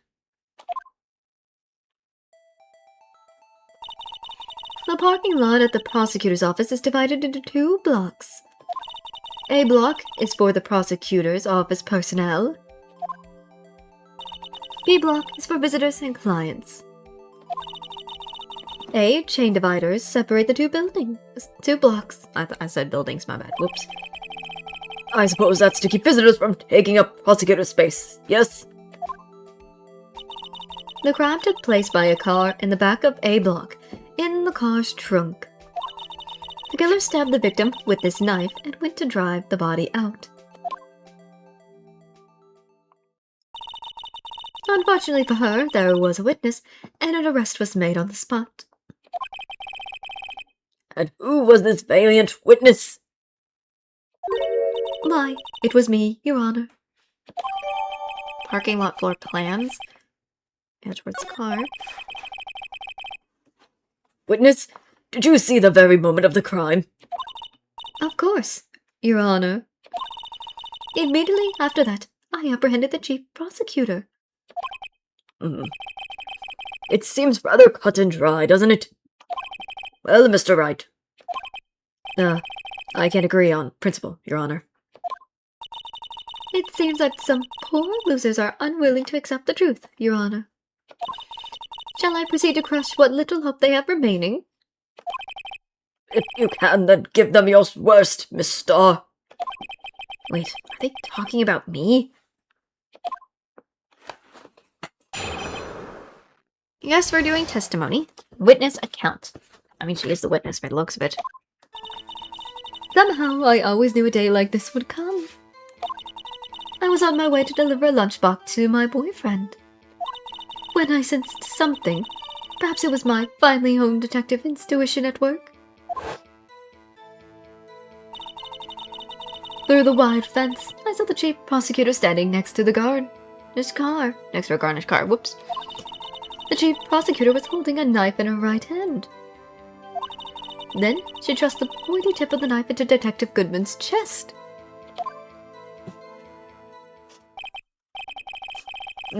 Bringing a lunchbox to your boyfriend. How touching. As you can see, there is no room for doubt. The key point of your testimony seems to be nothing other than the point of the knife at which you saw being stabbed into Goodman. So, how does it feel to be utterly crushed? I'm still thinking about that. It's merely a flesh wound, Mr. Wright. Very well, Mr. Wright, you may cross-examine the witness.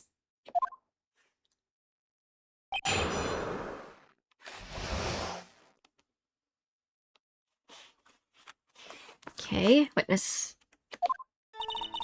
Okay, should you... That's weird.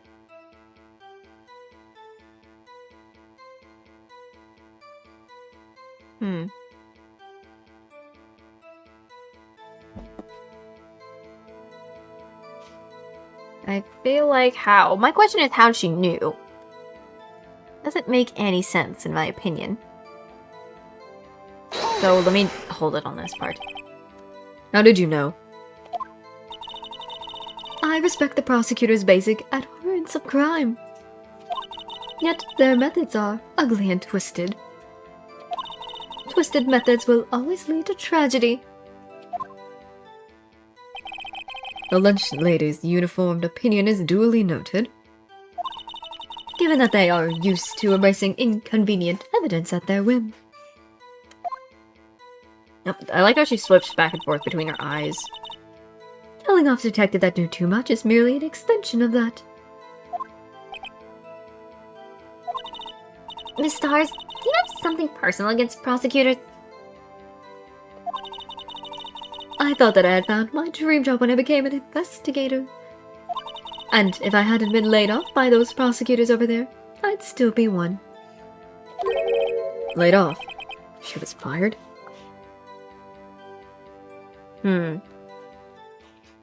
That makes sense though. To me, prosecutors are nothing more than worms. That said, I am a pro. As you know, my testimony is unbiased and flawless. Okay. So if she was once not a prosecutor, an investigator in the force, but then got laid off. That's probably, there's got to be more deep reasoning of her hostility to the prosecutors. Very well, you may continue, Mr. Starr. Or Mrs. Starr, sorry, not Mr. Why did I say Mr.? Bleh. Mr. Bleh, I'm just going crazy.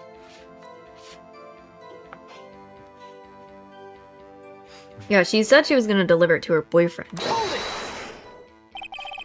This boyfriend. I think, right? He's the detective? Not that boyfriend, the security guard. That boyfriend? You have several? Yes, this boyfriend, that boyfriend, and the other boyfriend. Care to join?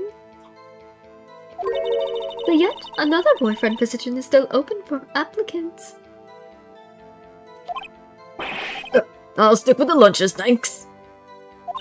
Note that the judge has to think before replying. The security guard room is in the Lawton A block. It's up on the second level, so you can see everything from here. From there, not there. I don't know what is wrong with me today. I am scuffed just like I am scuffed with my internet and stuff is scuffed today, I guess. I just am scuffed today. That would be the room with the security sign.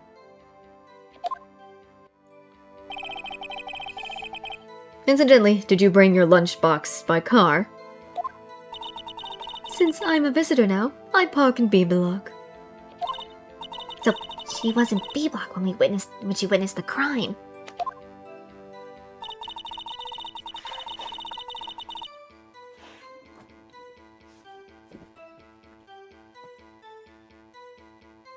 Okay. The wired fence, chief prosecutor.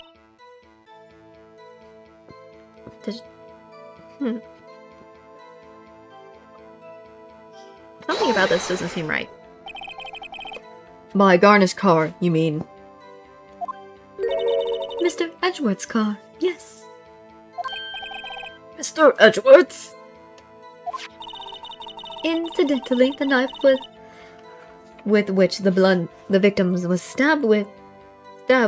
I am messing up. I'm sorry if I'm being scuffed today.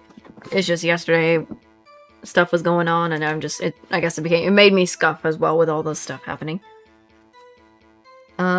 Which the which the victim was stabbed with, was also Mr. Edgeworth's. Wasn't it? Uh-oh.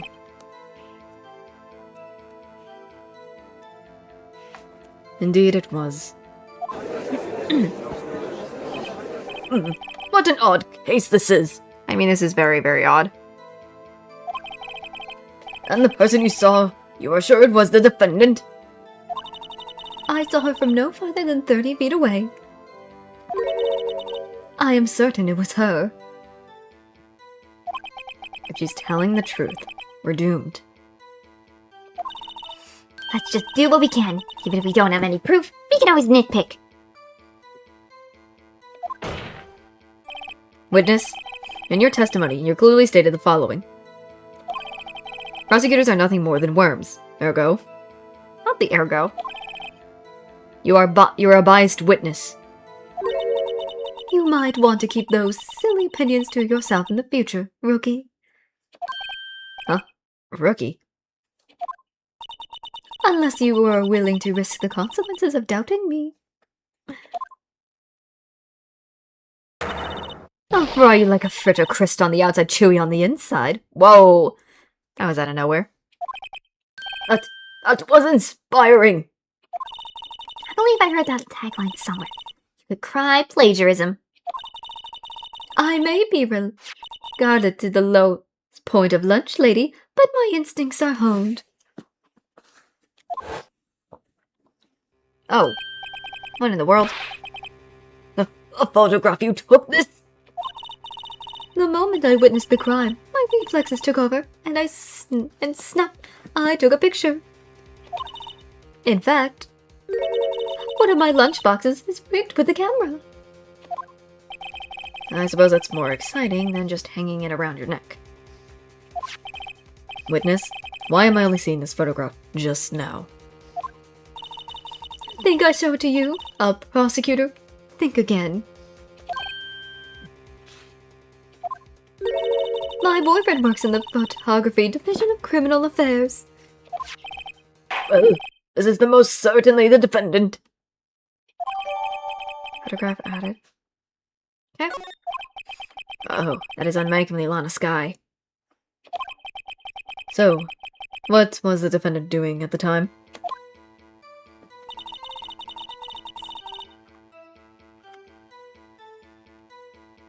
She doesn't...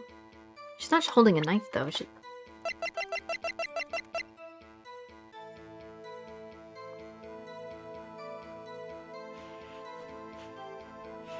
Because for some reason, I don't know what it is, but it's not showing. In this photo she took, she's not doing the whole thing she said. Objection! So I think... And you witnessed this? You saw Miss Sky stab the victim with a knife. As I've already said, yes. I swear it on my finest 7-swirl lunch. I'm sure that is a fine lunch. But, isn't that odd? Look at this photograph. This is the photograph you took of the very moment of the crime, is it not? Then why is Miss Sky not holding a knife?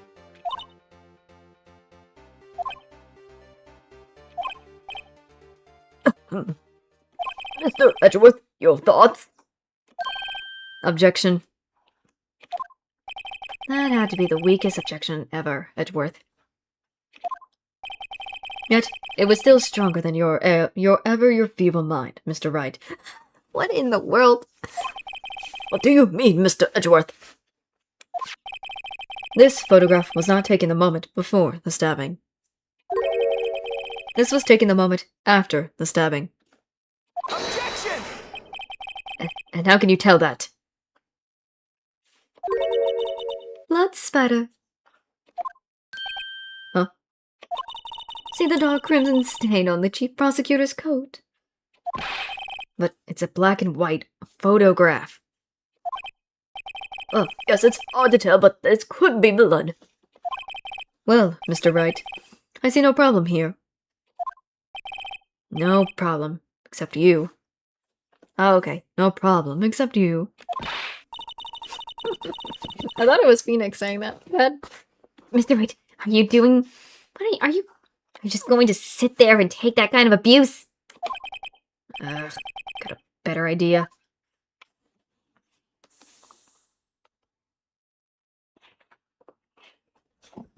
I guess we gotta eject. Let's do some ejecting. Yes. Wait, that contradicts what the witness said in her testimony. Namely, that she took the picture the moment she witnessed the crime. Well, it seems I was slightly unclear. My apologies.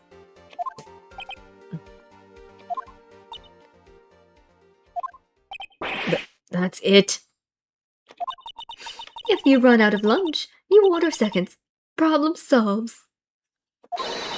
If you don't like it, try ordering the jumbo-sized lunch from the get-go. Good advice. I'm not sure I understand it, but good advice. I didn't have time to stop her. Prosecutor Skies was cold calculated, like a robot. She killed without pain or remorse. It was a premeditated murder. Objection! Premeditated? How do you know? Look at the chief prosecutor's hand in that photograph. Well, are those gloves? Surgical gloves made of thin rubber. Most likely why she would have those on.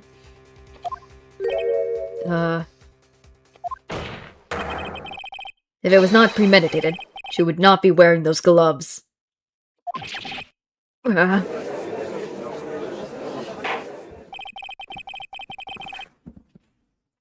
These gloves do seem to tell a tale of premeditation. Premeditated murder, a serious offense.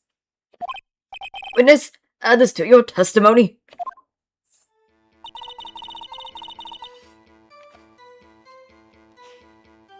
To prove. So, red rubber gloves.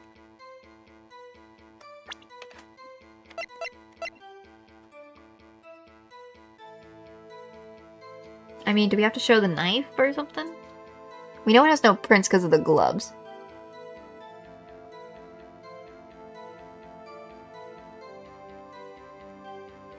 So maybe it's the knife? Objection! Witness, do you know what this is? Are you trying to test me? I sell box lunches for a living, you know. That's a knife. The knife. The knife that was in Mr. Edgeworth's trunk. Indeed, it is my knife. What's with this case? Bloody murder weapon, red car, all belonging to the prosecutor there? Defendant is chief prosecutor's district, right? Oh no, they're saying bad about prosecutors. The defense has a request. We ask that the witness prove an accurate testimony. What's that, rookie? In your testimony, you stated that Lana Skies planned this murder. And that's why she was wearing those special gloves. Seems like a natural conclusion to me that the gloves do indicate planning. However, why would she not also prepare the most important thing? The murder weapon. This knife just happened to be in the trunk of that car. Ladies and gentlemen, if you're going to plan a murder, you don't forget the weapon. Whoa, that was an interesting damage. Order! Order! Order! Great, now the tide is turning in our favor. Great job, Mr. Wright. My sister's as good as free. Alright, Miles, what you got to say? Right. I believe the next lunch we'll be eating is humble pie. Humble pie. What? Is that... What? I hope you weren't deluding yourselves into thinking that the tide has turned. Not over such a trifling detail. But this shoots a hole in the whole premeditated theory. Ugh. The prosecution could care less if it was premeditated or not. The only one who seems to care is that lunch lady over there. The defendant, Lana Sky, murdered a detective with a knife. That is the only thing the prosecution needs to prove. Nothing else. Very good, Mr. Prosecutor. I suppose you think you're clever now. But you know as well as I do that she planned on killing him. It was planned. If it wasn't, why would she have been wearing... I believe I'd like to hear your testimony again. Witness, please tell us only what you saw, not what you thought. How dare you? My powers of deduction are not to be underestimated. Really now. Once again, we're testimony witness. Lana Sky intended to murder Detective Goodman. That's why she called the victim all the way to the prosecutor's office. I'm sure the chief prosecutor had a grudge against the victim. Nothing else could drive that human machine to plunge the knife in again and again. The victim was summoned from the police department to the prosecutor's office. It does sound like a lot premeditation, doesn't it? Premeditated. It's the same thing, right? So if I ordered a pizza, does that mean I'm planning to kill the delivery boy? In any case, the defense may now cross-examine the witness.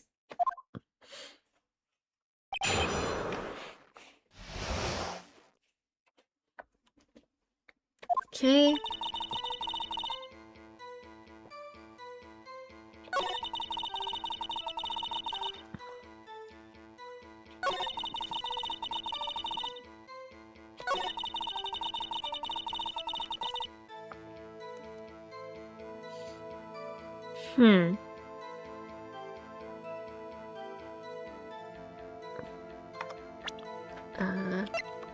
Oops.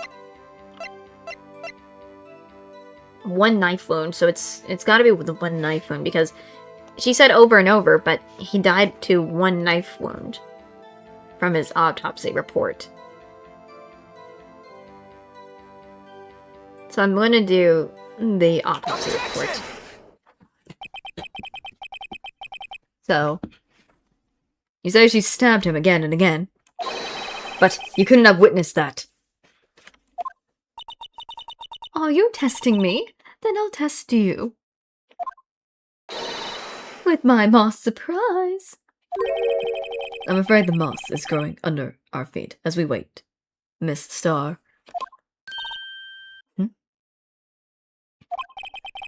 What do you mean?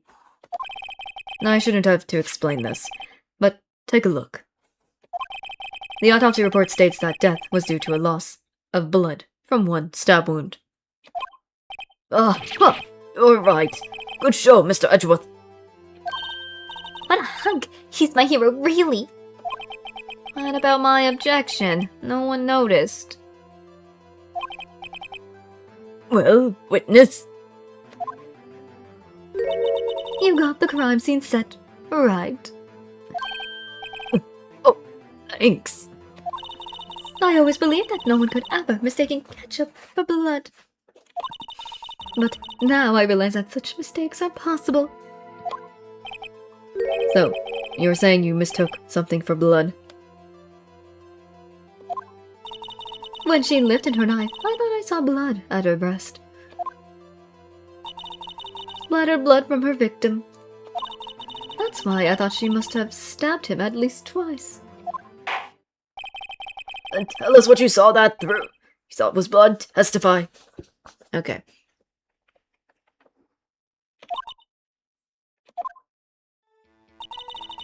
Her red muffler looked like blood to me. That's how Gaspard looks. What is going on? This is weird, this case.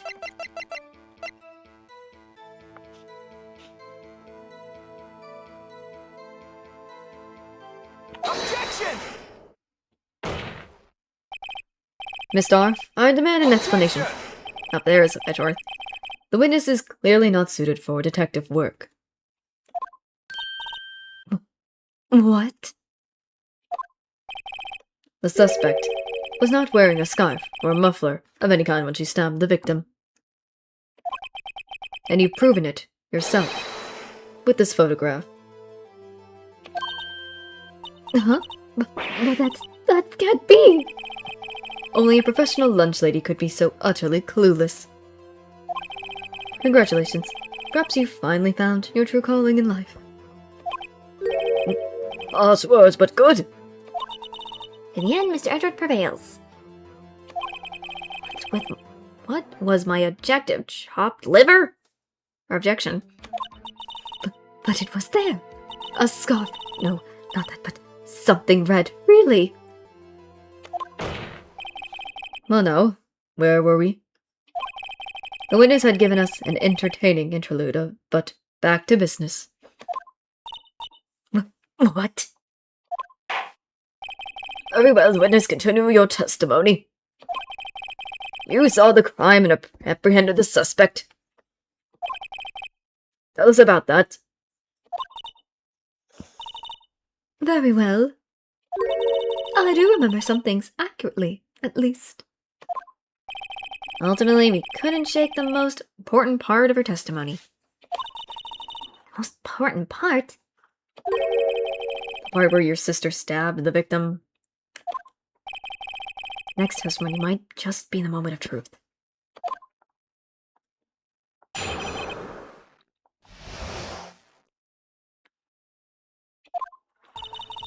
After the murder, the suspect attempted to run behind a partition off to a side.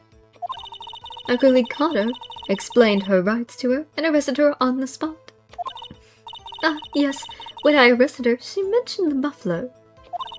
That's what had me confused in my earlier testimony. The chief prosecutor made to escape, but against Angel Star's resistance is futile. Okay.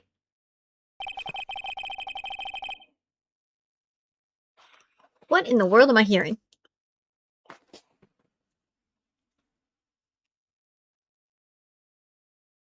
Sounds like a fly or something. Hold on. I can hear a sound that sounds like a fly. Or something. I don't know why, but it just sounds weird to me. Sorry if I'm getting distracted by the fly sound. You guys can't hear it, but I can. So, you are quite determined about the scarf, aren't you? I strike like a snake and bite like a cobra.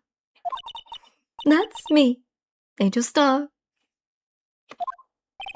That wasn't a very good metaphor. First of all, a cobra is a kind of snake. Don't bother me with details unless you want to get bitten. No thanks.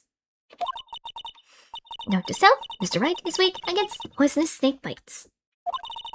The chief prosecutor tried to resist, but her efforts were in vain. She knocked my hand aside, kicked over an oil drum. An oil drum? Hard to imagine. Oh, she's beautiful but deadly. A predator, this one. A leopard woman. Okay, I'm not doing a roar sound. That's gonna sound weird. Like, No, thank you. I'm good. Very well, Mr. Wright. Your cross-examination, if you will.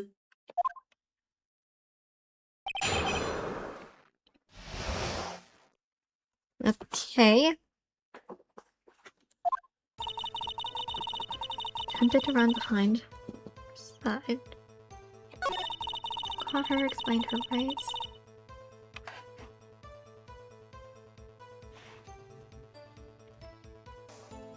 Didn't she say she was in Block B and she saw the... How could she get there is my question. My question is, how would she get there if she was... If she was in Block... If she was in the B block area of the thing, so... It doesn't make any sense to me.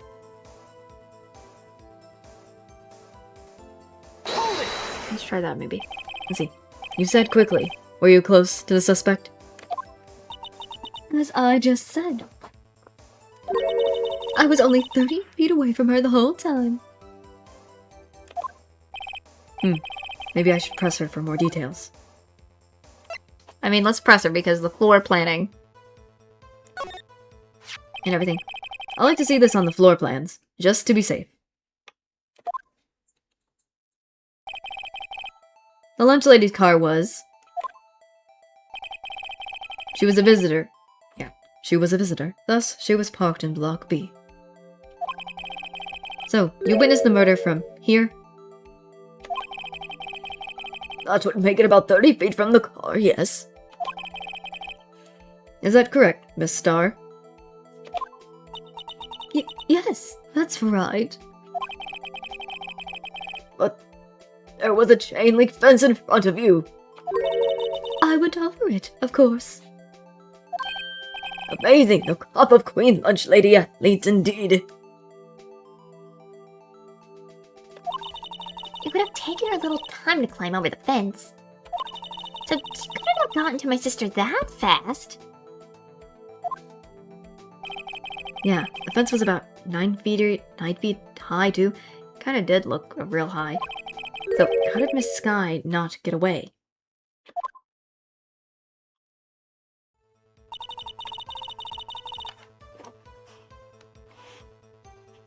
She talked about a muffler. Hold it! She mentioned the muffler. What exactly did she say? If I remember exactly, I would have told you in my testimony. Cheeky. Anyway, all I heard her say was the word muffler. Just that one word. So, what you heard wasn't the suspect talking to you, but to someone else. Yes, the chief prosecutor was talking on her phone. Her phone? She can't mean...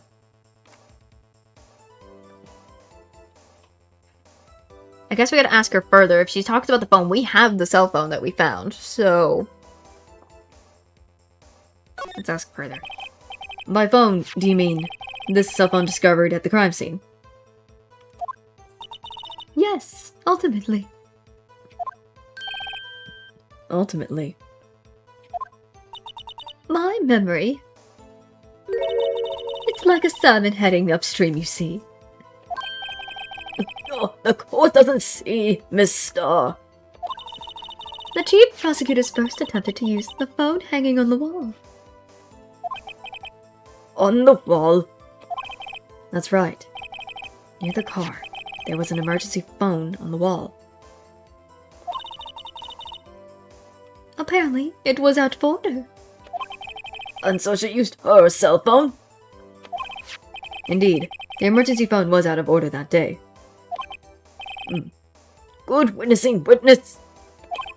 Good witnessing? Whatever happened to good testifying? You should, of course, add this to your testimony. The thing I do to please this rookie defense attorney. Okay, added muffler.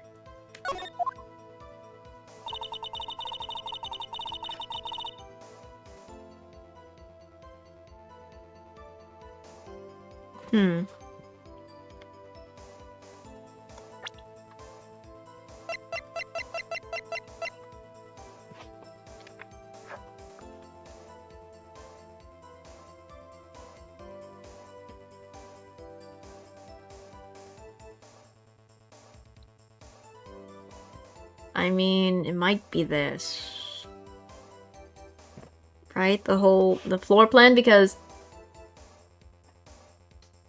the floor plan might be what I think.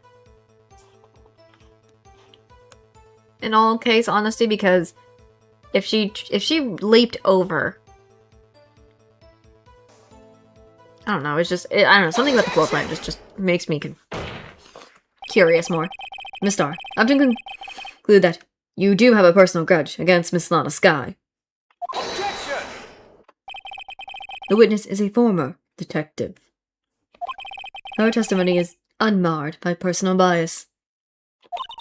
Well, who would have thought you would be my knight in shining armor, prosecutor?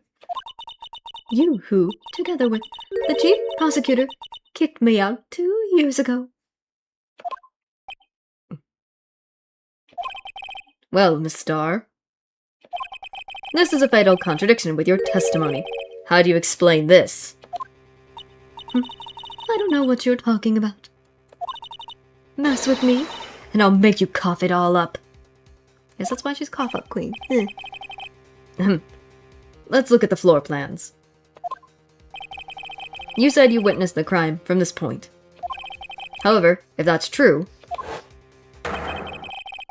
you couldn't have possibly seen Miss Sky making that phone call. I believe you see what I'm getting at. That emergency phone was on the backside of this patronage. If indeed you were in Block B, you couldn't have seen it. Oh, she's already... I can't even do that in time. Order! Order! What is the meaning of this? It's simple, Your Honor. She's not coughing up lunch. She's coughing up lies. Objection! That's quite a claim, Mr. Wright. Perhaps you allow me a question. Tell us exactly what lie this witness has told the court. Here's where the counterattack begins. Can't afford to get this wrong. The witness lied about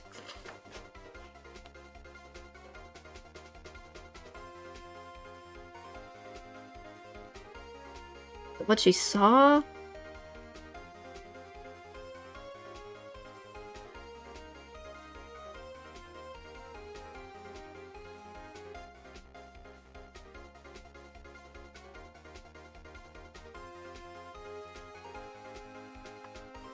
I feel like it's what she saw.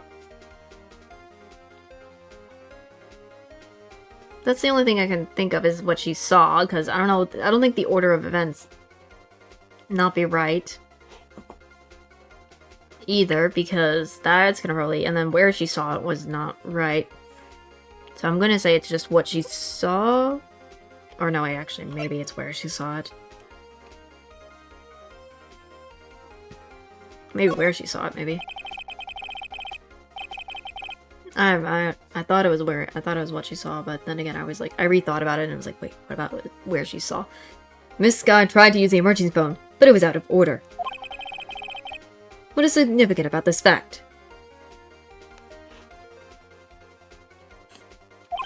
Nothing. Therefore, it would be pointless for Miss Starr to lie about it. Pointless to lie, I see. Let's say the witness did actually see Miss Sky using the emergency phone. It would mean Miss Starr witnessed the crime from a different location. Objection! A different location? Now that's a pointless lie if I've ever heard one. Objection! Before you call my lie pointless, at least tell me it. Let me ask a question to our clever wordsmith, Mr. Wright. Just where was the witness when she saw the crime? All the testimony you've heard until now points to one direction. The place from where Miss Starr witnessed this crime was here.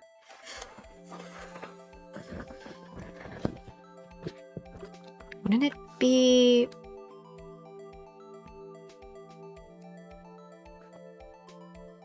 security room, maybe? Because that's the only thing I could think of is where she would be, is the security room. I mean... has to be the case, right?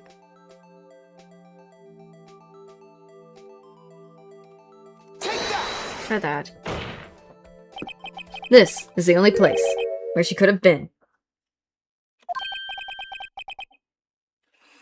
The security guard room. Indeed, the security room in the underground parking lot is well positioned. It's built on the second floor, so you can see the entire lot. She would have been able to see the emergency phone from there.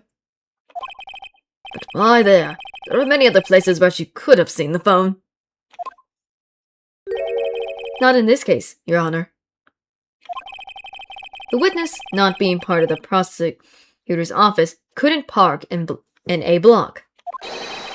The only place where she could have seen the crime and the back of the patron is here. I remember in your testimony you said you brought a lunch to your boyfriend in the security guard room, yes? Well, Miss Starr. How many years have I been getting the better of men? To think the tables could be turned. Today, a man has got the better of Angela Starr.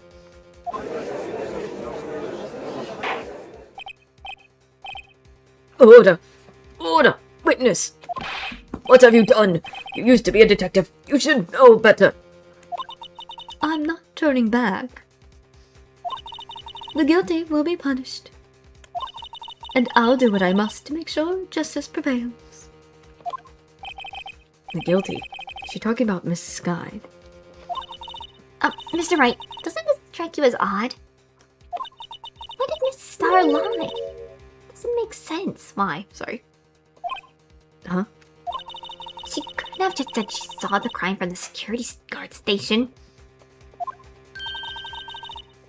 Wouldn't change anything. Exactly. This photograph tells all. It was the defendant who stabbed the victim. That truth still stands. Objection! It still stands? I disagree, Mr. Edgeworth. But what? If a witness is found to be lying, they are guilty of perjury. Perjury, I guess it's supposed to be. She knows this. She wouldn't risk that without a good reason. Perjury, it's perjury, I think. So tell us what her reason was, Mr. Wright. Huh. Me? Who else? Mr. Wright, let's review what we know.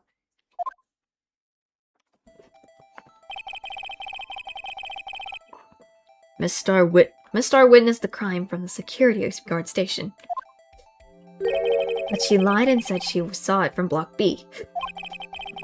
Well, it must make a vital difference, but what would change? Angle of the view to the crime, distance to the crime, difference of lighting. Oh god, hiccups.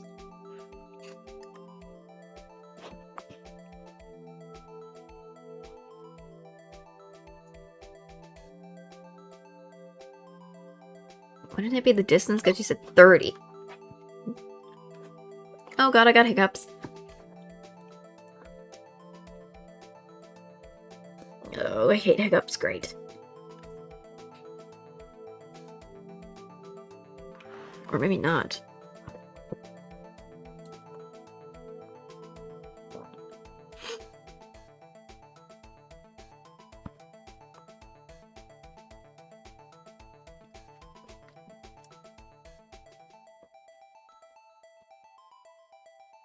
Maybe I'm just gonna say the distance for now.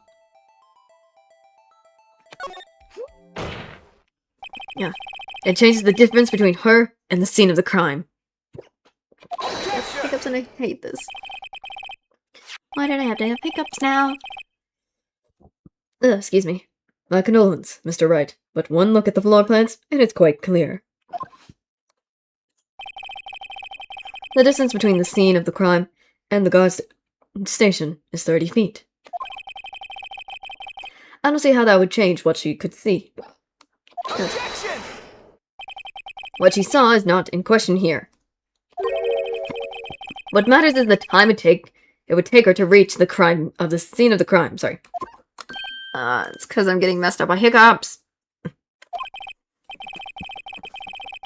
Miss Starr, you witnessed the crime from the security guard station.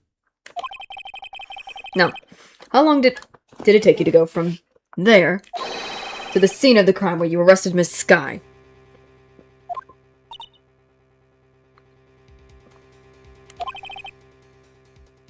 Well, witness. You. Yes.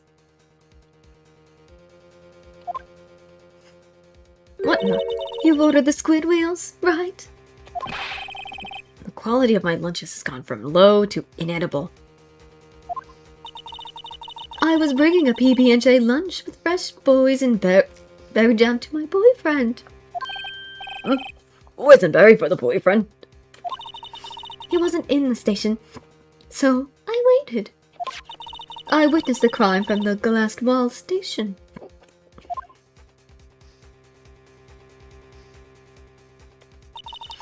And before I knew what I was doing, I found myself running towards the scene. Ugh, hiccups. I freaking hate them so much. But the door was locked. I couldn't open it.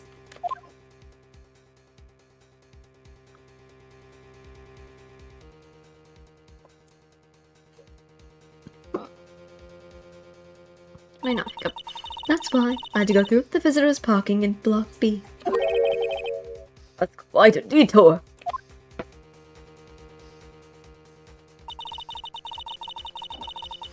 It probably took me at least 5 minutes to get to the scene of the crime.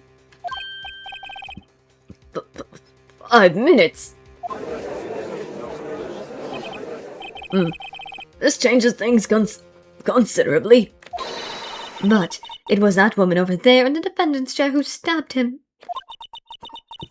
I know it. I photographed evidence. I swear it. I swear it on my finest plastic spork. Spork, I guess, but... You have a point, and the spork is a wonderful invention.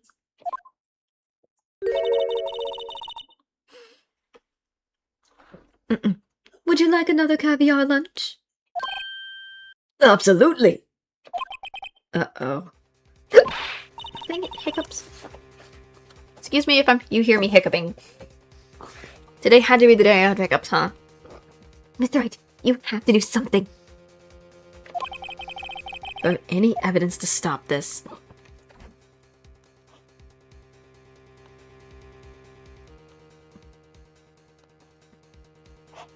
I mean, there's gotta be an objection. I mean, I have to object to this because what she's kind of is saying might not really work. Let's do it. 5 minutes between the witness of the murder and the arrest. Think about it. You could not make pasta in that amount of time. If you like al dente. I've got lunchboxes that tie pasta into nuts, rookie. A 5-minute blank. Isn't that strange? Strange.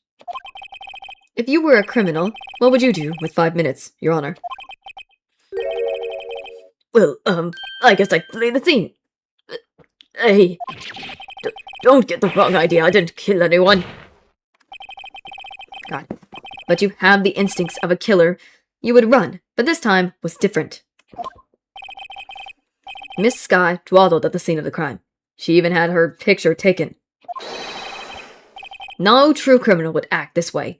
It's inconveniable. Not her getting damage again. Oh, then it seems we've come to the end of this testimony. The witness has a grudge against the defendant and a blank in her testimony. Mr. Edgeworth is the next witness ready to go.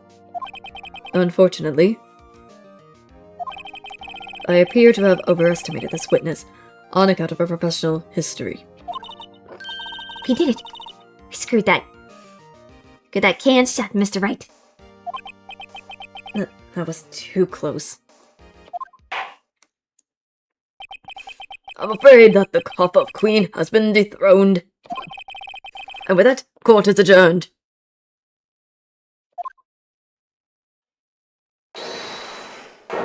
Hold it. What the? Mr. Edgeworth, you ordered the squid wheels, right? That's the one she tried to frost off on me. I prefer not to take the defense team leftovers. Anything else to say? I might be able to save you. I have decisive evidence. What was that? This is another one of her trick lunchboxes. My apologies, but we have no further questions to ask of you, Miss Starr. Ah. Is this your jumbo lunchbox? Oh, a triple-decker. This man plays with the lunches. Out of deference to the witness determination, I will allow one more testimony. Offer the lunchboxes, my god. Let's hear about the decisive evidence. I'm hiccuping so much it's making me mess up my... It's making me mess up me. Talking and saying stuff. Like the Lunchland motto says, you won't be disappointed. What's she going to pull out of her lunchbox this time?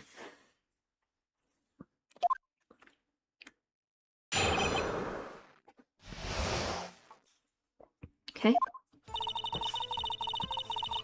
I should have mentioned those 5 minutes when I was looking at the crime scene. And now, for the matter of the victim's shoe. Did I not bring this up? 2 types of blood were found on this shoe. One was, of course, the victim's, and the other blood type matched that of the defendant, Miss Lana Sky. This shoe proves it. It's flawless, decisive evidence.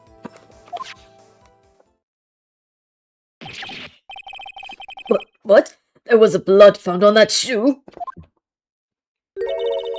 Try Lunchland for all your lunch and decisive evidence needs.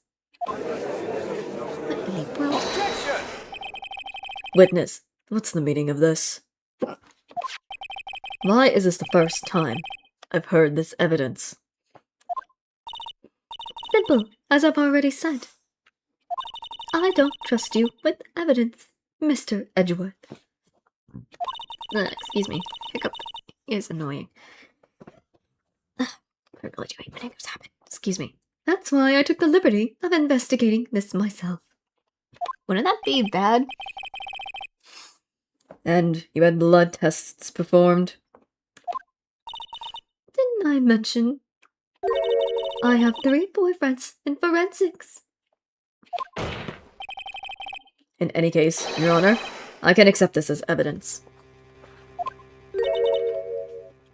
What? You must know that 2 rules of evidence law. Rule 1. No evidence shall be shown without the approval of the police department. In other words, the shoe is illegal evidence, at least for the time being.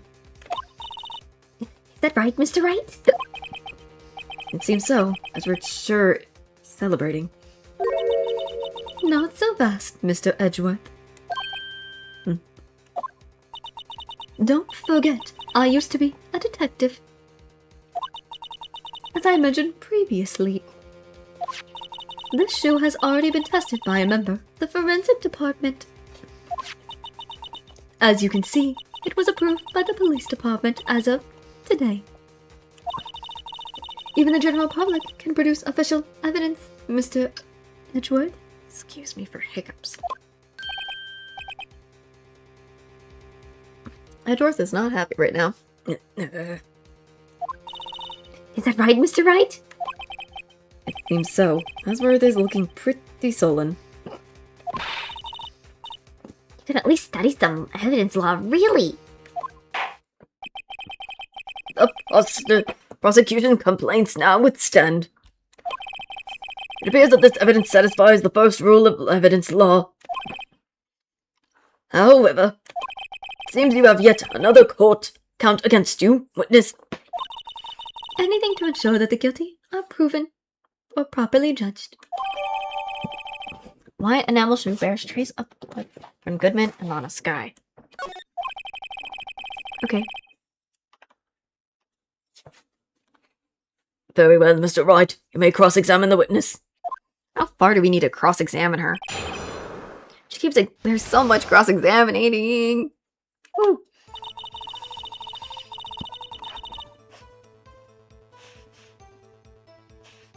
Okay.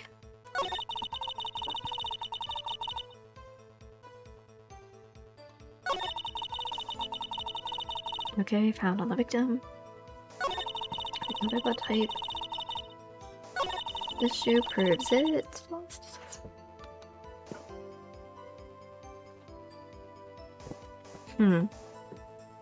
it! Can't let this episode go through without a fight. You ordered the peppered fish guts, right? Some like it hot, Mr. Wright. Some like your client. Is she using enough hot water to make a whole fast of soup? Miss Wright, do you or don't you have problems with the shoe? A problem. Is this critical? Is there a problem with the victim's shoe?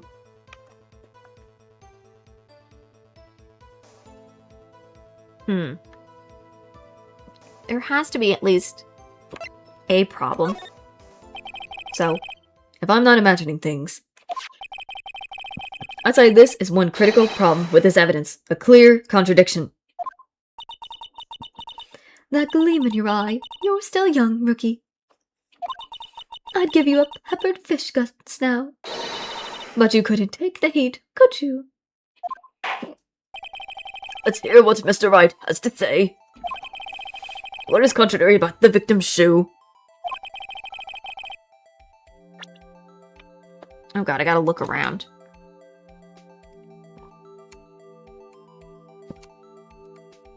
Take that! I wonder if you noticed. There's blood on the bottom of the shoe. Don't mess with me, rookie. Would it be your blood on the bottom of my shoe? Indeed, there is quite a bit of blood on the bottom of the shoe. It makes sense. The victim was stabbed with a knife.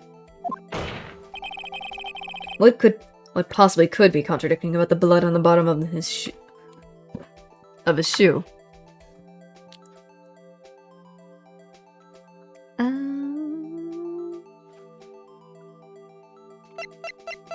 Would it be the photo? With the imagery here? Because it has to be, right? Take that! What about footprints? You would have seen footprints. The problem lies in the footprints. The footprints? Note that the bottom of the victim's shoe is covered in blood. Then, isn't it strange? Why weren't there any bloody footprints found by the scene of the crime?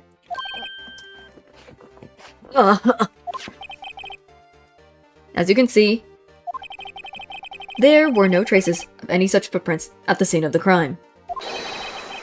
That contradicts your claim about the shoe. Objection!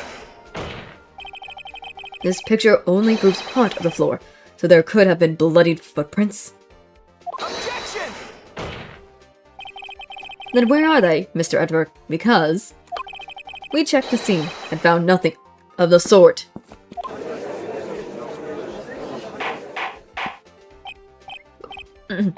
Order! Order! Order! Well, witness. What?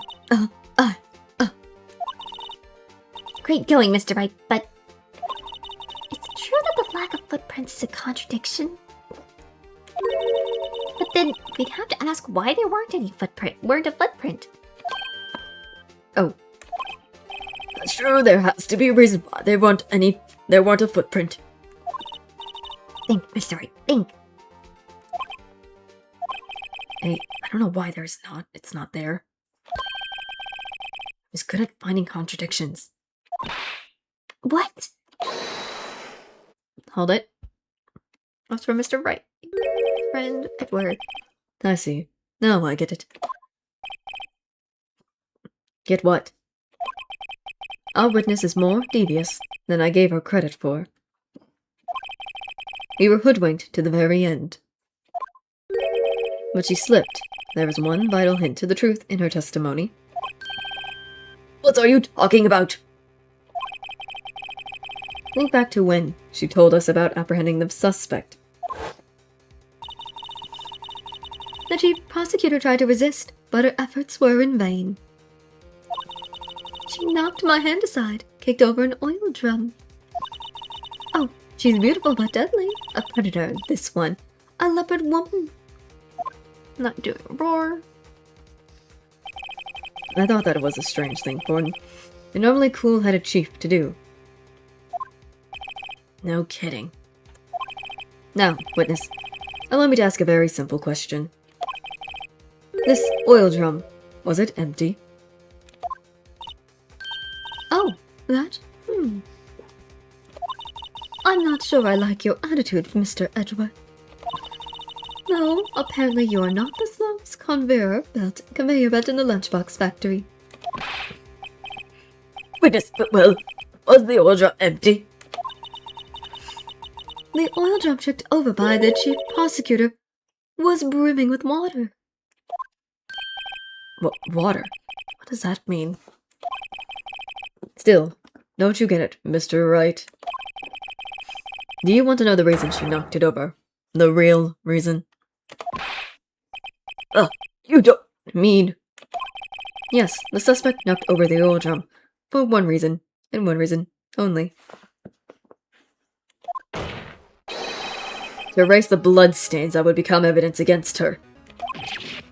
Oh, great. That ties things up quite nicely. The blood stain left on the victim's shoe ties her quite clearly to this murder. After the deed was done, she knocked over the oil drum to erase the telltale signs. Why, that's a prosecutor's specialty. Erasing evidence. That reminds me. Miss Sky's right hand was hurt. Did she say she cut herself when she stabbed him?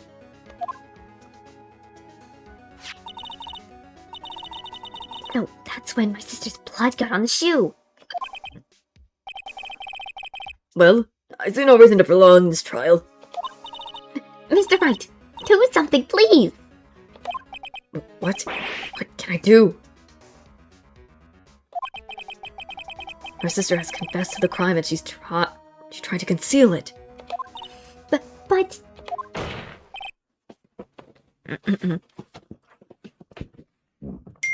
Goodness me. Let's see. Enough. There is no need for further debate. The verdict, Your Honor. Very well. But Angel Star is on the prosecution's side. You could have been lying about the water. This court finds the defendant, Miss Lana Sky.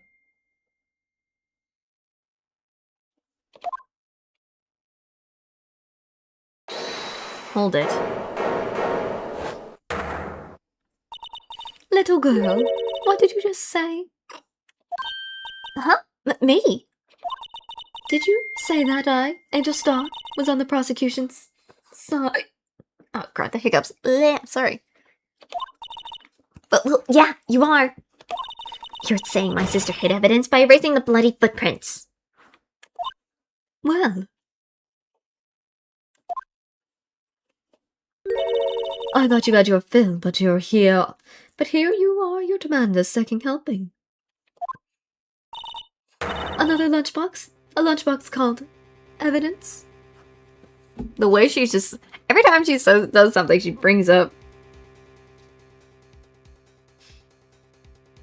evidence.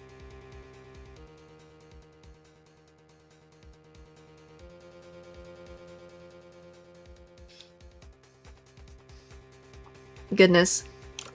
Interesting.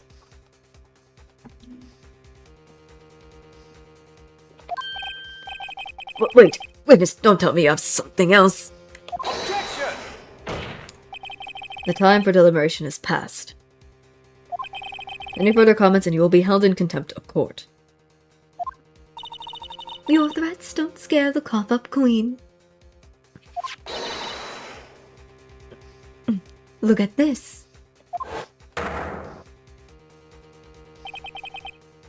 A photograph.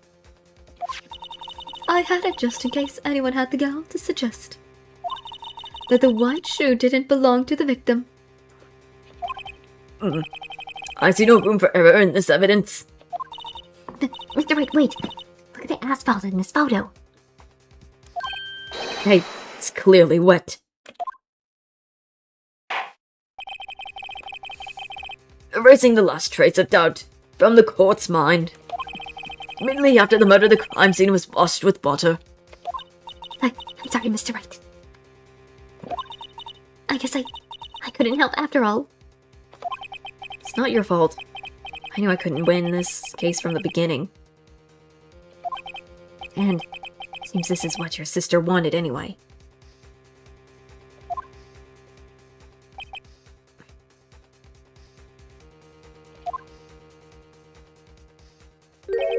I'm so sorry. I'm sorry, Mia.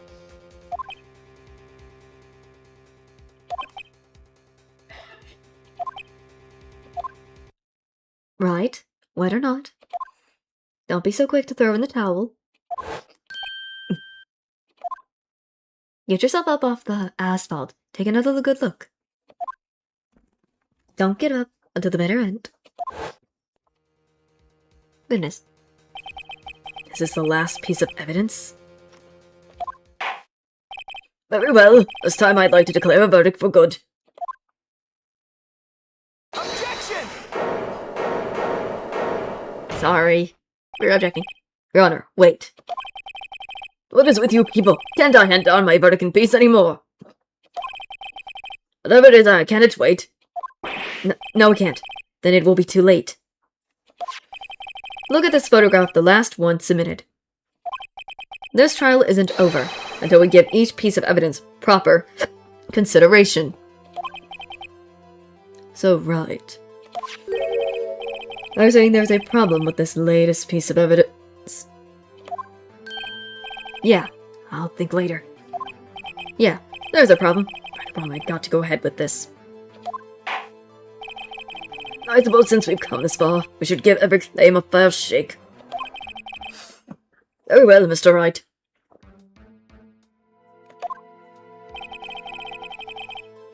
Show the court the problem.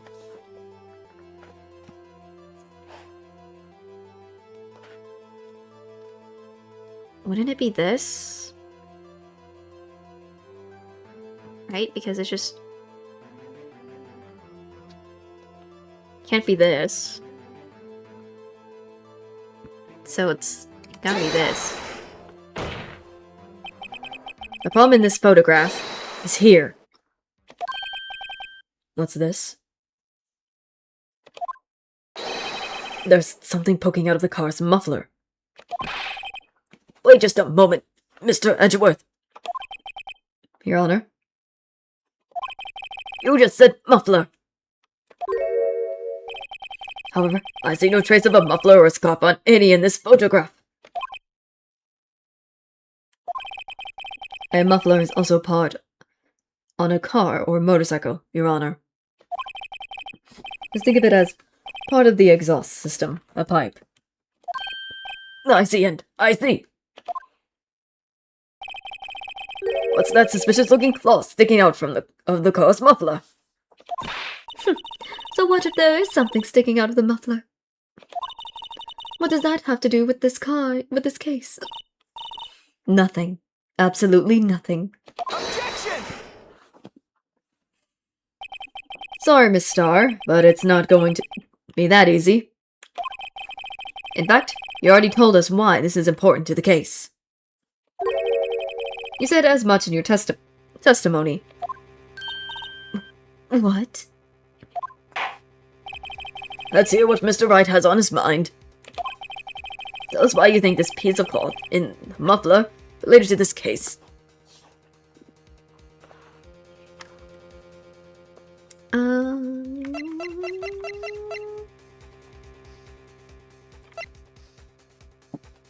Her phone?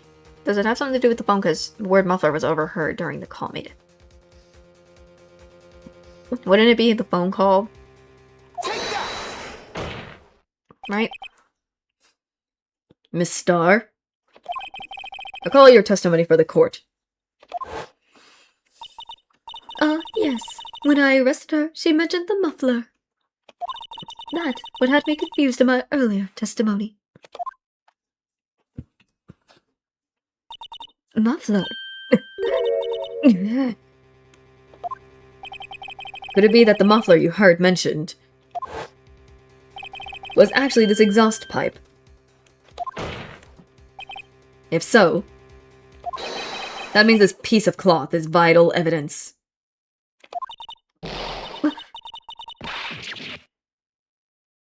Whoa. That just happened. Well, it seems we'll have to suspend the proceeding. Suspend? I find myself wondering about that piece of cloth. If we would leave any questions unanswered here, we do as decisive to the law. The service, sorry. Have the car at the crime scene inspected at once, and bring me that cloth. The verdict will wait until after we see all the evidence. Agreed. I suppose so. Phew. That was close. But we made it. At least for now.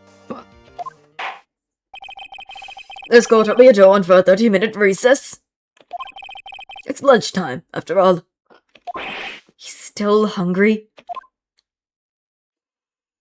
Golly, so much is happening. So much is happening. My hiccups are annoying the heck out of me.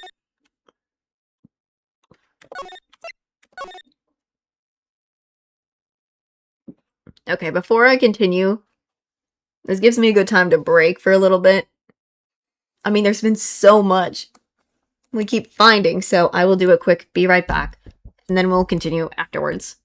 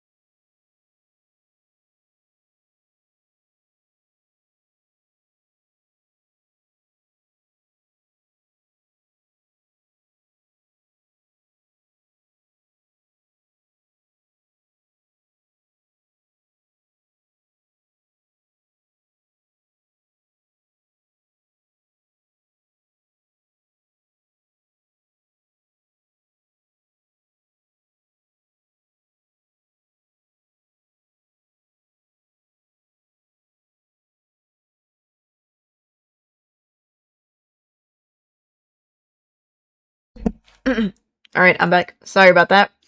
Let's get me some more water. Stuff, so.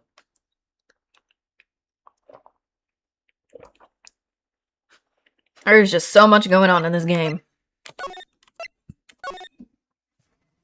So I am just going a little crazy. In a way. Okay, we're back at the district court. Lobby number 2.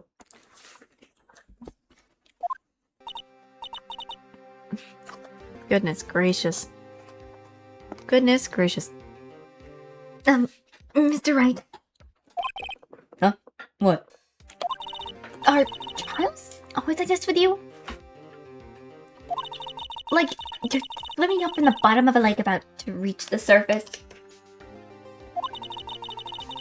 But no matter how hard you paddle, you never seem to get there. Pretty much. Except today, we're swimming in quicksand.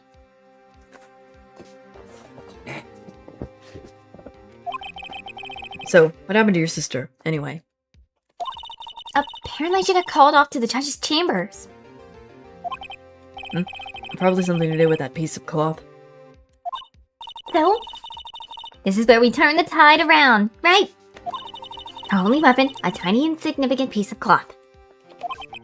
I'm the one who's starting to feel tiny and insignificant, to tell you the truth. Hola, partner. Whoa. What are you doing here, sir? Marshal. I say you show a red cloth to a bull. It'll fire up its temper. That's what they told me when I saw Youngton, at least. Oh, Pup. What are you doing sniffing on the ground for? Officer Marshall. Thought I'd come take a look and see how the trial's going. Looks like I'm late. I got the home ranch locked down tighter than a fort in enemy territory. That's hard to slip out, huh? What's going on over there, anyway? All the police I've seen in the last 2 days have been really on edge. Don't you got enough on your plate without worrying about other people caught, right? You could be worrying about the chief prosecutor's state and mufflers, for example. Officer Marshall, the whole muffler thing didn't have anything to do with scarves. She wasn't even wearing a scarf. You don't say. Now, don't that just beat all. I've seen the red breeze blow at her slender neck many times. I saw that day too. She was wearing a red muffler. Hey. What? At the award ceremony that afternoon, Edward's seen it too, I'd reckon. What does that mean? In the photograph taken at the crime scene, she wasn't wearing a scarf. So, Miss Star was mistaken?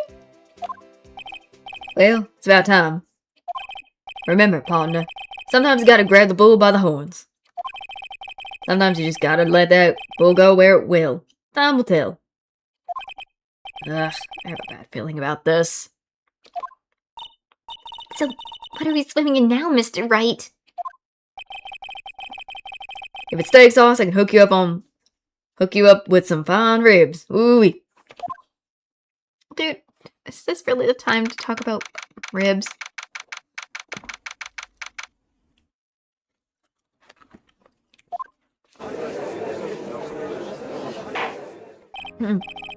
I'd like to resume. What's up? The judge keeps looking over at the prosecutions. Whoa!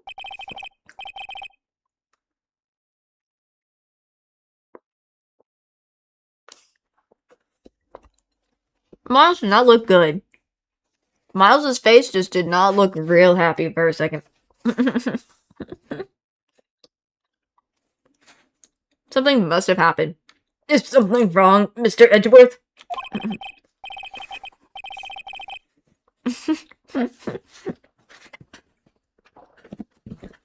Goodness gracious. Your face is blue, your lips are purple, you're sweating bullets. That furrowed brow, those grinding teeth, those watery eyes. What's more, your eyes are unfocused. You're doubled in something. It can't be. This can't be. Happen. This can't happen. Interesting.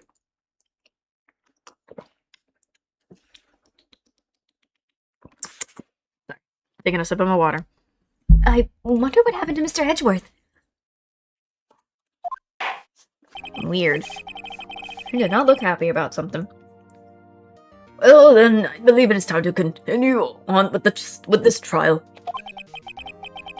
During our recess, I requested that the prosecution conduct an investigation.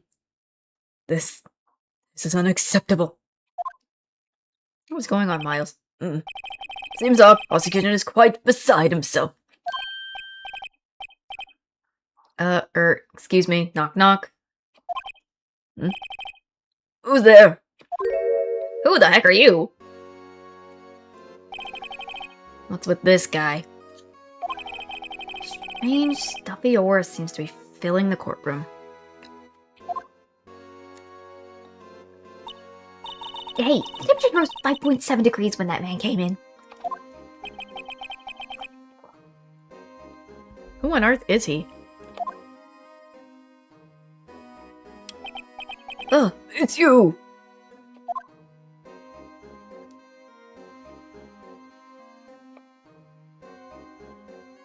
What's going on? Oh, oh, sorry I'm late. Dudzy, roads were packed, it's just me. Long time no see, Dudzy. How you been? It's been much these days? Oh, hello. No, I have been so busy. Oh, Udgy, I think it's supposed to be Judge. Busy, smizzy, Udgy, Jedgy. My boy, you have to make time to relax. Yes, indeed. Udgy? Seems to be his nickname for the judge. I'm afraid you're right. Very afraid. Sorry, but who are you? So you're right-ho, the attorney. I've heard good things about you, son. Thanks. So sorry about our little worthy giving you all that trouble, eh? You know, we should all go swimming together sometimes. Jolly! Little worthy? Mr. Wright. You don't know the district chief of police? Chief of police? He's top-ranking police officer in the entire district. The way he just stands there like this and doesn't say anything. Goodness, it takes forever almost on my end. Name's Gant. Damien Gant. Pleased to meet you, everyone. Okay, that's Gant. So, what do we owe you this honor today? It's been over 2 years since you last came to this courtroom, hasn't it? Well, it's worthy here. Look at the proof, poor fella. I just thought I'd help out by bringing this. Hey, that's... My sister's muffler? So Miss Star wasn't just seeing things. When the crime occurred, Skies really was wearing that muffler. But to think that it was all stuffed into that exhaust pipe. Oh, little Worthy's car, no less. Oh, on. Excuse me, what the frick? Alright, keep. It's real quite embarrassing, even for us. What's this? What you call a switchblade knife. Quite perplexing, isn't this? Objection! Chief. What kind of outfit are you running? Mr. Edgeworth. How could they miss such a vital piece of evidence? If your investigators are this lax, how do you expect us to do our job? Now, wait a minute, Worthy. I've no desire to hear your excuses. I'm telling you to wait. Oh, didn't you hear me? Have a look at this document. Where's this person in charge of this investigation? There's no mistaking that signature, is there? Miles Edgeworth. That's not fair. The day of the crime I had... Your head's in the clouds because you got that award. I know how you feel. But you're the person in charge. I expect a written apology. What is with this guy? What? I'm serious. Don't be too upset. We'll find a way to clean up this mess. Had you made?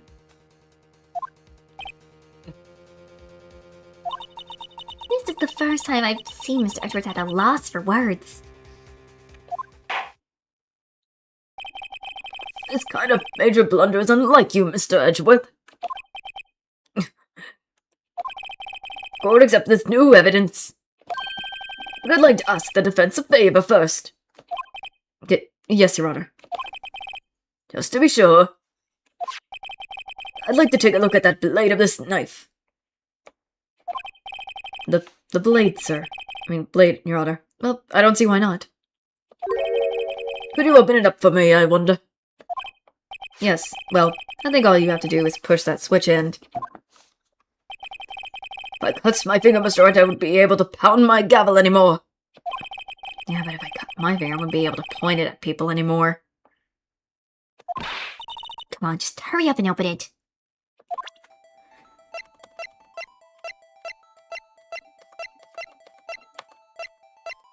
It's this thing here. Okay, we got to somehow open this thing.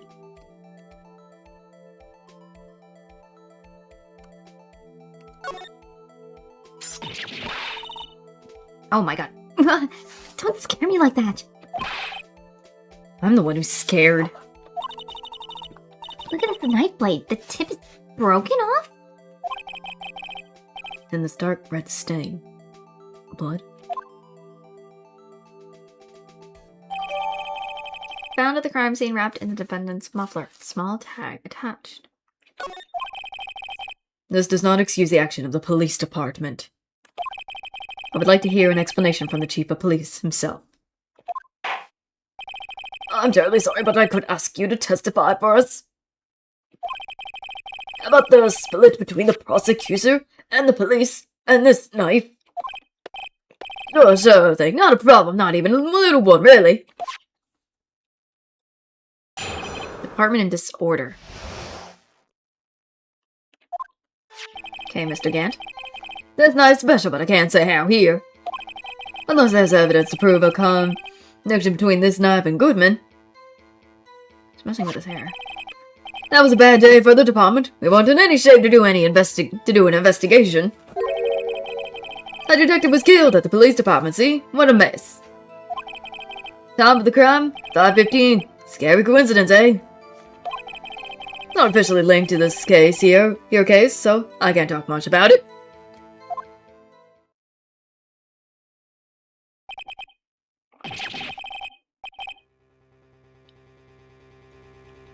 There was a murder at the police department?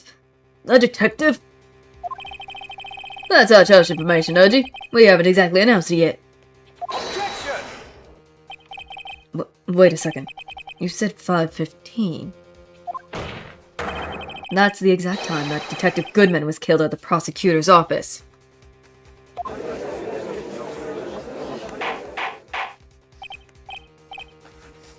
Order! Order! Anyway, we all in the department. We're all flushed, as you might as well assume. We're in the middle of a top-secret investigation. Don't tell anyone, okay? I think we understood the police department's situation. Well, Mr. Wright. Two detectives killed at the same time in two different places. The chances of that are really slim, scientifically speaking, of course. I'd like to exercise my right to cross-examine the witness. Very well. However, keep your questions focused on the case at hand. Okay, this is gonna be interesting. Okay, Mr. Gant. Knife.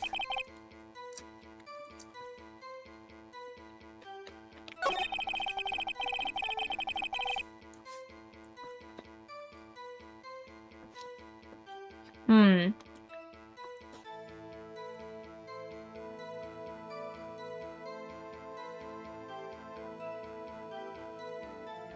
Mm-hmm.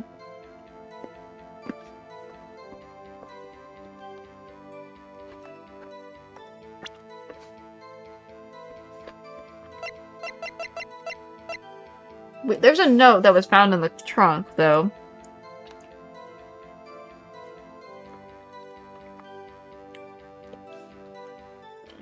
So, I guess let's do this.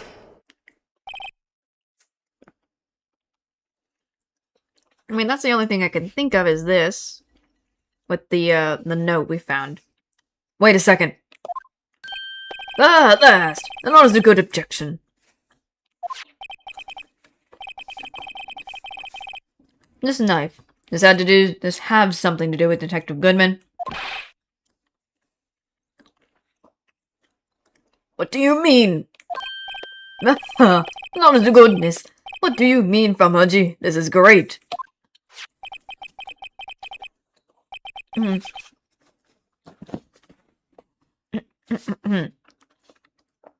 at this tag on this knife. It reads SL92. And this is important. Why?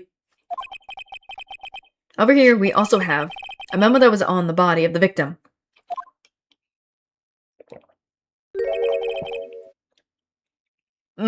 What's this? 6 minus 7s 12-2. Your Honor, it's upside down. Upside down? Or upside down. I thought it was upside down. Same thing. I guess. The printed name on the memo makes it look like it's up right side up.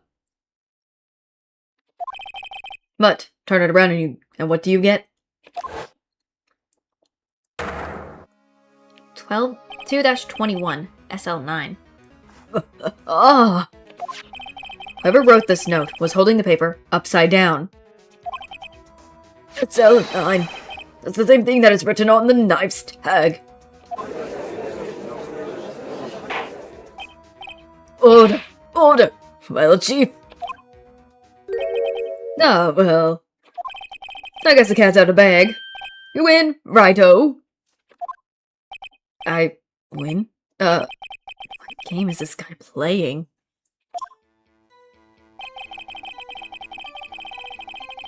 This knife was evidence?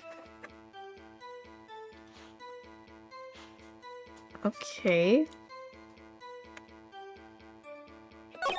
That was a bad day at the department. We weren't in any... Hold on. Something happened at the police department too, huh? You got looking around there, righto, my boy. Sharp hungry. So, something did happen? And why wasn't I informed? Why weren't you informed? Well, didn't you ask? Well, why didn't you ask? No matter, I understand. You were busy. What's with Lonnick's case and all? Well, what happened? What happened at the police department that day? Detective was killed at the police department. That's weird because we have a dead officer in the prosecutor's office area in the parking lot. That don't make no sense. Why two just happened? That doesn't make sense, buddy. Buddy boy.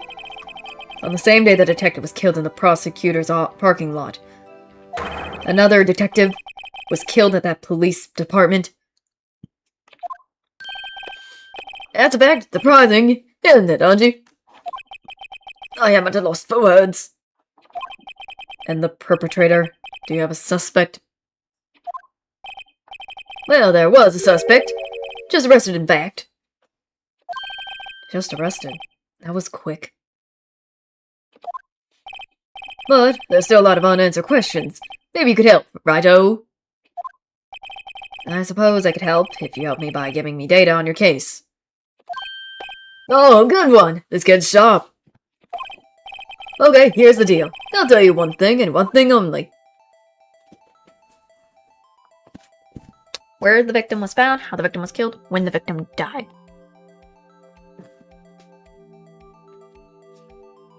I feel like where is where is the victim found?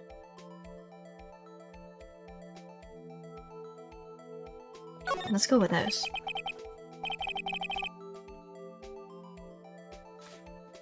Now tell me, where was the victim found? Well, I can't speak up where the corpse was found. But I can say the crime took place in the evidence room at the police department. The evidence room? Well, wait a second.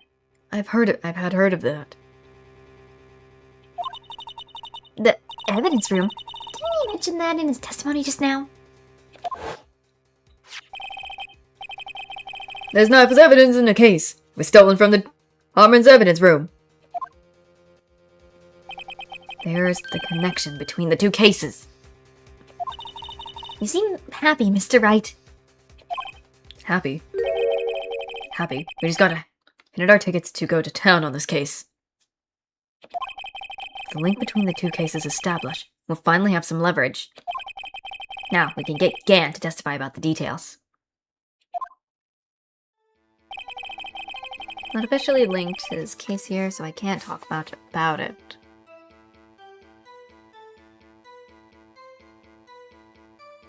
Hmm. 5:15.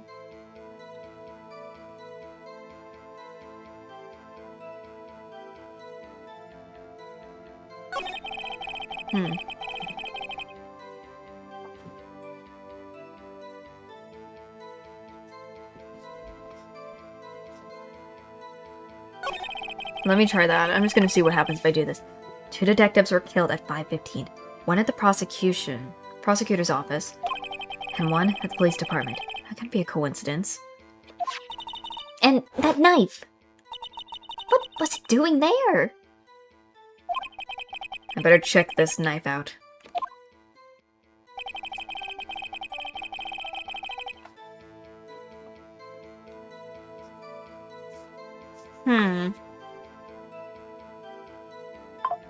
Something about this sentence doesn't make any at all. So, this knife.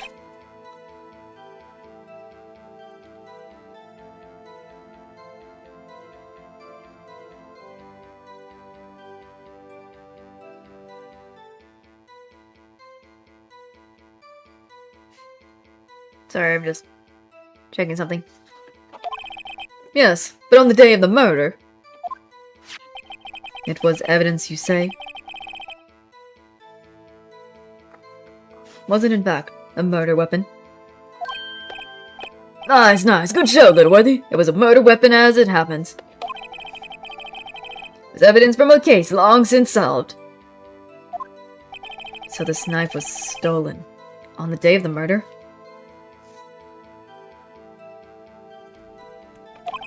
And it was found in the exhaust pipe of Edgeworth's car. Weird. Hard to think there isn't a connection there.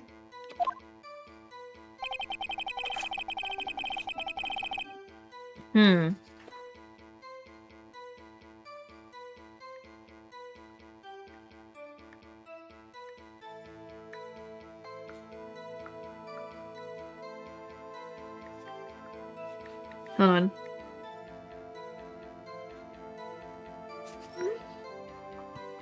So, hold on.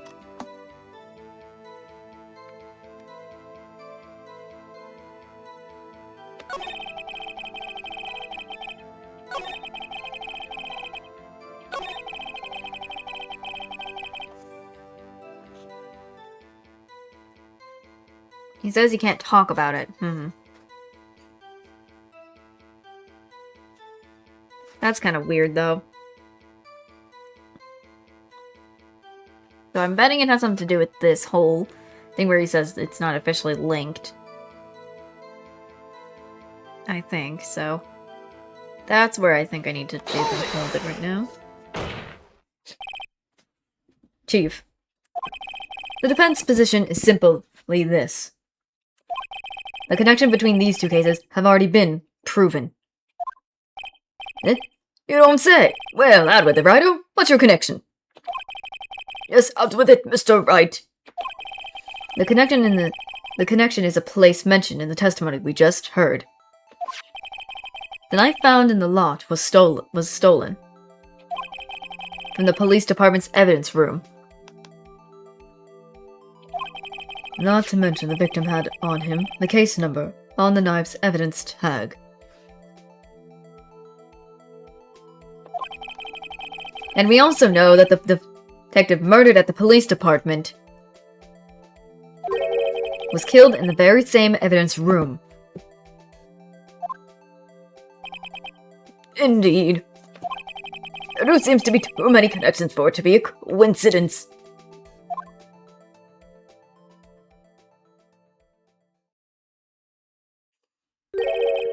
Oh my god, I had to wait. You two make a good pair. It took Mommy 2 days just to find out what you deduced right here.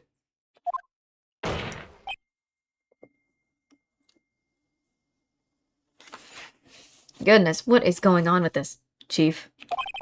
Arrest had to release your information on the victim at the police department. See, that's a trigger prey part. Haven't been announced yet, at all. You get the information. Unofficially?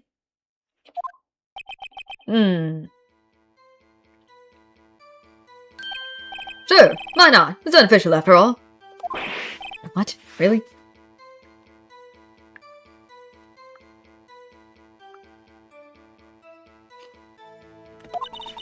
Would have guessed.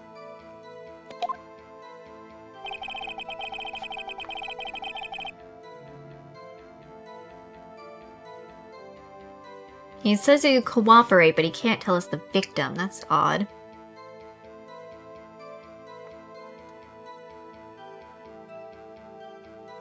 Let's try this. You're going to tell us a little. Why not tell us everything? Ah, well, case information is sticky stuff. You have to do everything properly. Oh well, I guess I might as well try to get what I can out of him. Victim's division, ID number, the victim's gender. Victim's ID number?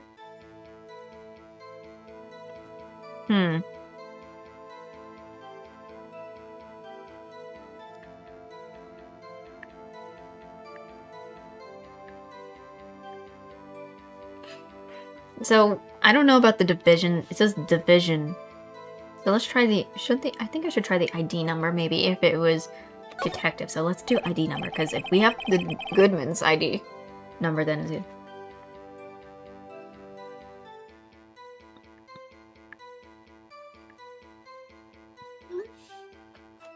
So... Okay. How about you tell me the victim's ID number? So, why not? It's not like you'll be able to tell who it is from that. Of course not. You won't tell me their name, after all. We keep a tight lid on ID numbers, so don't go getting your hopes up. Number is... 5842189. Wait, what? Oh, that's quite long. And we have to remember these. It drives me nuts. 82... Ah, I can't do it. You didn't even get the first number right. Well, Mr. Wright, does this tell you anything?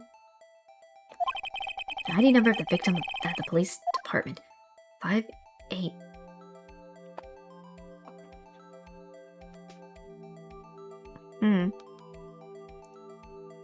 Feels like it does tell us something, because it feels like it's almost the same number from Goodman's. Almost, so this tells me something. Actually, it does, Your Honor. It does. I think. Meaning. It has to be what I think it is. But what does this mean? Well, let's hear what the defense has to say. You say the ID number of the detective who was murdered? The police department? Tell you something. What does it tell you?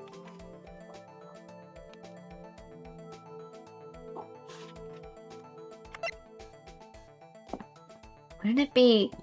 Wait, this is Goodman's. Isn't that Goodman's? Ah, I'm getting called. Hold on.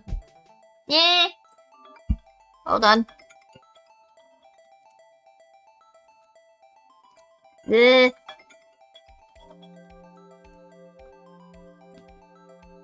Yes. Yes. I'm just chilling. Playing my game. Yeah. My mic isn't closing.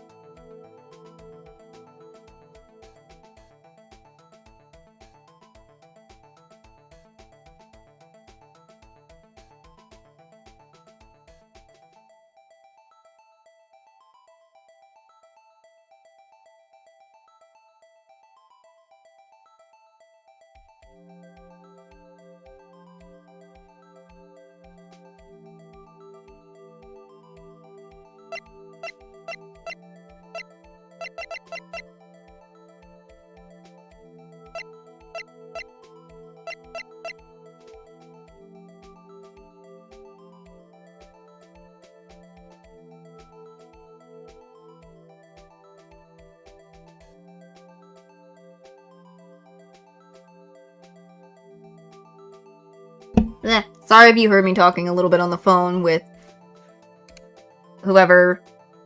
That was just, I was taking a check on one of my family members, and they just called me, and I thought I had muted my mic, and it just didn't work, so if you heard me conversating with them, my apologies on that. Anyways, wouldn't that be Goodman's ID? It was the same number. Felt like the same number. Is he talking about Goodman? How is he... What?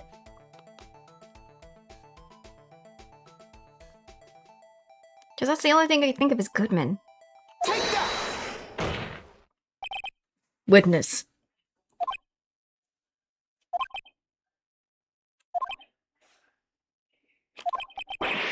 What is it, Mr. Wright? You're grinning like a schoolgirl on prom night. Prom night? No, it's just... I got confused. And this is news. Huh? Just come out with both guns blazing, like you always knew. The police department, the prosecutor's office. 2 places, 2 detectives murdered at one time.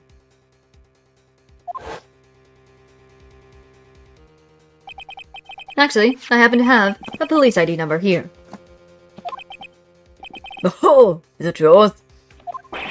No, Your Honor. I'm a defense attorney, remember? This is the ID number of our victim, Detective Goodman.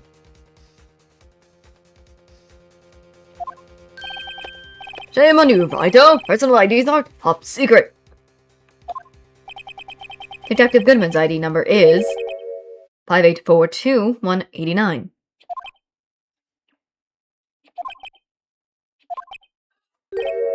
And this means what, exactly?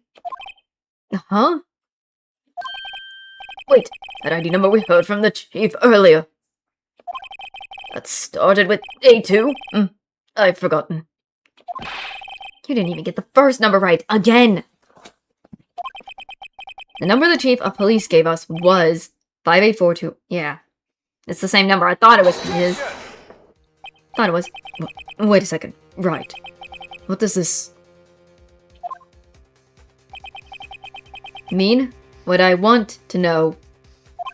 The two number IDs are identical. In other words, the detective killed in the police department evidence room was Bruce Goodman. What does our witness think about that?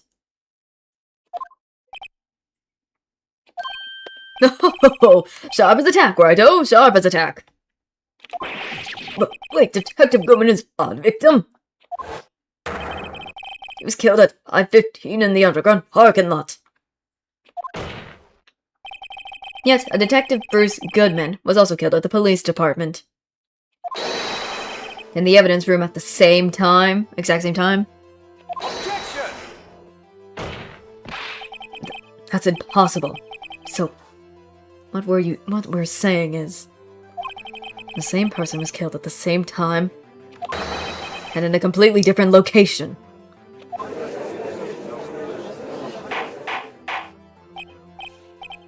Order! Order! Chief, what is... No. What I want to know is, why didn't I hear about this? Yes, it's top secret. Fine. But I'm the prosecutor in charge of the case. Now, just wait a second, Worthy. No need to get all flustered. Your Honor, the police department has made a grave error in this case. Wait. I said wait. Oh, goodness. Oh, didn't you hear me?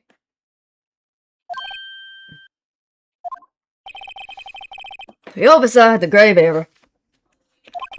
Mr. Edgeworth. They're yours. What? How? How dare. We informed you yesterday. I believe it was Officer Meekins who brought you the news. Officer Meekins. Mr. Wright, where have we heard that name before? Wait, aha. They're... Excuse me, it is Mr. Edwards, anywhere on the premise? I'm here, sir, at the request of the chief, sir. I got your report, sir. Oh. You don't mean him. According to Meekins, you didn't accept the report. You didn't respect the report. Or accept, excuse me. Hard to believe. But your officer told me... What he told me? He said the report had nothing to do with the Lana Skies incident. Dr. Bruce Goodman, murdered in the police department evidence room. Mr. Edgeworth, the victim's name is written right on the top of the report. Why didn't your officer tell me? Honestly, I'm not sure if that officer was capable of making the connection. He did seem challenged. In any case, this is a serious error. A gross negligence of duty on your part, Worthy. Objection! But, sir... I'm messing up. I don't know why I started. You could have submitted that report this morning to the court as evidence. Then I...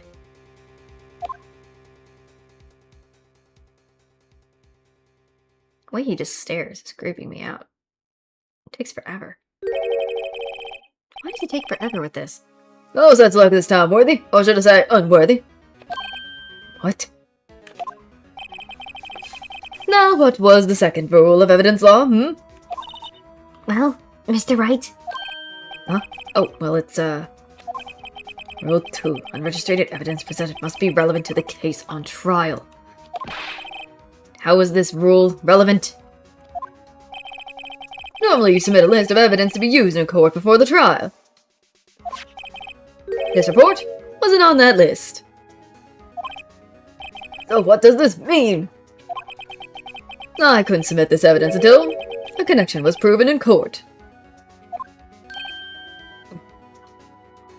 Jeez. People coming in, hope you're doing well. Welcome on in. Goodness me. My equipment is right now very scuffed, so I don't see it appear on the stream stuff, so I apologize. On the thing. Anyways. Good next image is proven by right over there. Good job, Ryder, my boy! Huh? I was just doing my job. No. No! Oh, poor Edgeworth. What is happening? My god. It seems we have come to the end of this trial. I know you're going through a tough time, Worthy. What with all those rumors? You were even the defendant's chair just this past December. I apologize for this terrible lack of due diligence on my part. Mr. Edgeworth? Please, just give me one day. I'll get to the bottom of what happened, if it's the last thing I do. You better get results this time. Really. You have my profound apologies, sir. Poor Mr. Edgeworth.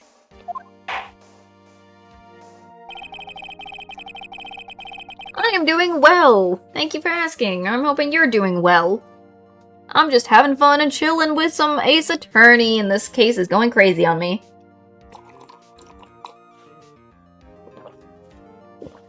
Goodness me, this case is making me going crazy. Anyway, I don't think there's ever been an error this series in history of this court. I will grant one further day as the prosecution has requested. Will that be significant, Mr. Edgeworth? Yes, Your Honor. Thank you. Whatever your punishment for this, for sake I hope it's not decisive. There's... Very well, court is adjourned. My god. There's so much we keep finding in this dang case, it's crazy. God.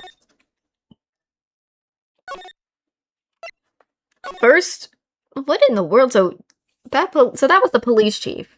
We never met him. Why have we not met him until now at the court? So much is going on that I'm not understanding. And I'm still trying to figure out, slowly but surely.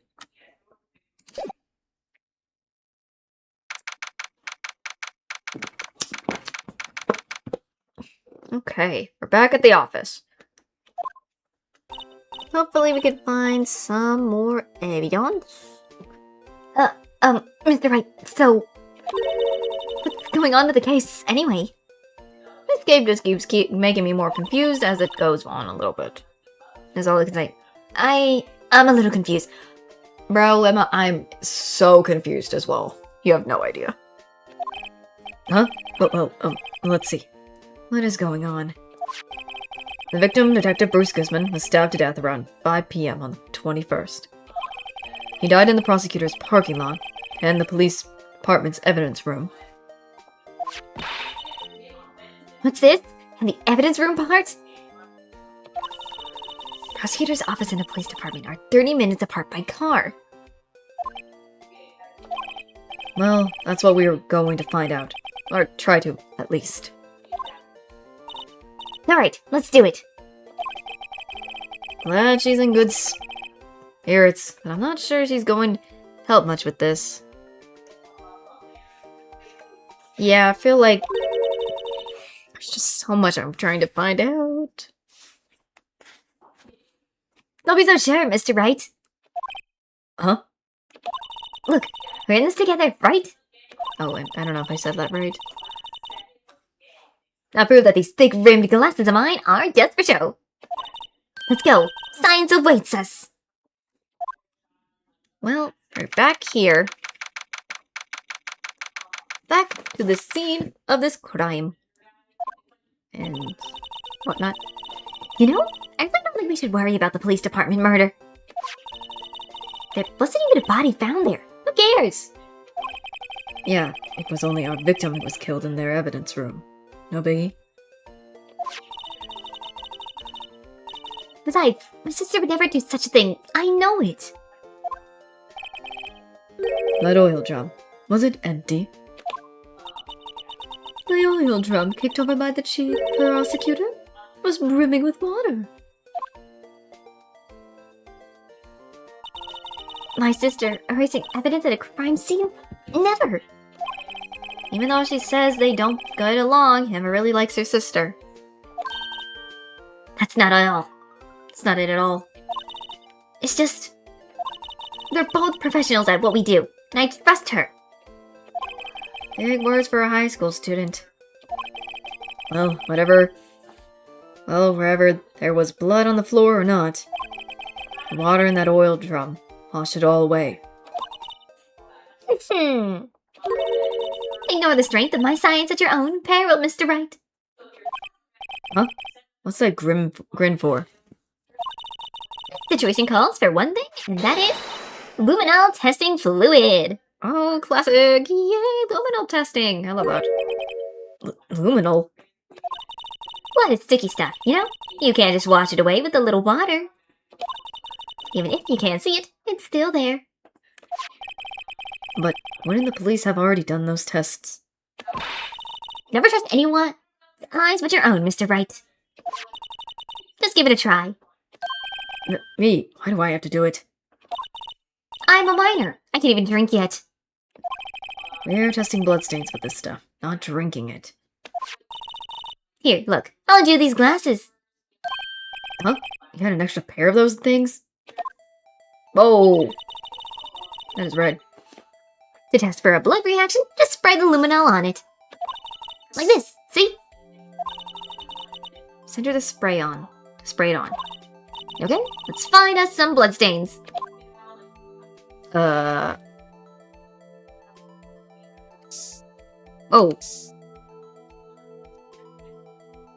That is sprayed right there.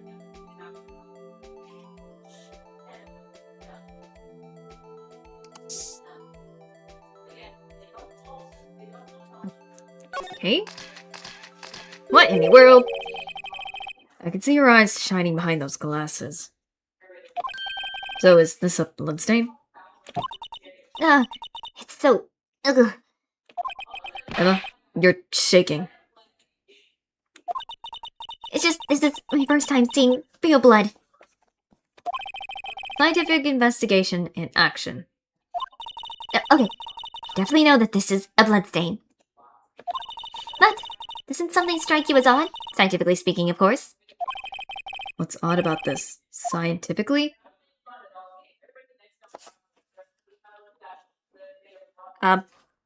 It's usually, I think it's the amount of blood. There's not a lot. If you would expect a lot. If anything. The perpetrator and Detective Goodman fought here, right? Don't you think there's be a little more blood? I definitely think so. I mean, look at all the blood on the sole of the victim's shoe. It is pretty strange. If they fought here, they'd have to have been more blood than this. Hey, Mr. Wright. I'm gonna mark up the floor plans when we find the blood stain, okay? See? I'm pretty handy to have around, right? Yeah, and this stuff's pretty handy too. I saved up my allowance to buy that. Luminol testing. Fluid received from very proud. We can't be sure that the police will reveal all the evidence in court. Sometimes they fail to mention evidence that doesn't fit with their view of the case. Then let's drag that hidden evidence out into the light of day. Yeah. Feels like we're really investigating a crime now, doesn't it? Guess I should give this a spray on anything suspicious. Huh. Oh, it's her. It's this girl again. It's Angel. I wonder how that fluid of yours would react to a nice deli box. Miss Star! You'll only trust your own eyes. Not bad, you two. Oh god. This day-old deli box is on the house. Sorry, it's just kind of late and doesn't really get my mouth watering.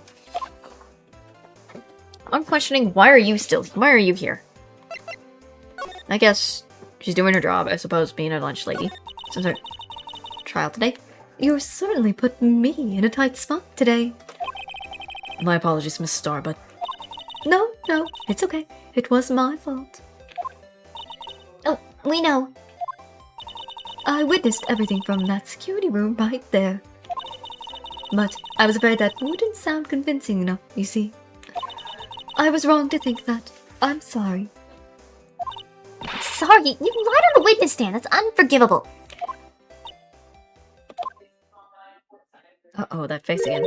Little girl, don't forget what's important here. Even if the place I witnessed the events from was different, I still saw what I saw. I saw Chief Prosecutor Skies stab a man in cold blood, and that testimony still stands. I swear it on my honor as a detective. She stabbed Goodman.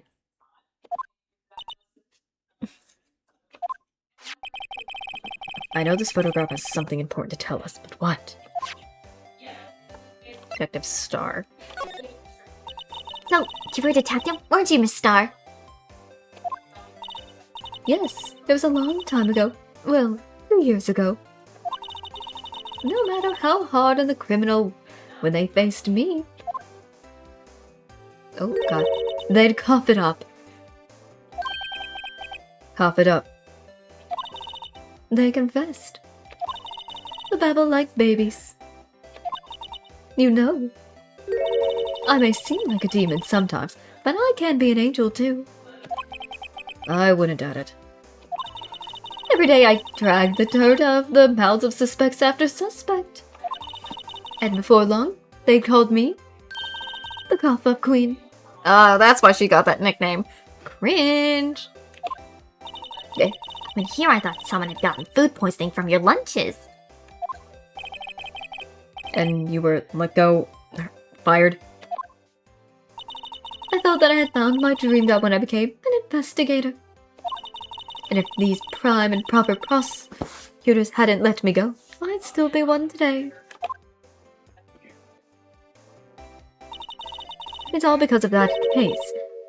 The 609 incident. 609 has something to do with this. 609? Wait, she doesn't mean... Okay, if I present her that knife, I think, or the note, or something. We gotta present her something, because it said something about this whole thing, so I might as well present this instead. Start with that. What do you know about this? The SO9 incident. It's written on that knife. And on that note. Goodman. Goodman was the head detective on that case, you know. Oh! Really? That knife was evidence from that case. The murder weapon. It was dull for transferal. It was due for transferal the very day that Goodman was killed. Okay. As I suspected. The SO9 isn't over. Not yet. Do you think you could tell us more about the SO9 incident? Does it have something to do with Goodman's ID?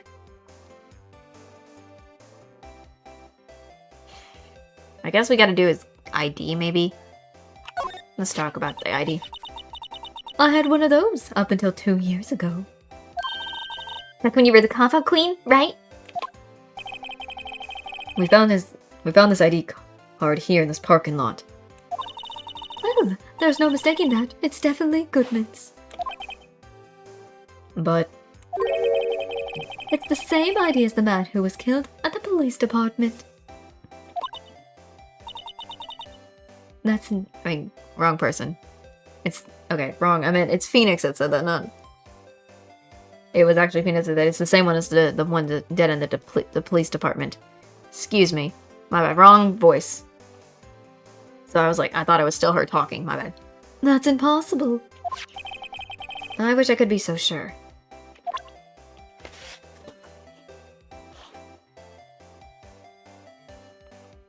There's so much I need to ask her. There's so much.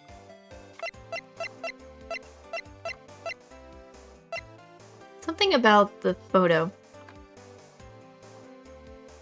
Let me see about the picture. Maybe she might have something to say about it.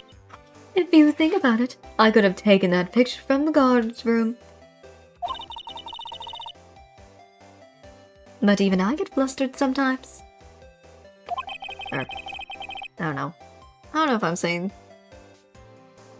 I don't know if I'm saying these right. So you went straight to the scene of the crime? I rushed towards a chain-linked fence in an effort to stop the murderer. If I mess up my voices, I apologize. I'm trying to look and at the same time with them. That's when I took this photo, yes. In other words, 5 minutes after the crime. Those 5 minutes are the whole problem. The hole in my testimony, as it were. The 5 minutes weren't the problem, Miss Star. Your lying was the problem. Listen, little girl. I've had my testimony disregarded before. And I wasn't going to have it disregarded again. Just like that time. That time? What in the world is she mentioning? The Cell 9 incident. Let's ask her about this. That's gotta be something. That incident really opened up my eyes to the truth. We're nothing to them. Disposable. Disposable? To who? 2 years ago, it was the biggest case I ever handled. Oh, that's when she was on the force before. The police and the prosecutors were desperate for decisive evidence. So they didn't solve it? On the contrary, it was solved quite cleanly. The criminal was caught and executed. Executed? Yes, the criminal got what was coming to him. It doesn't get any cleaner than that. The only problem was, they never did find decisive evidence. Not a shred. What? But the criminal was executed, right? On the basis of evidence of a sort. Made up evidence. What? You mean they executed someone with fabricated evidence? The best part came several months after the trial. Every detective involved with the case was dealt with. Some were demoted to patrolmen, others found themselves out of a job. And you were one of those? Myself and one other person you know well. Wait, could it be... Exactly, Detective Jake Marshall. Police Department Security Detail. Officer Jake Marshall. Okay, that's new. As professional detectives, we investigate that case from every angle. Jake was particularly determined. And then it was over, and he was demoted. However, he hasn't forgotten, and neither have I. You haven't forgotten SL9? There was another side to that case, a hidden side. That's what we were after now. And no one up in their fancy offices can stop us. Wait! Those lunches you sell.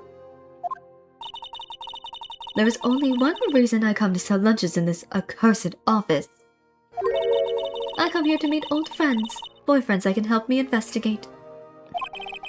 Miss Star's old boyfriends. How many does she have anyway? That's when all the detectives on SL9 have disappeared. We find new evidence. There has to be a connection. So, rookie, What? it seems like you're serious about investigating this case. Yes. That is steak. Then you should take this. A Salisbury steak lunch? I know a certain guy who might help if you tempt him with this treat. See it from a putting Officer Marshall. Oh! That's for Marshall. Okay. Miss Stars? Officer Marshall is here, are you his... Are you... going out? Why do you want to know? I was just wondering what happened to him. A long time ago, when he was helping my sister do cases, he was so nice. He got along so well with my sister. Made me jealous. And he was nice to me too, back then. This would be when Officer Marshall was a detective. But now he's so cold. Jake and I are merely cooperating on this investigation. We're putting the past to rest, as it were. Nothing more than that. I see. Thank you. Officer Jake Marshall. Okay, so now that we've talked to her about that stuff.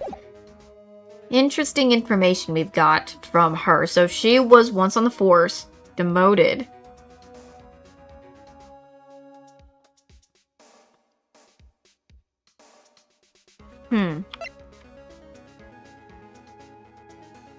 Along with Jake Marshall. But what about Goodman? Was he one of those too? I guess let's go to the police place first, because there might be something here.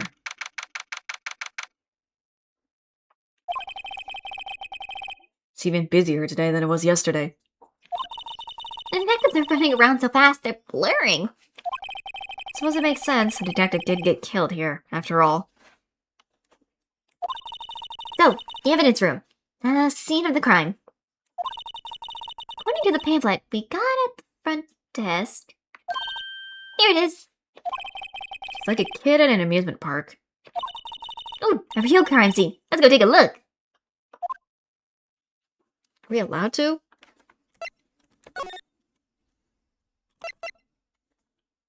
And then there's the guard station.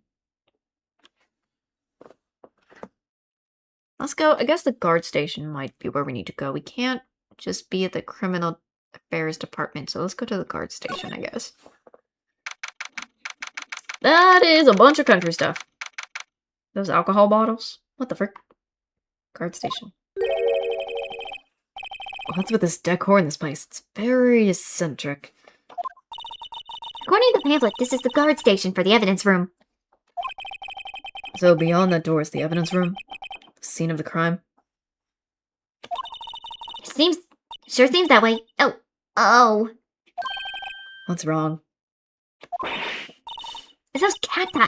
They're so prickly, so imposing. It's hard to think straight. Can't handle the cacti. Stay out of the desert.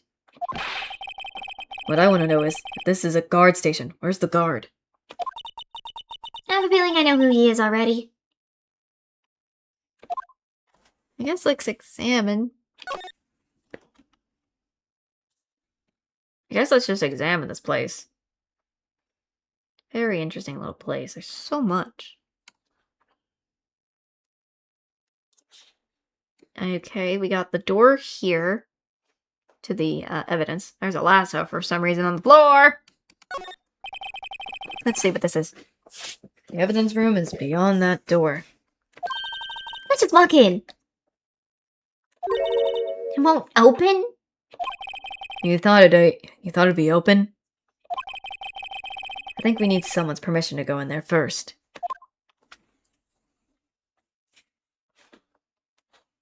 So if we can't go in there... I mean, this feels like Marshall's probably been in here, and this is where Marshall's is. So much. I want to click everything. There's a lasso randomly on the ground, though.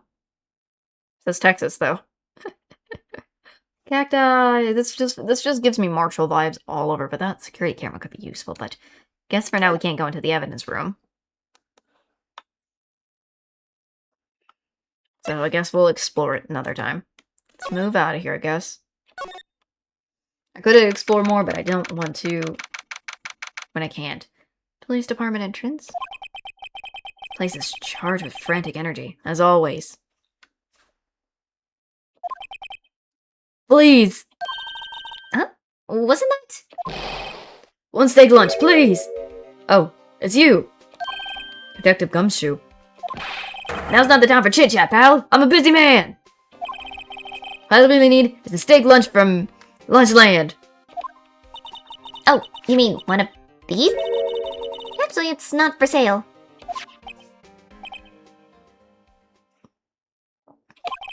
I think I just heard the sounds of his heart breaking. Now's no time for despair. We caught our criminal. Now we just need evidence. The criminal, you mean? You've heard about the stabbing in the police department evidence room, right, pal? On the same day that a detective was killed in the prosecutor's parking lot, another detective was killed at the police department. And the perpetrator. Do you have a suspect? Well, there was a suspect. Just arrested them, in fact. It's the biggest scandal to hit the station in ages. Everything's topsy-turvy. But, Detective Gumshoe, who was it? Listen, pal. All I know is I need a steak lunch pronto. Standing here talking isn't going to fill my belly. But wait, don't leave! If you want to know more, head down to the detention center, pal. Question should be over, so I figured he's down there having a good cry. Later! He ran off to the evidence room. Well, this investigation is off to a turning start. Great, this is getting even weirder and weirder every time. Guess we gotta move. Let's go to the office. And move again. Pension center, I think we needed to go there, actually.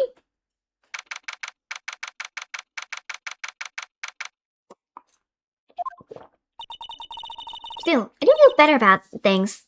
A little. I mean, they called the person who stabbed Detective Goodman, didn't they? Yeah, I guess they did. Best not to go far down that road right now. Things will just get confusing. Ow, my ears. But what was that?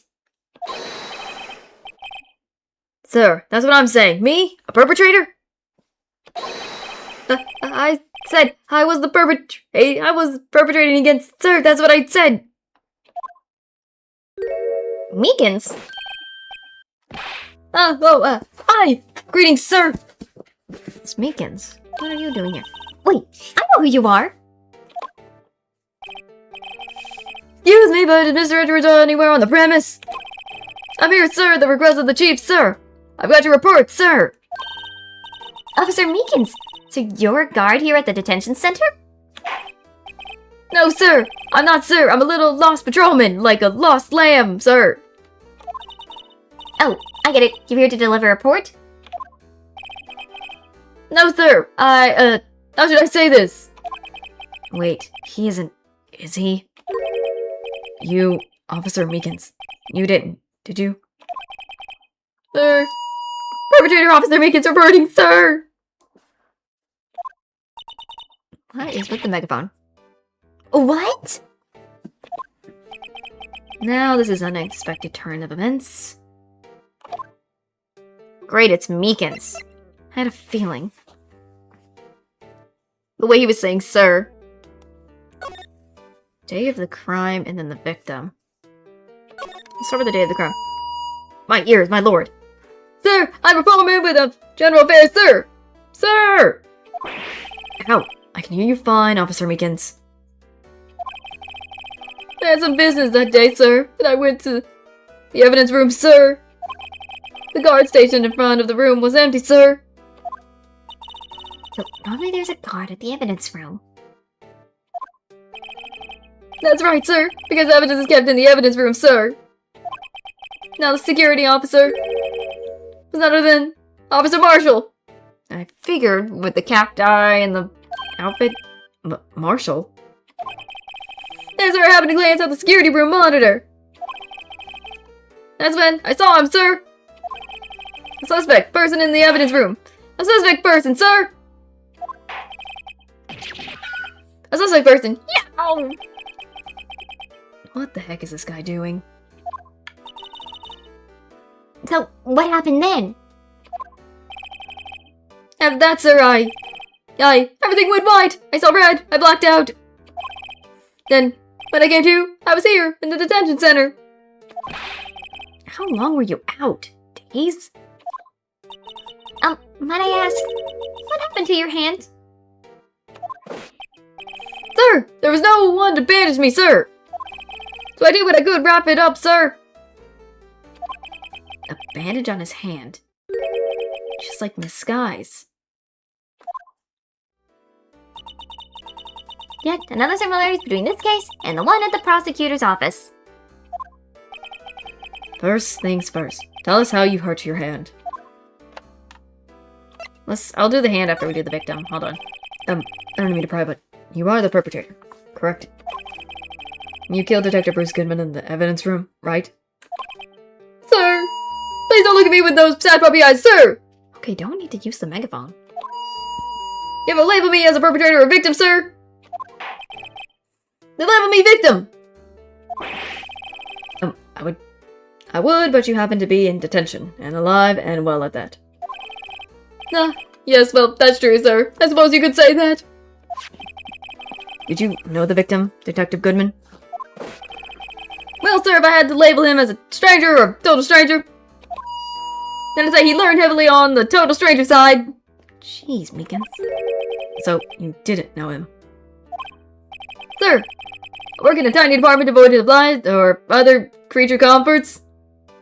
I don't know any detectives. So, if he was a total stranger, why did you stab him? Sir, I had no intention of killing him, sir, none! Nor do I have any recollections of killing him, sir! At least someone around here is more confused than I am. Guess let's do bandage hand. About your hand, did that happen during the course of the crime? Well, you see, sir! Now you're... Don't you think you should just confess? But sir! But there was nothing I could do! Nothing you could do? Sir, to tell you the truth, when it happened, when the detective pointed that knife at me, I just hollered, sir! And the next thing I knew, I was unconscious! Next thing you knew, you were... Huh? Then, when I opened my eyes, I was alone in the evidence room, sir! All alone! Alone because Detective Goodman had disappeared! What? And when I looked down, I was gushing blood from my hand, sir! On the charcoal of the sword, sir! Can you imagine how I felt? The victim's body disappeared? That's some story. Weird. Weird. That's just weird with Meekins. Can I present him something? Because we have his ID. If we give him show him the ID, maybe that could help us. Do you think you could take a look at this? Hey! That's it, sir! That's it! What? That's what? My head was blank until for this very moment. But sir, now I remember, sir! You mean you remember what happened? Correct, that guard was the cause of it all. This ID card? Exactly, sir, that's exactly it. Nothing could be more exact, sir, nothing. I'd be better prying this on a little deeper. Okay. Let's see, what does he have to say now? Crime details. Can you tell me what it is you do remember? Well, sir, you might say I'm a little lost patrolman. I lost a little lamb, if you will. I didn't know Mr. Detective Goodman, who was in the evidence room. And that's why you thought he looked suspicious. Excuse me, wrong person. Sir, I entered the evidence room and asked the man to show me his ID card. Well, that sounds pretty much by the book so far. That's right, sir! That's what I've been trying to tell you!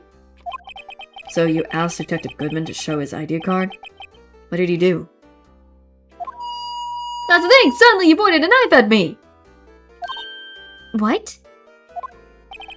Sir, I assure you I was so flustered as you are right now. So I whooped and leapt at him. Detective Goodman pointed a knife at him? Do unto the others before they undo you! My father's own words, sir! What happened then? Well... My eyes, sir. Everything went white. When I woke, I was here. Right. Reason for arrest. So, Officer Meekins, why was it that they arrested you? What do you mean, Emma? Let's look at what we know. Now, Officer Meekins didn't know Detective Goodman. And the victim, who he met at the scene of the crime, didn't show his ID card. In other words, you have no way of knowing if the victim was really the victim. And if this body just disappeared from the evidence room, we don't even know if anyone actually died. That's it, sir! That's what I wanted to say! I did say something along those lines. My god. Uh-huh. But you still ended up here.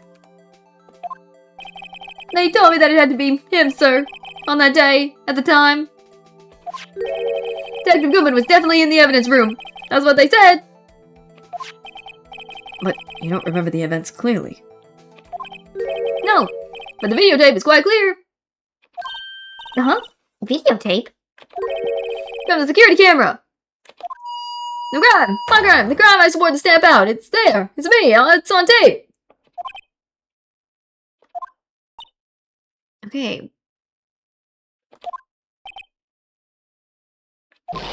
And you waited until now to tell us this? I'm sorry, really sorry, sir! I just handed over my badge! I don't deserve it! Or I'll hand over my badge. No thanks. I have my own. Well, guess we better go check out the crime scene. Well, thank you, Meekins, for that and whatnot. Back to here, I suppose. There's department. Hey, Mr. Wright. Look who's standing at the Chief of Detectives desk. It's Police Chief Gant. Hello, Gant. And you're sure this is it all, hmm?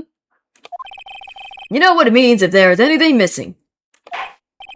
Sir, I'm sure it's most likely totally perfect. We checked all of his drawers, lockers, garbage cans, bags, coat pockets, hats. Under his seat cushion, behind his computer monitor, inside his personal coffee machine. I see. Well, if anything does turn up, you call me right away, do you? Yes, sir. Scour the place again, sir. Chief of Detectives looks a little flustered. Ah, ha, ha. Right to my boy. How've you been, swim much? Oh, Chief Gant, reporting for duty, sir. Why are you saluting him, Mr. Wright? I am confused what to talk to. I guess let's talk to Edgeworth. Is Edgeworth going to be okay? Oh, Worthy? Oh, you know, they're doing a little inquiry committee with him. Sounds like an inquisition. Yep, well, they've had no end of trouble with the boy since last year. You mean the incident on Court Lake? That doesn't look good having a top prosecutor sit in the defense seat, does it? And you got someone else found guilty in the case. Right? Righto? Yeah, Mad Fred Von Karma. Oh, that face. Von Karma.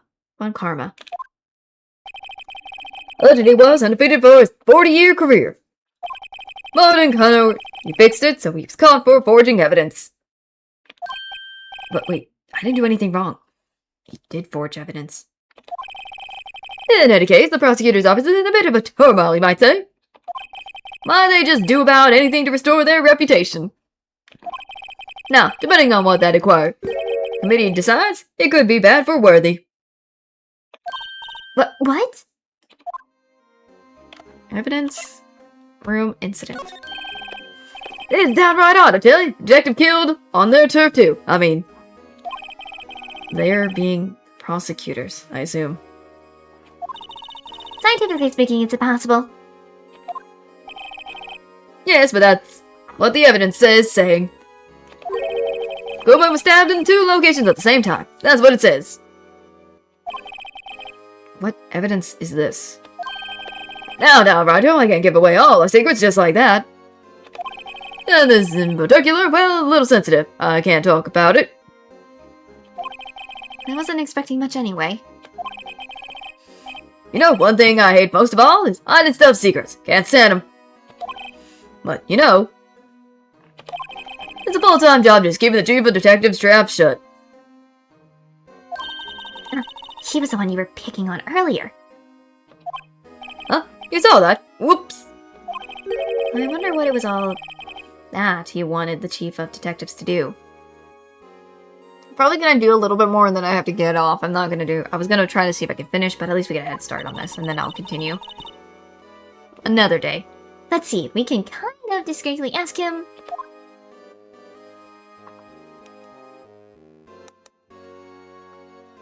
Okay, how do we discreetly ask him? Examine anything? Can we examine anything? There's desks. There's 2 desks. Let's see. Oh, sorry you had to see that. What exactly did the chief of police want you to do? Well, see over there? That's Goodman's desk. He wanted me to check if for anything that might be a clue. They took away every last piece of garbage in the trash can. So, nothing belonged to Detective Goodman is still here. Of course not. Well, except for this. That jump scared me. Hearing noises. What? You get something? Sure, why not? It's not important. He didn't even finish writing it. It's a lost item report, but it's only half complete. A lost item? Did Detective Goodman lose something? Due date is February 21st. The date is February 21st. Better make a note of that, just in case. Okay, switching up my voices. Okay, so that's what that is. Okay. I should really get back to investigating the police department crime scene.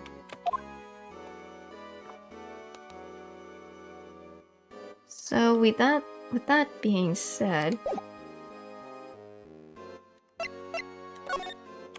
Permission to enter. Actually, I was wondering if I could ask you a favor. Well, I never thought the day would come when Rido asked me for help. I was wondering if we could investigate the evidence room. Don't take forever, man. Why you gotta take forever? Now, Rido! Actually, I'm sorry, I don't need to investigate after all. Rido, please, do like a selfish man. Or do I look like a selfish man? Whoops. Huh? Heck, if anyone asks me, sir, can I borrow $50? I give them 50, no problem. So go ahead, investigate that room to your heart's content. Knock yourself out. It just goes to show you. Just goes to show you. It just goes to show you. I keep saying the you at the end by accident. You never know until you ask. And for you here, you can borrow this. Hey, this is the detective's ID card, isn't it? That's a special call for guests, so don't lose it. Yes, sir. It's an honor. You just run along now and do your best now. Later, folks. Bye, Grant. It looks pretty cool on my lapel, doesn't it? Just think, a real ID. You seem happy. Yes, sir. Because, sir, we get to go into the evidence room now, sir. I think this place is a bad influence on the girl. Yes, let's move. Just gotta get out. Gotta go to the guard station again. Now, I will do... I think it's best if I actually save for now and we can come back. I have to... I'm just... Gotta get off. I've been playing this a little bit too long, and I think it's best I can do more another day.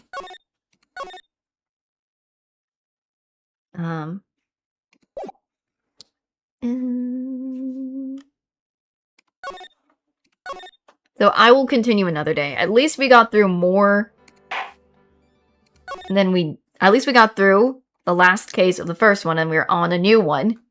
So that feels nice. That feels nice. So I'm happy about that. But I have to get ready for tomorrow's stream. So, just checking something real quick. Yeah, my thing is off. I knew that was going to be off because of the stinking internet yesterday got destroyed because of gosh darn storms. So I apologize if the movie just came in and whatnot, but I hope to see you guys at tomorrow's stream.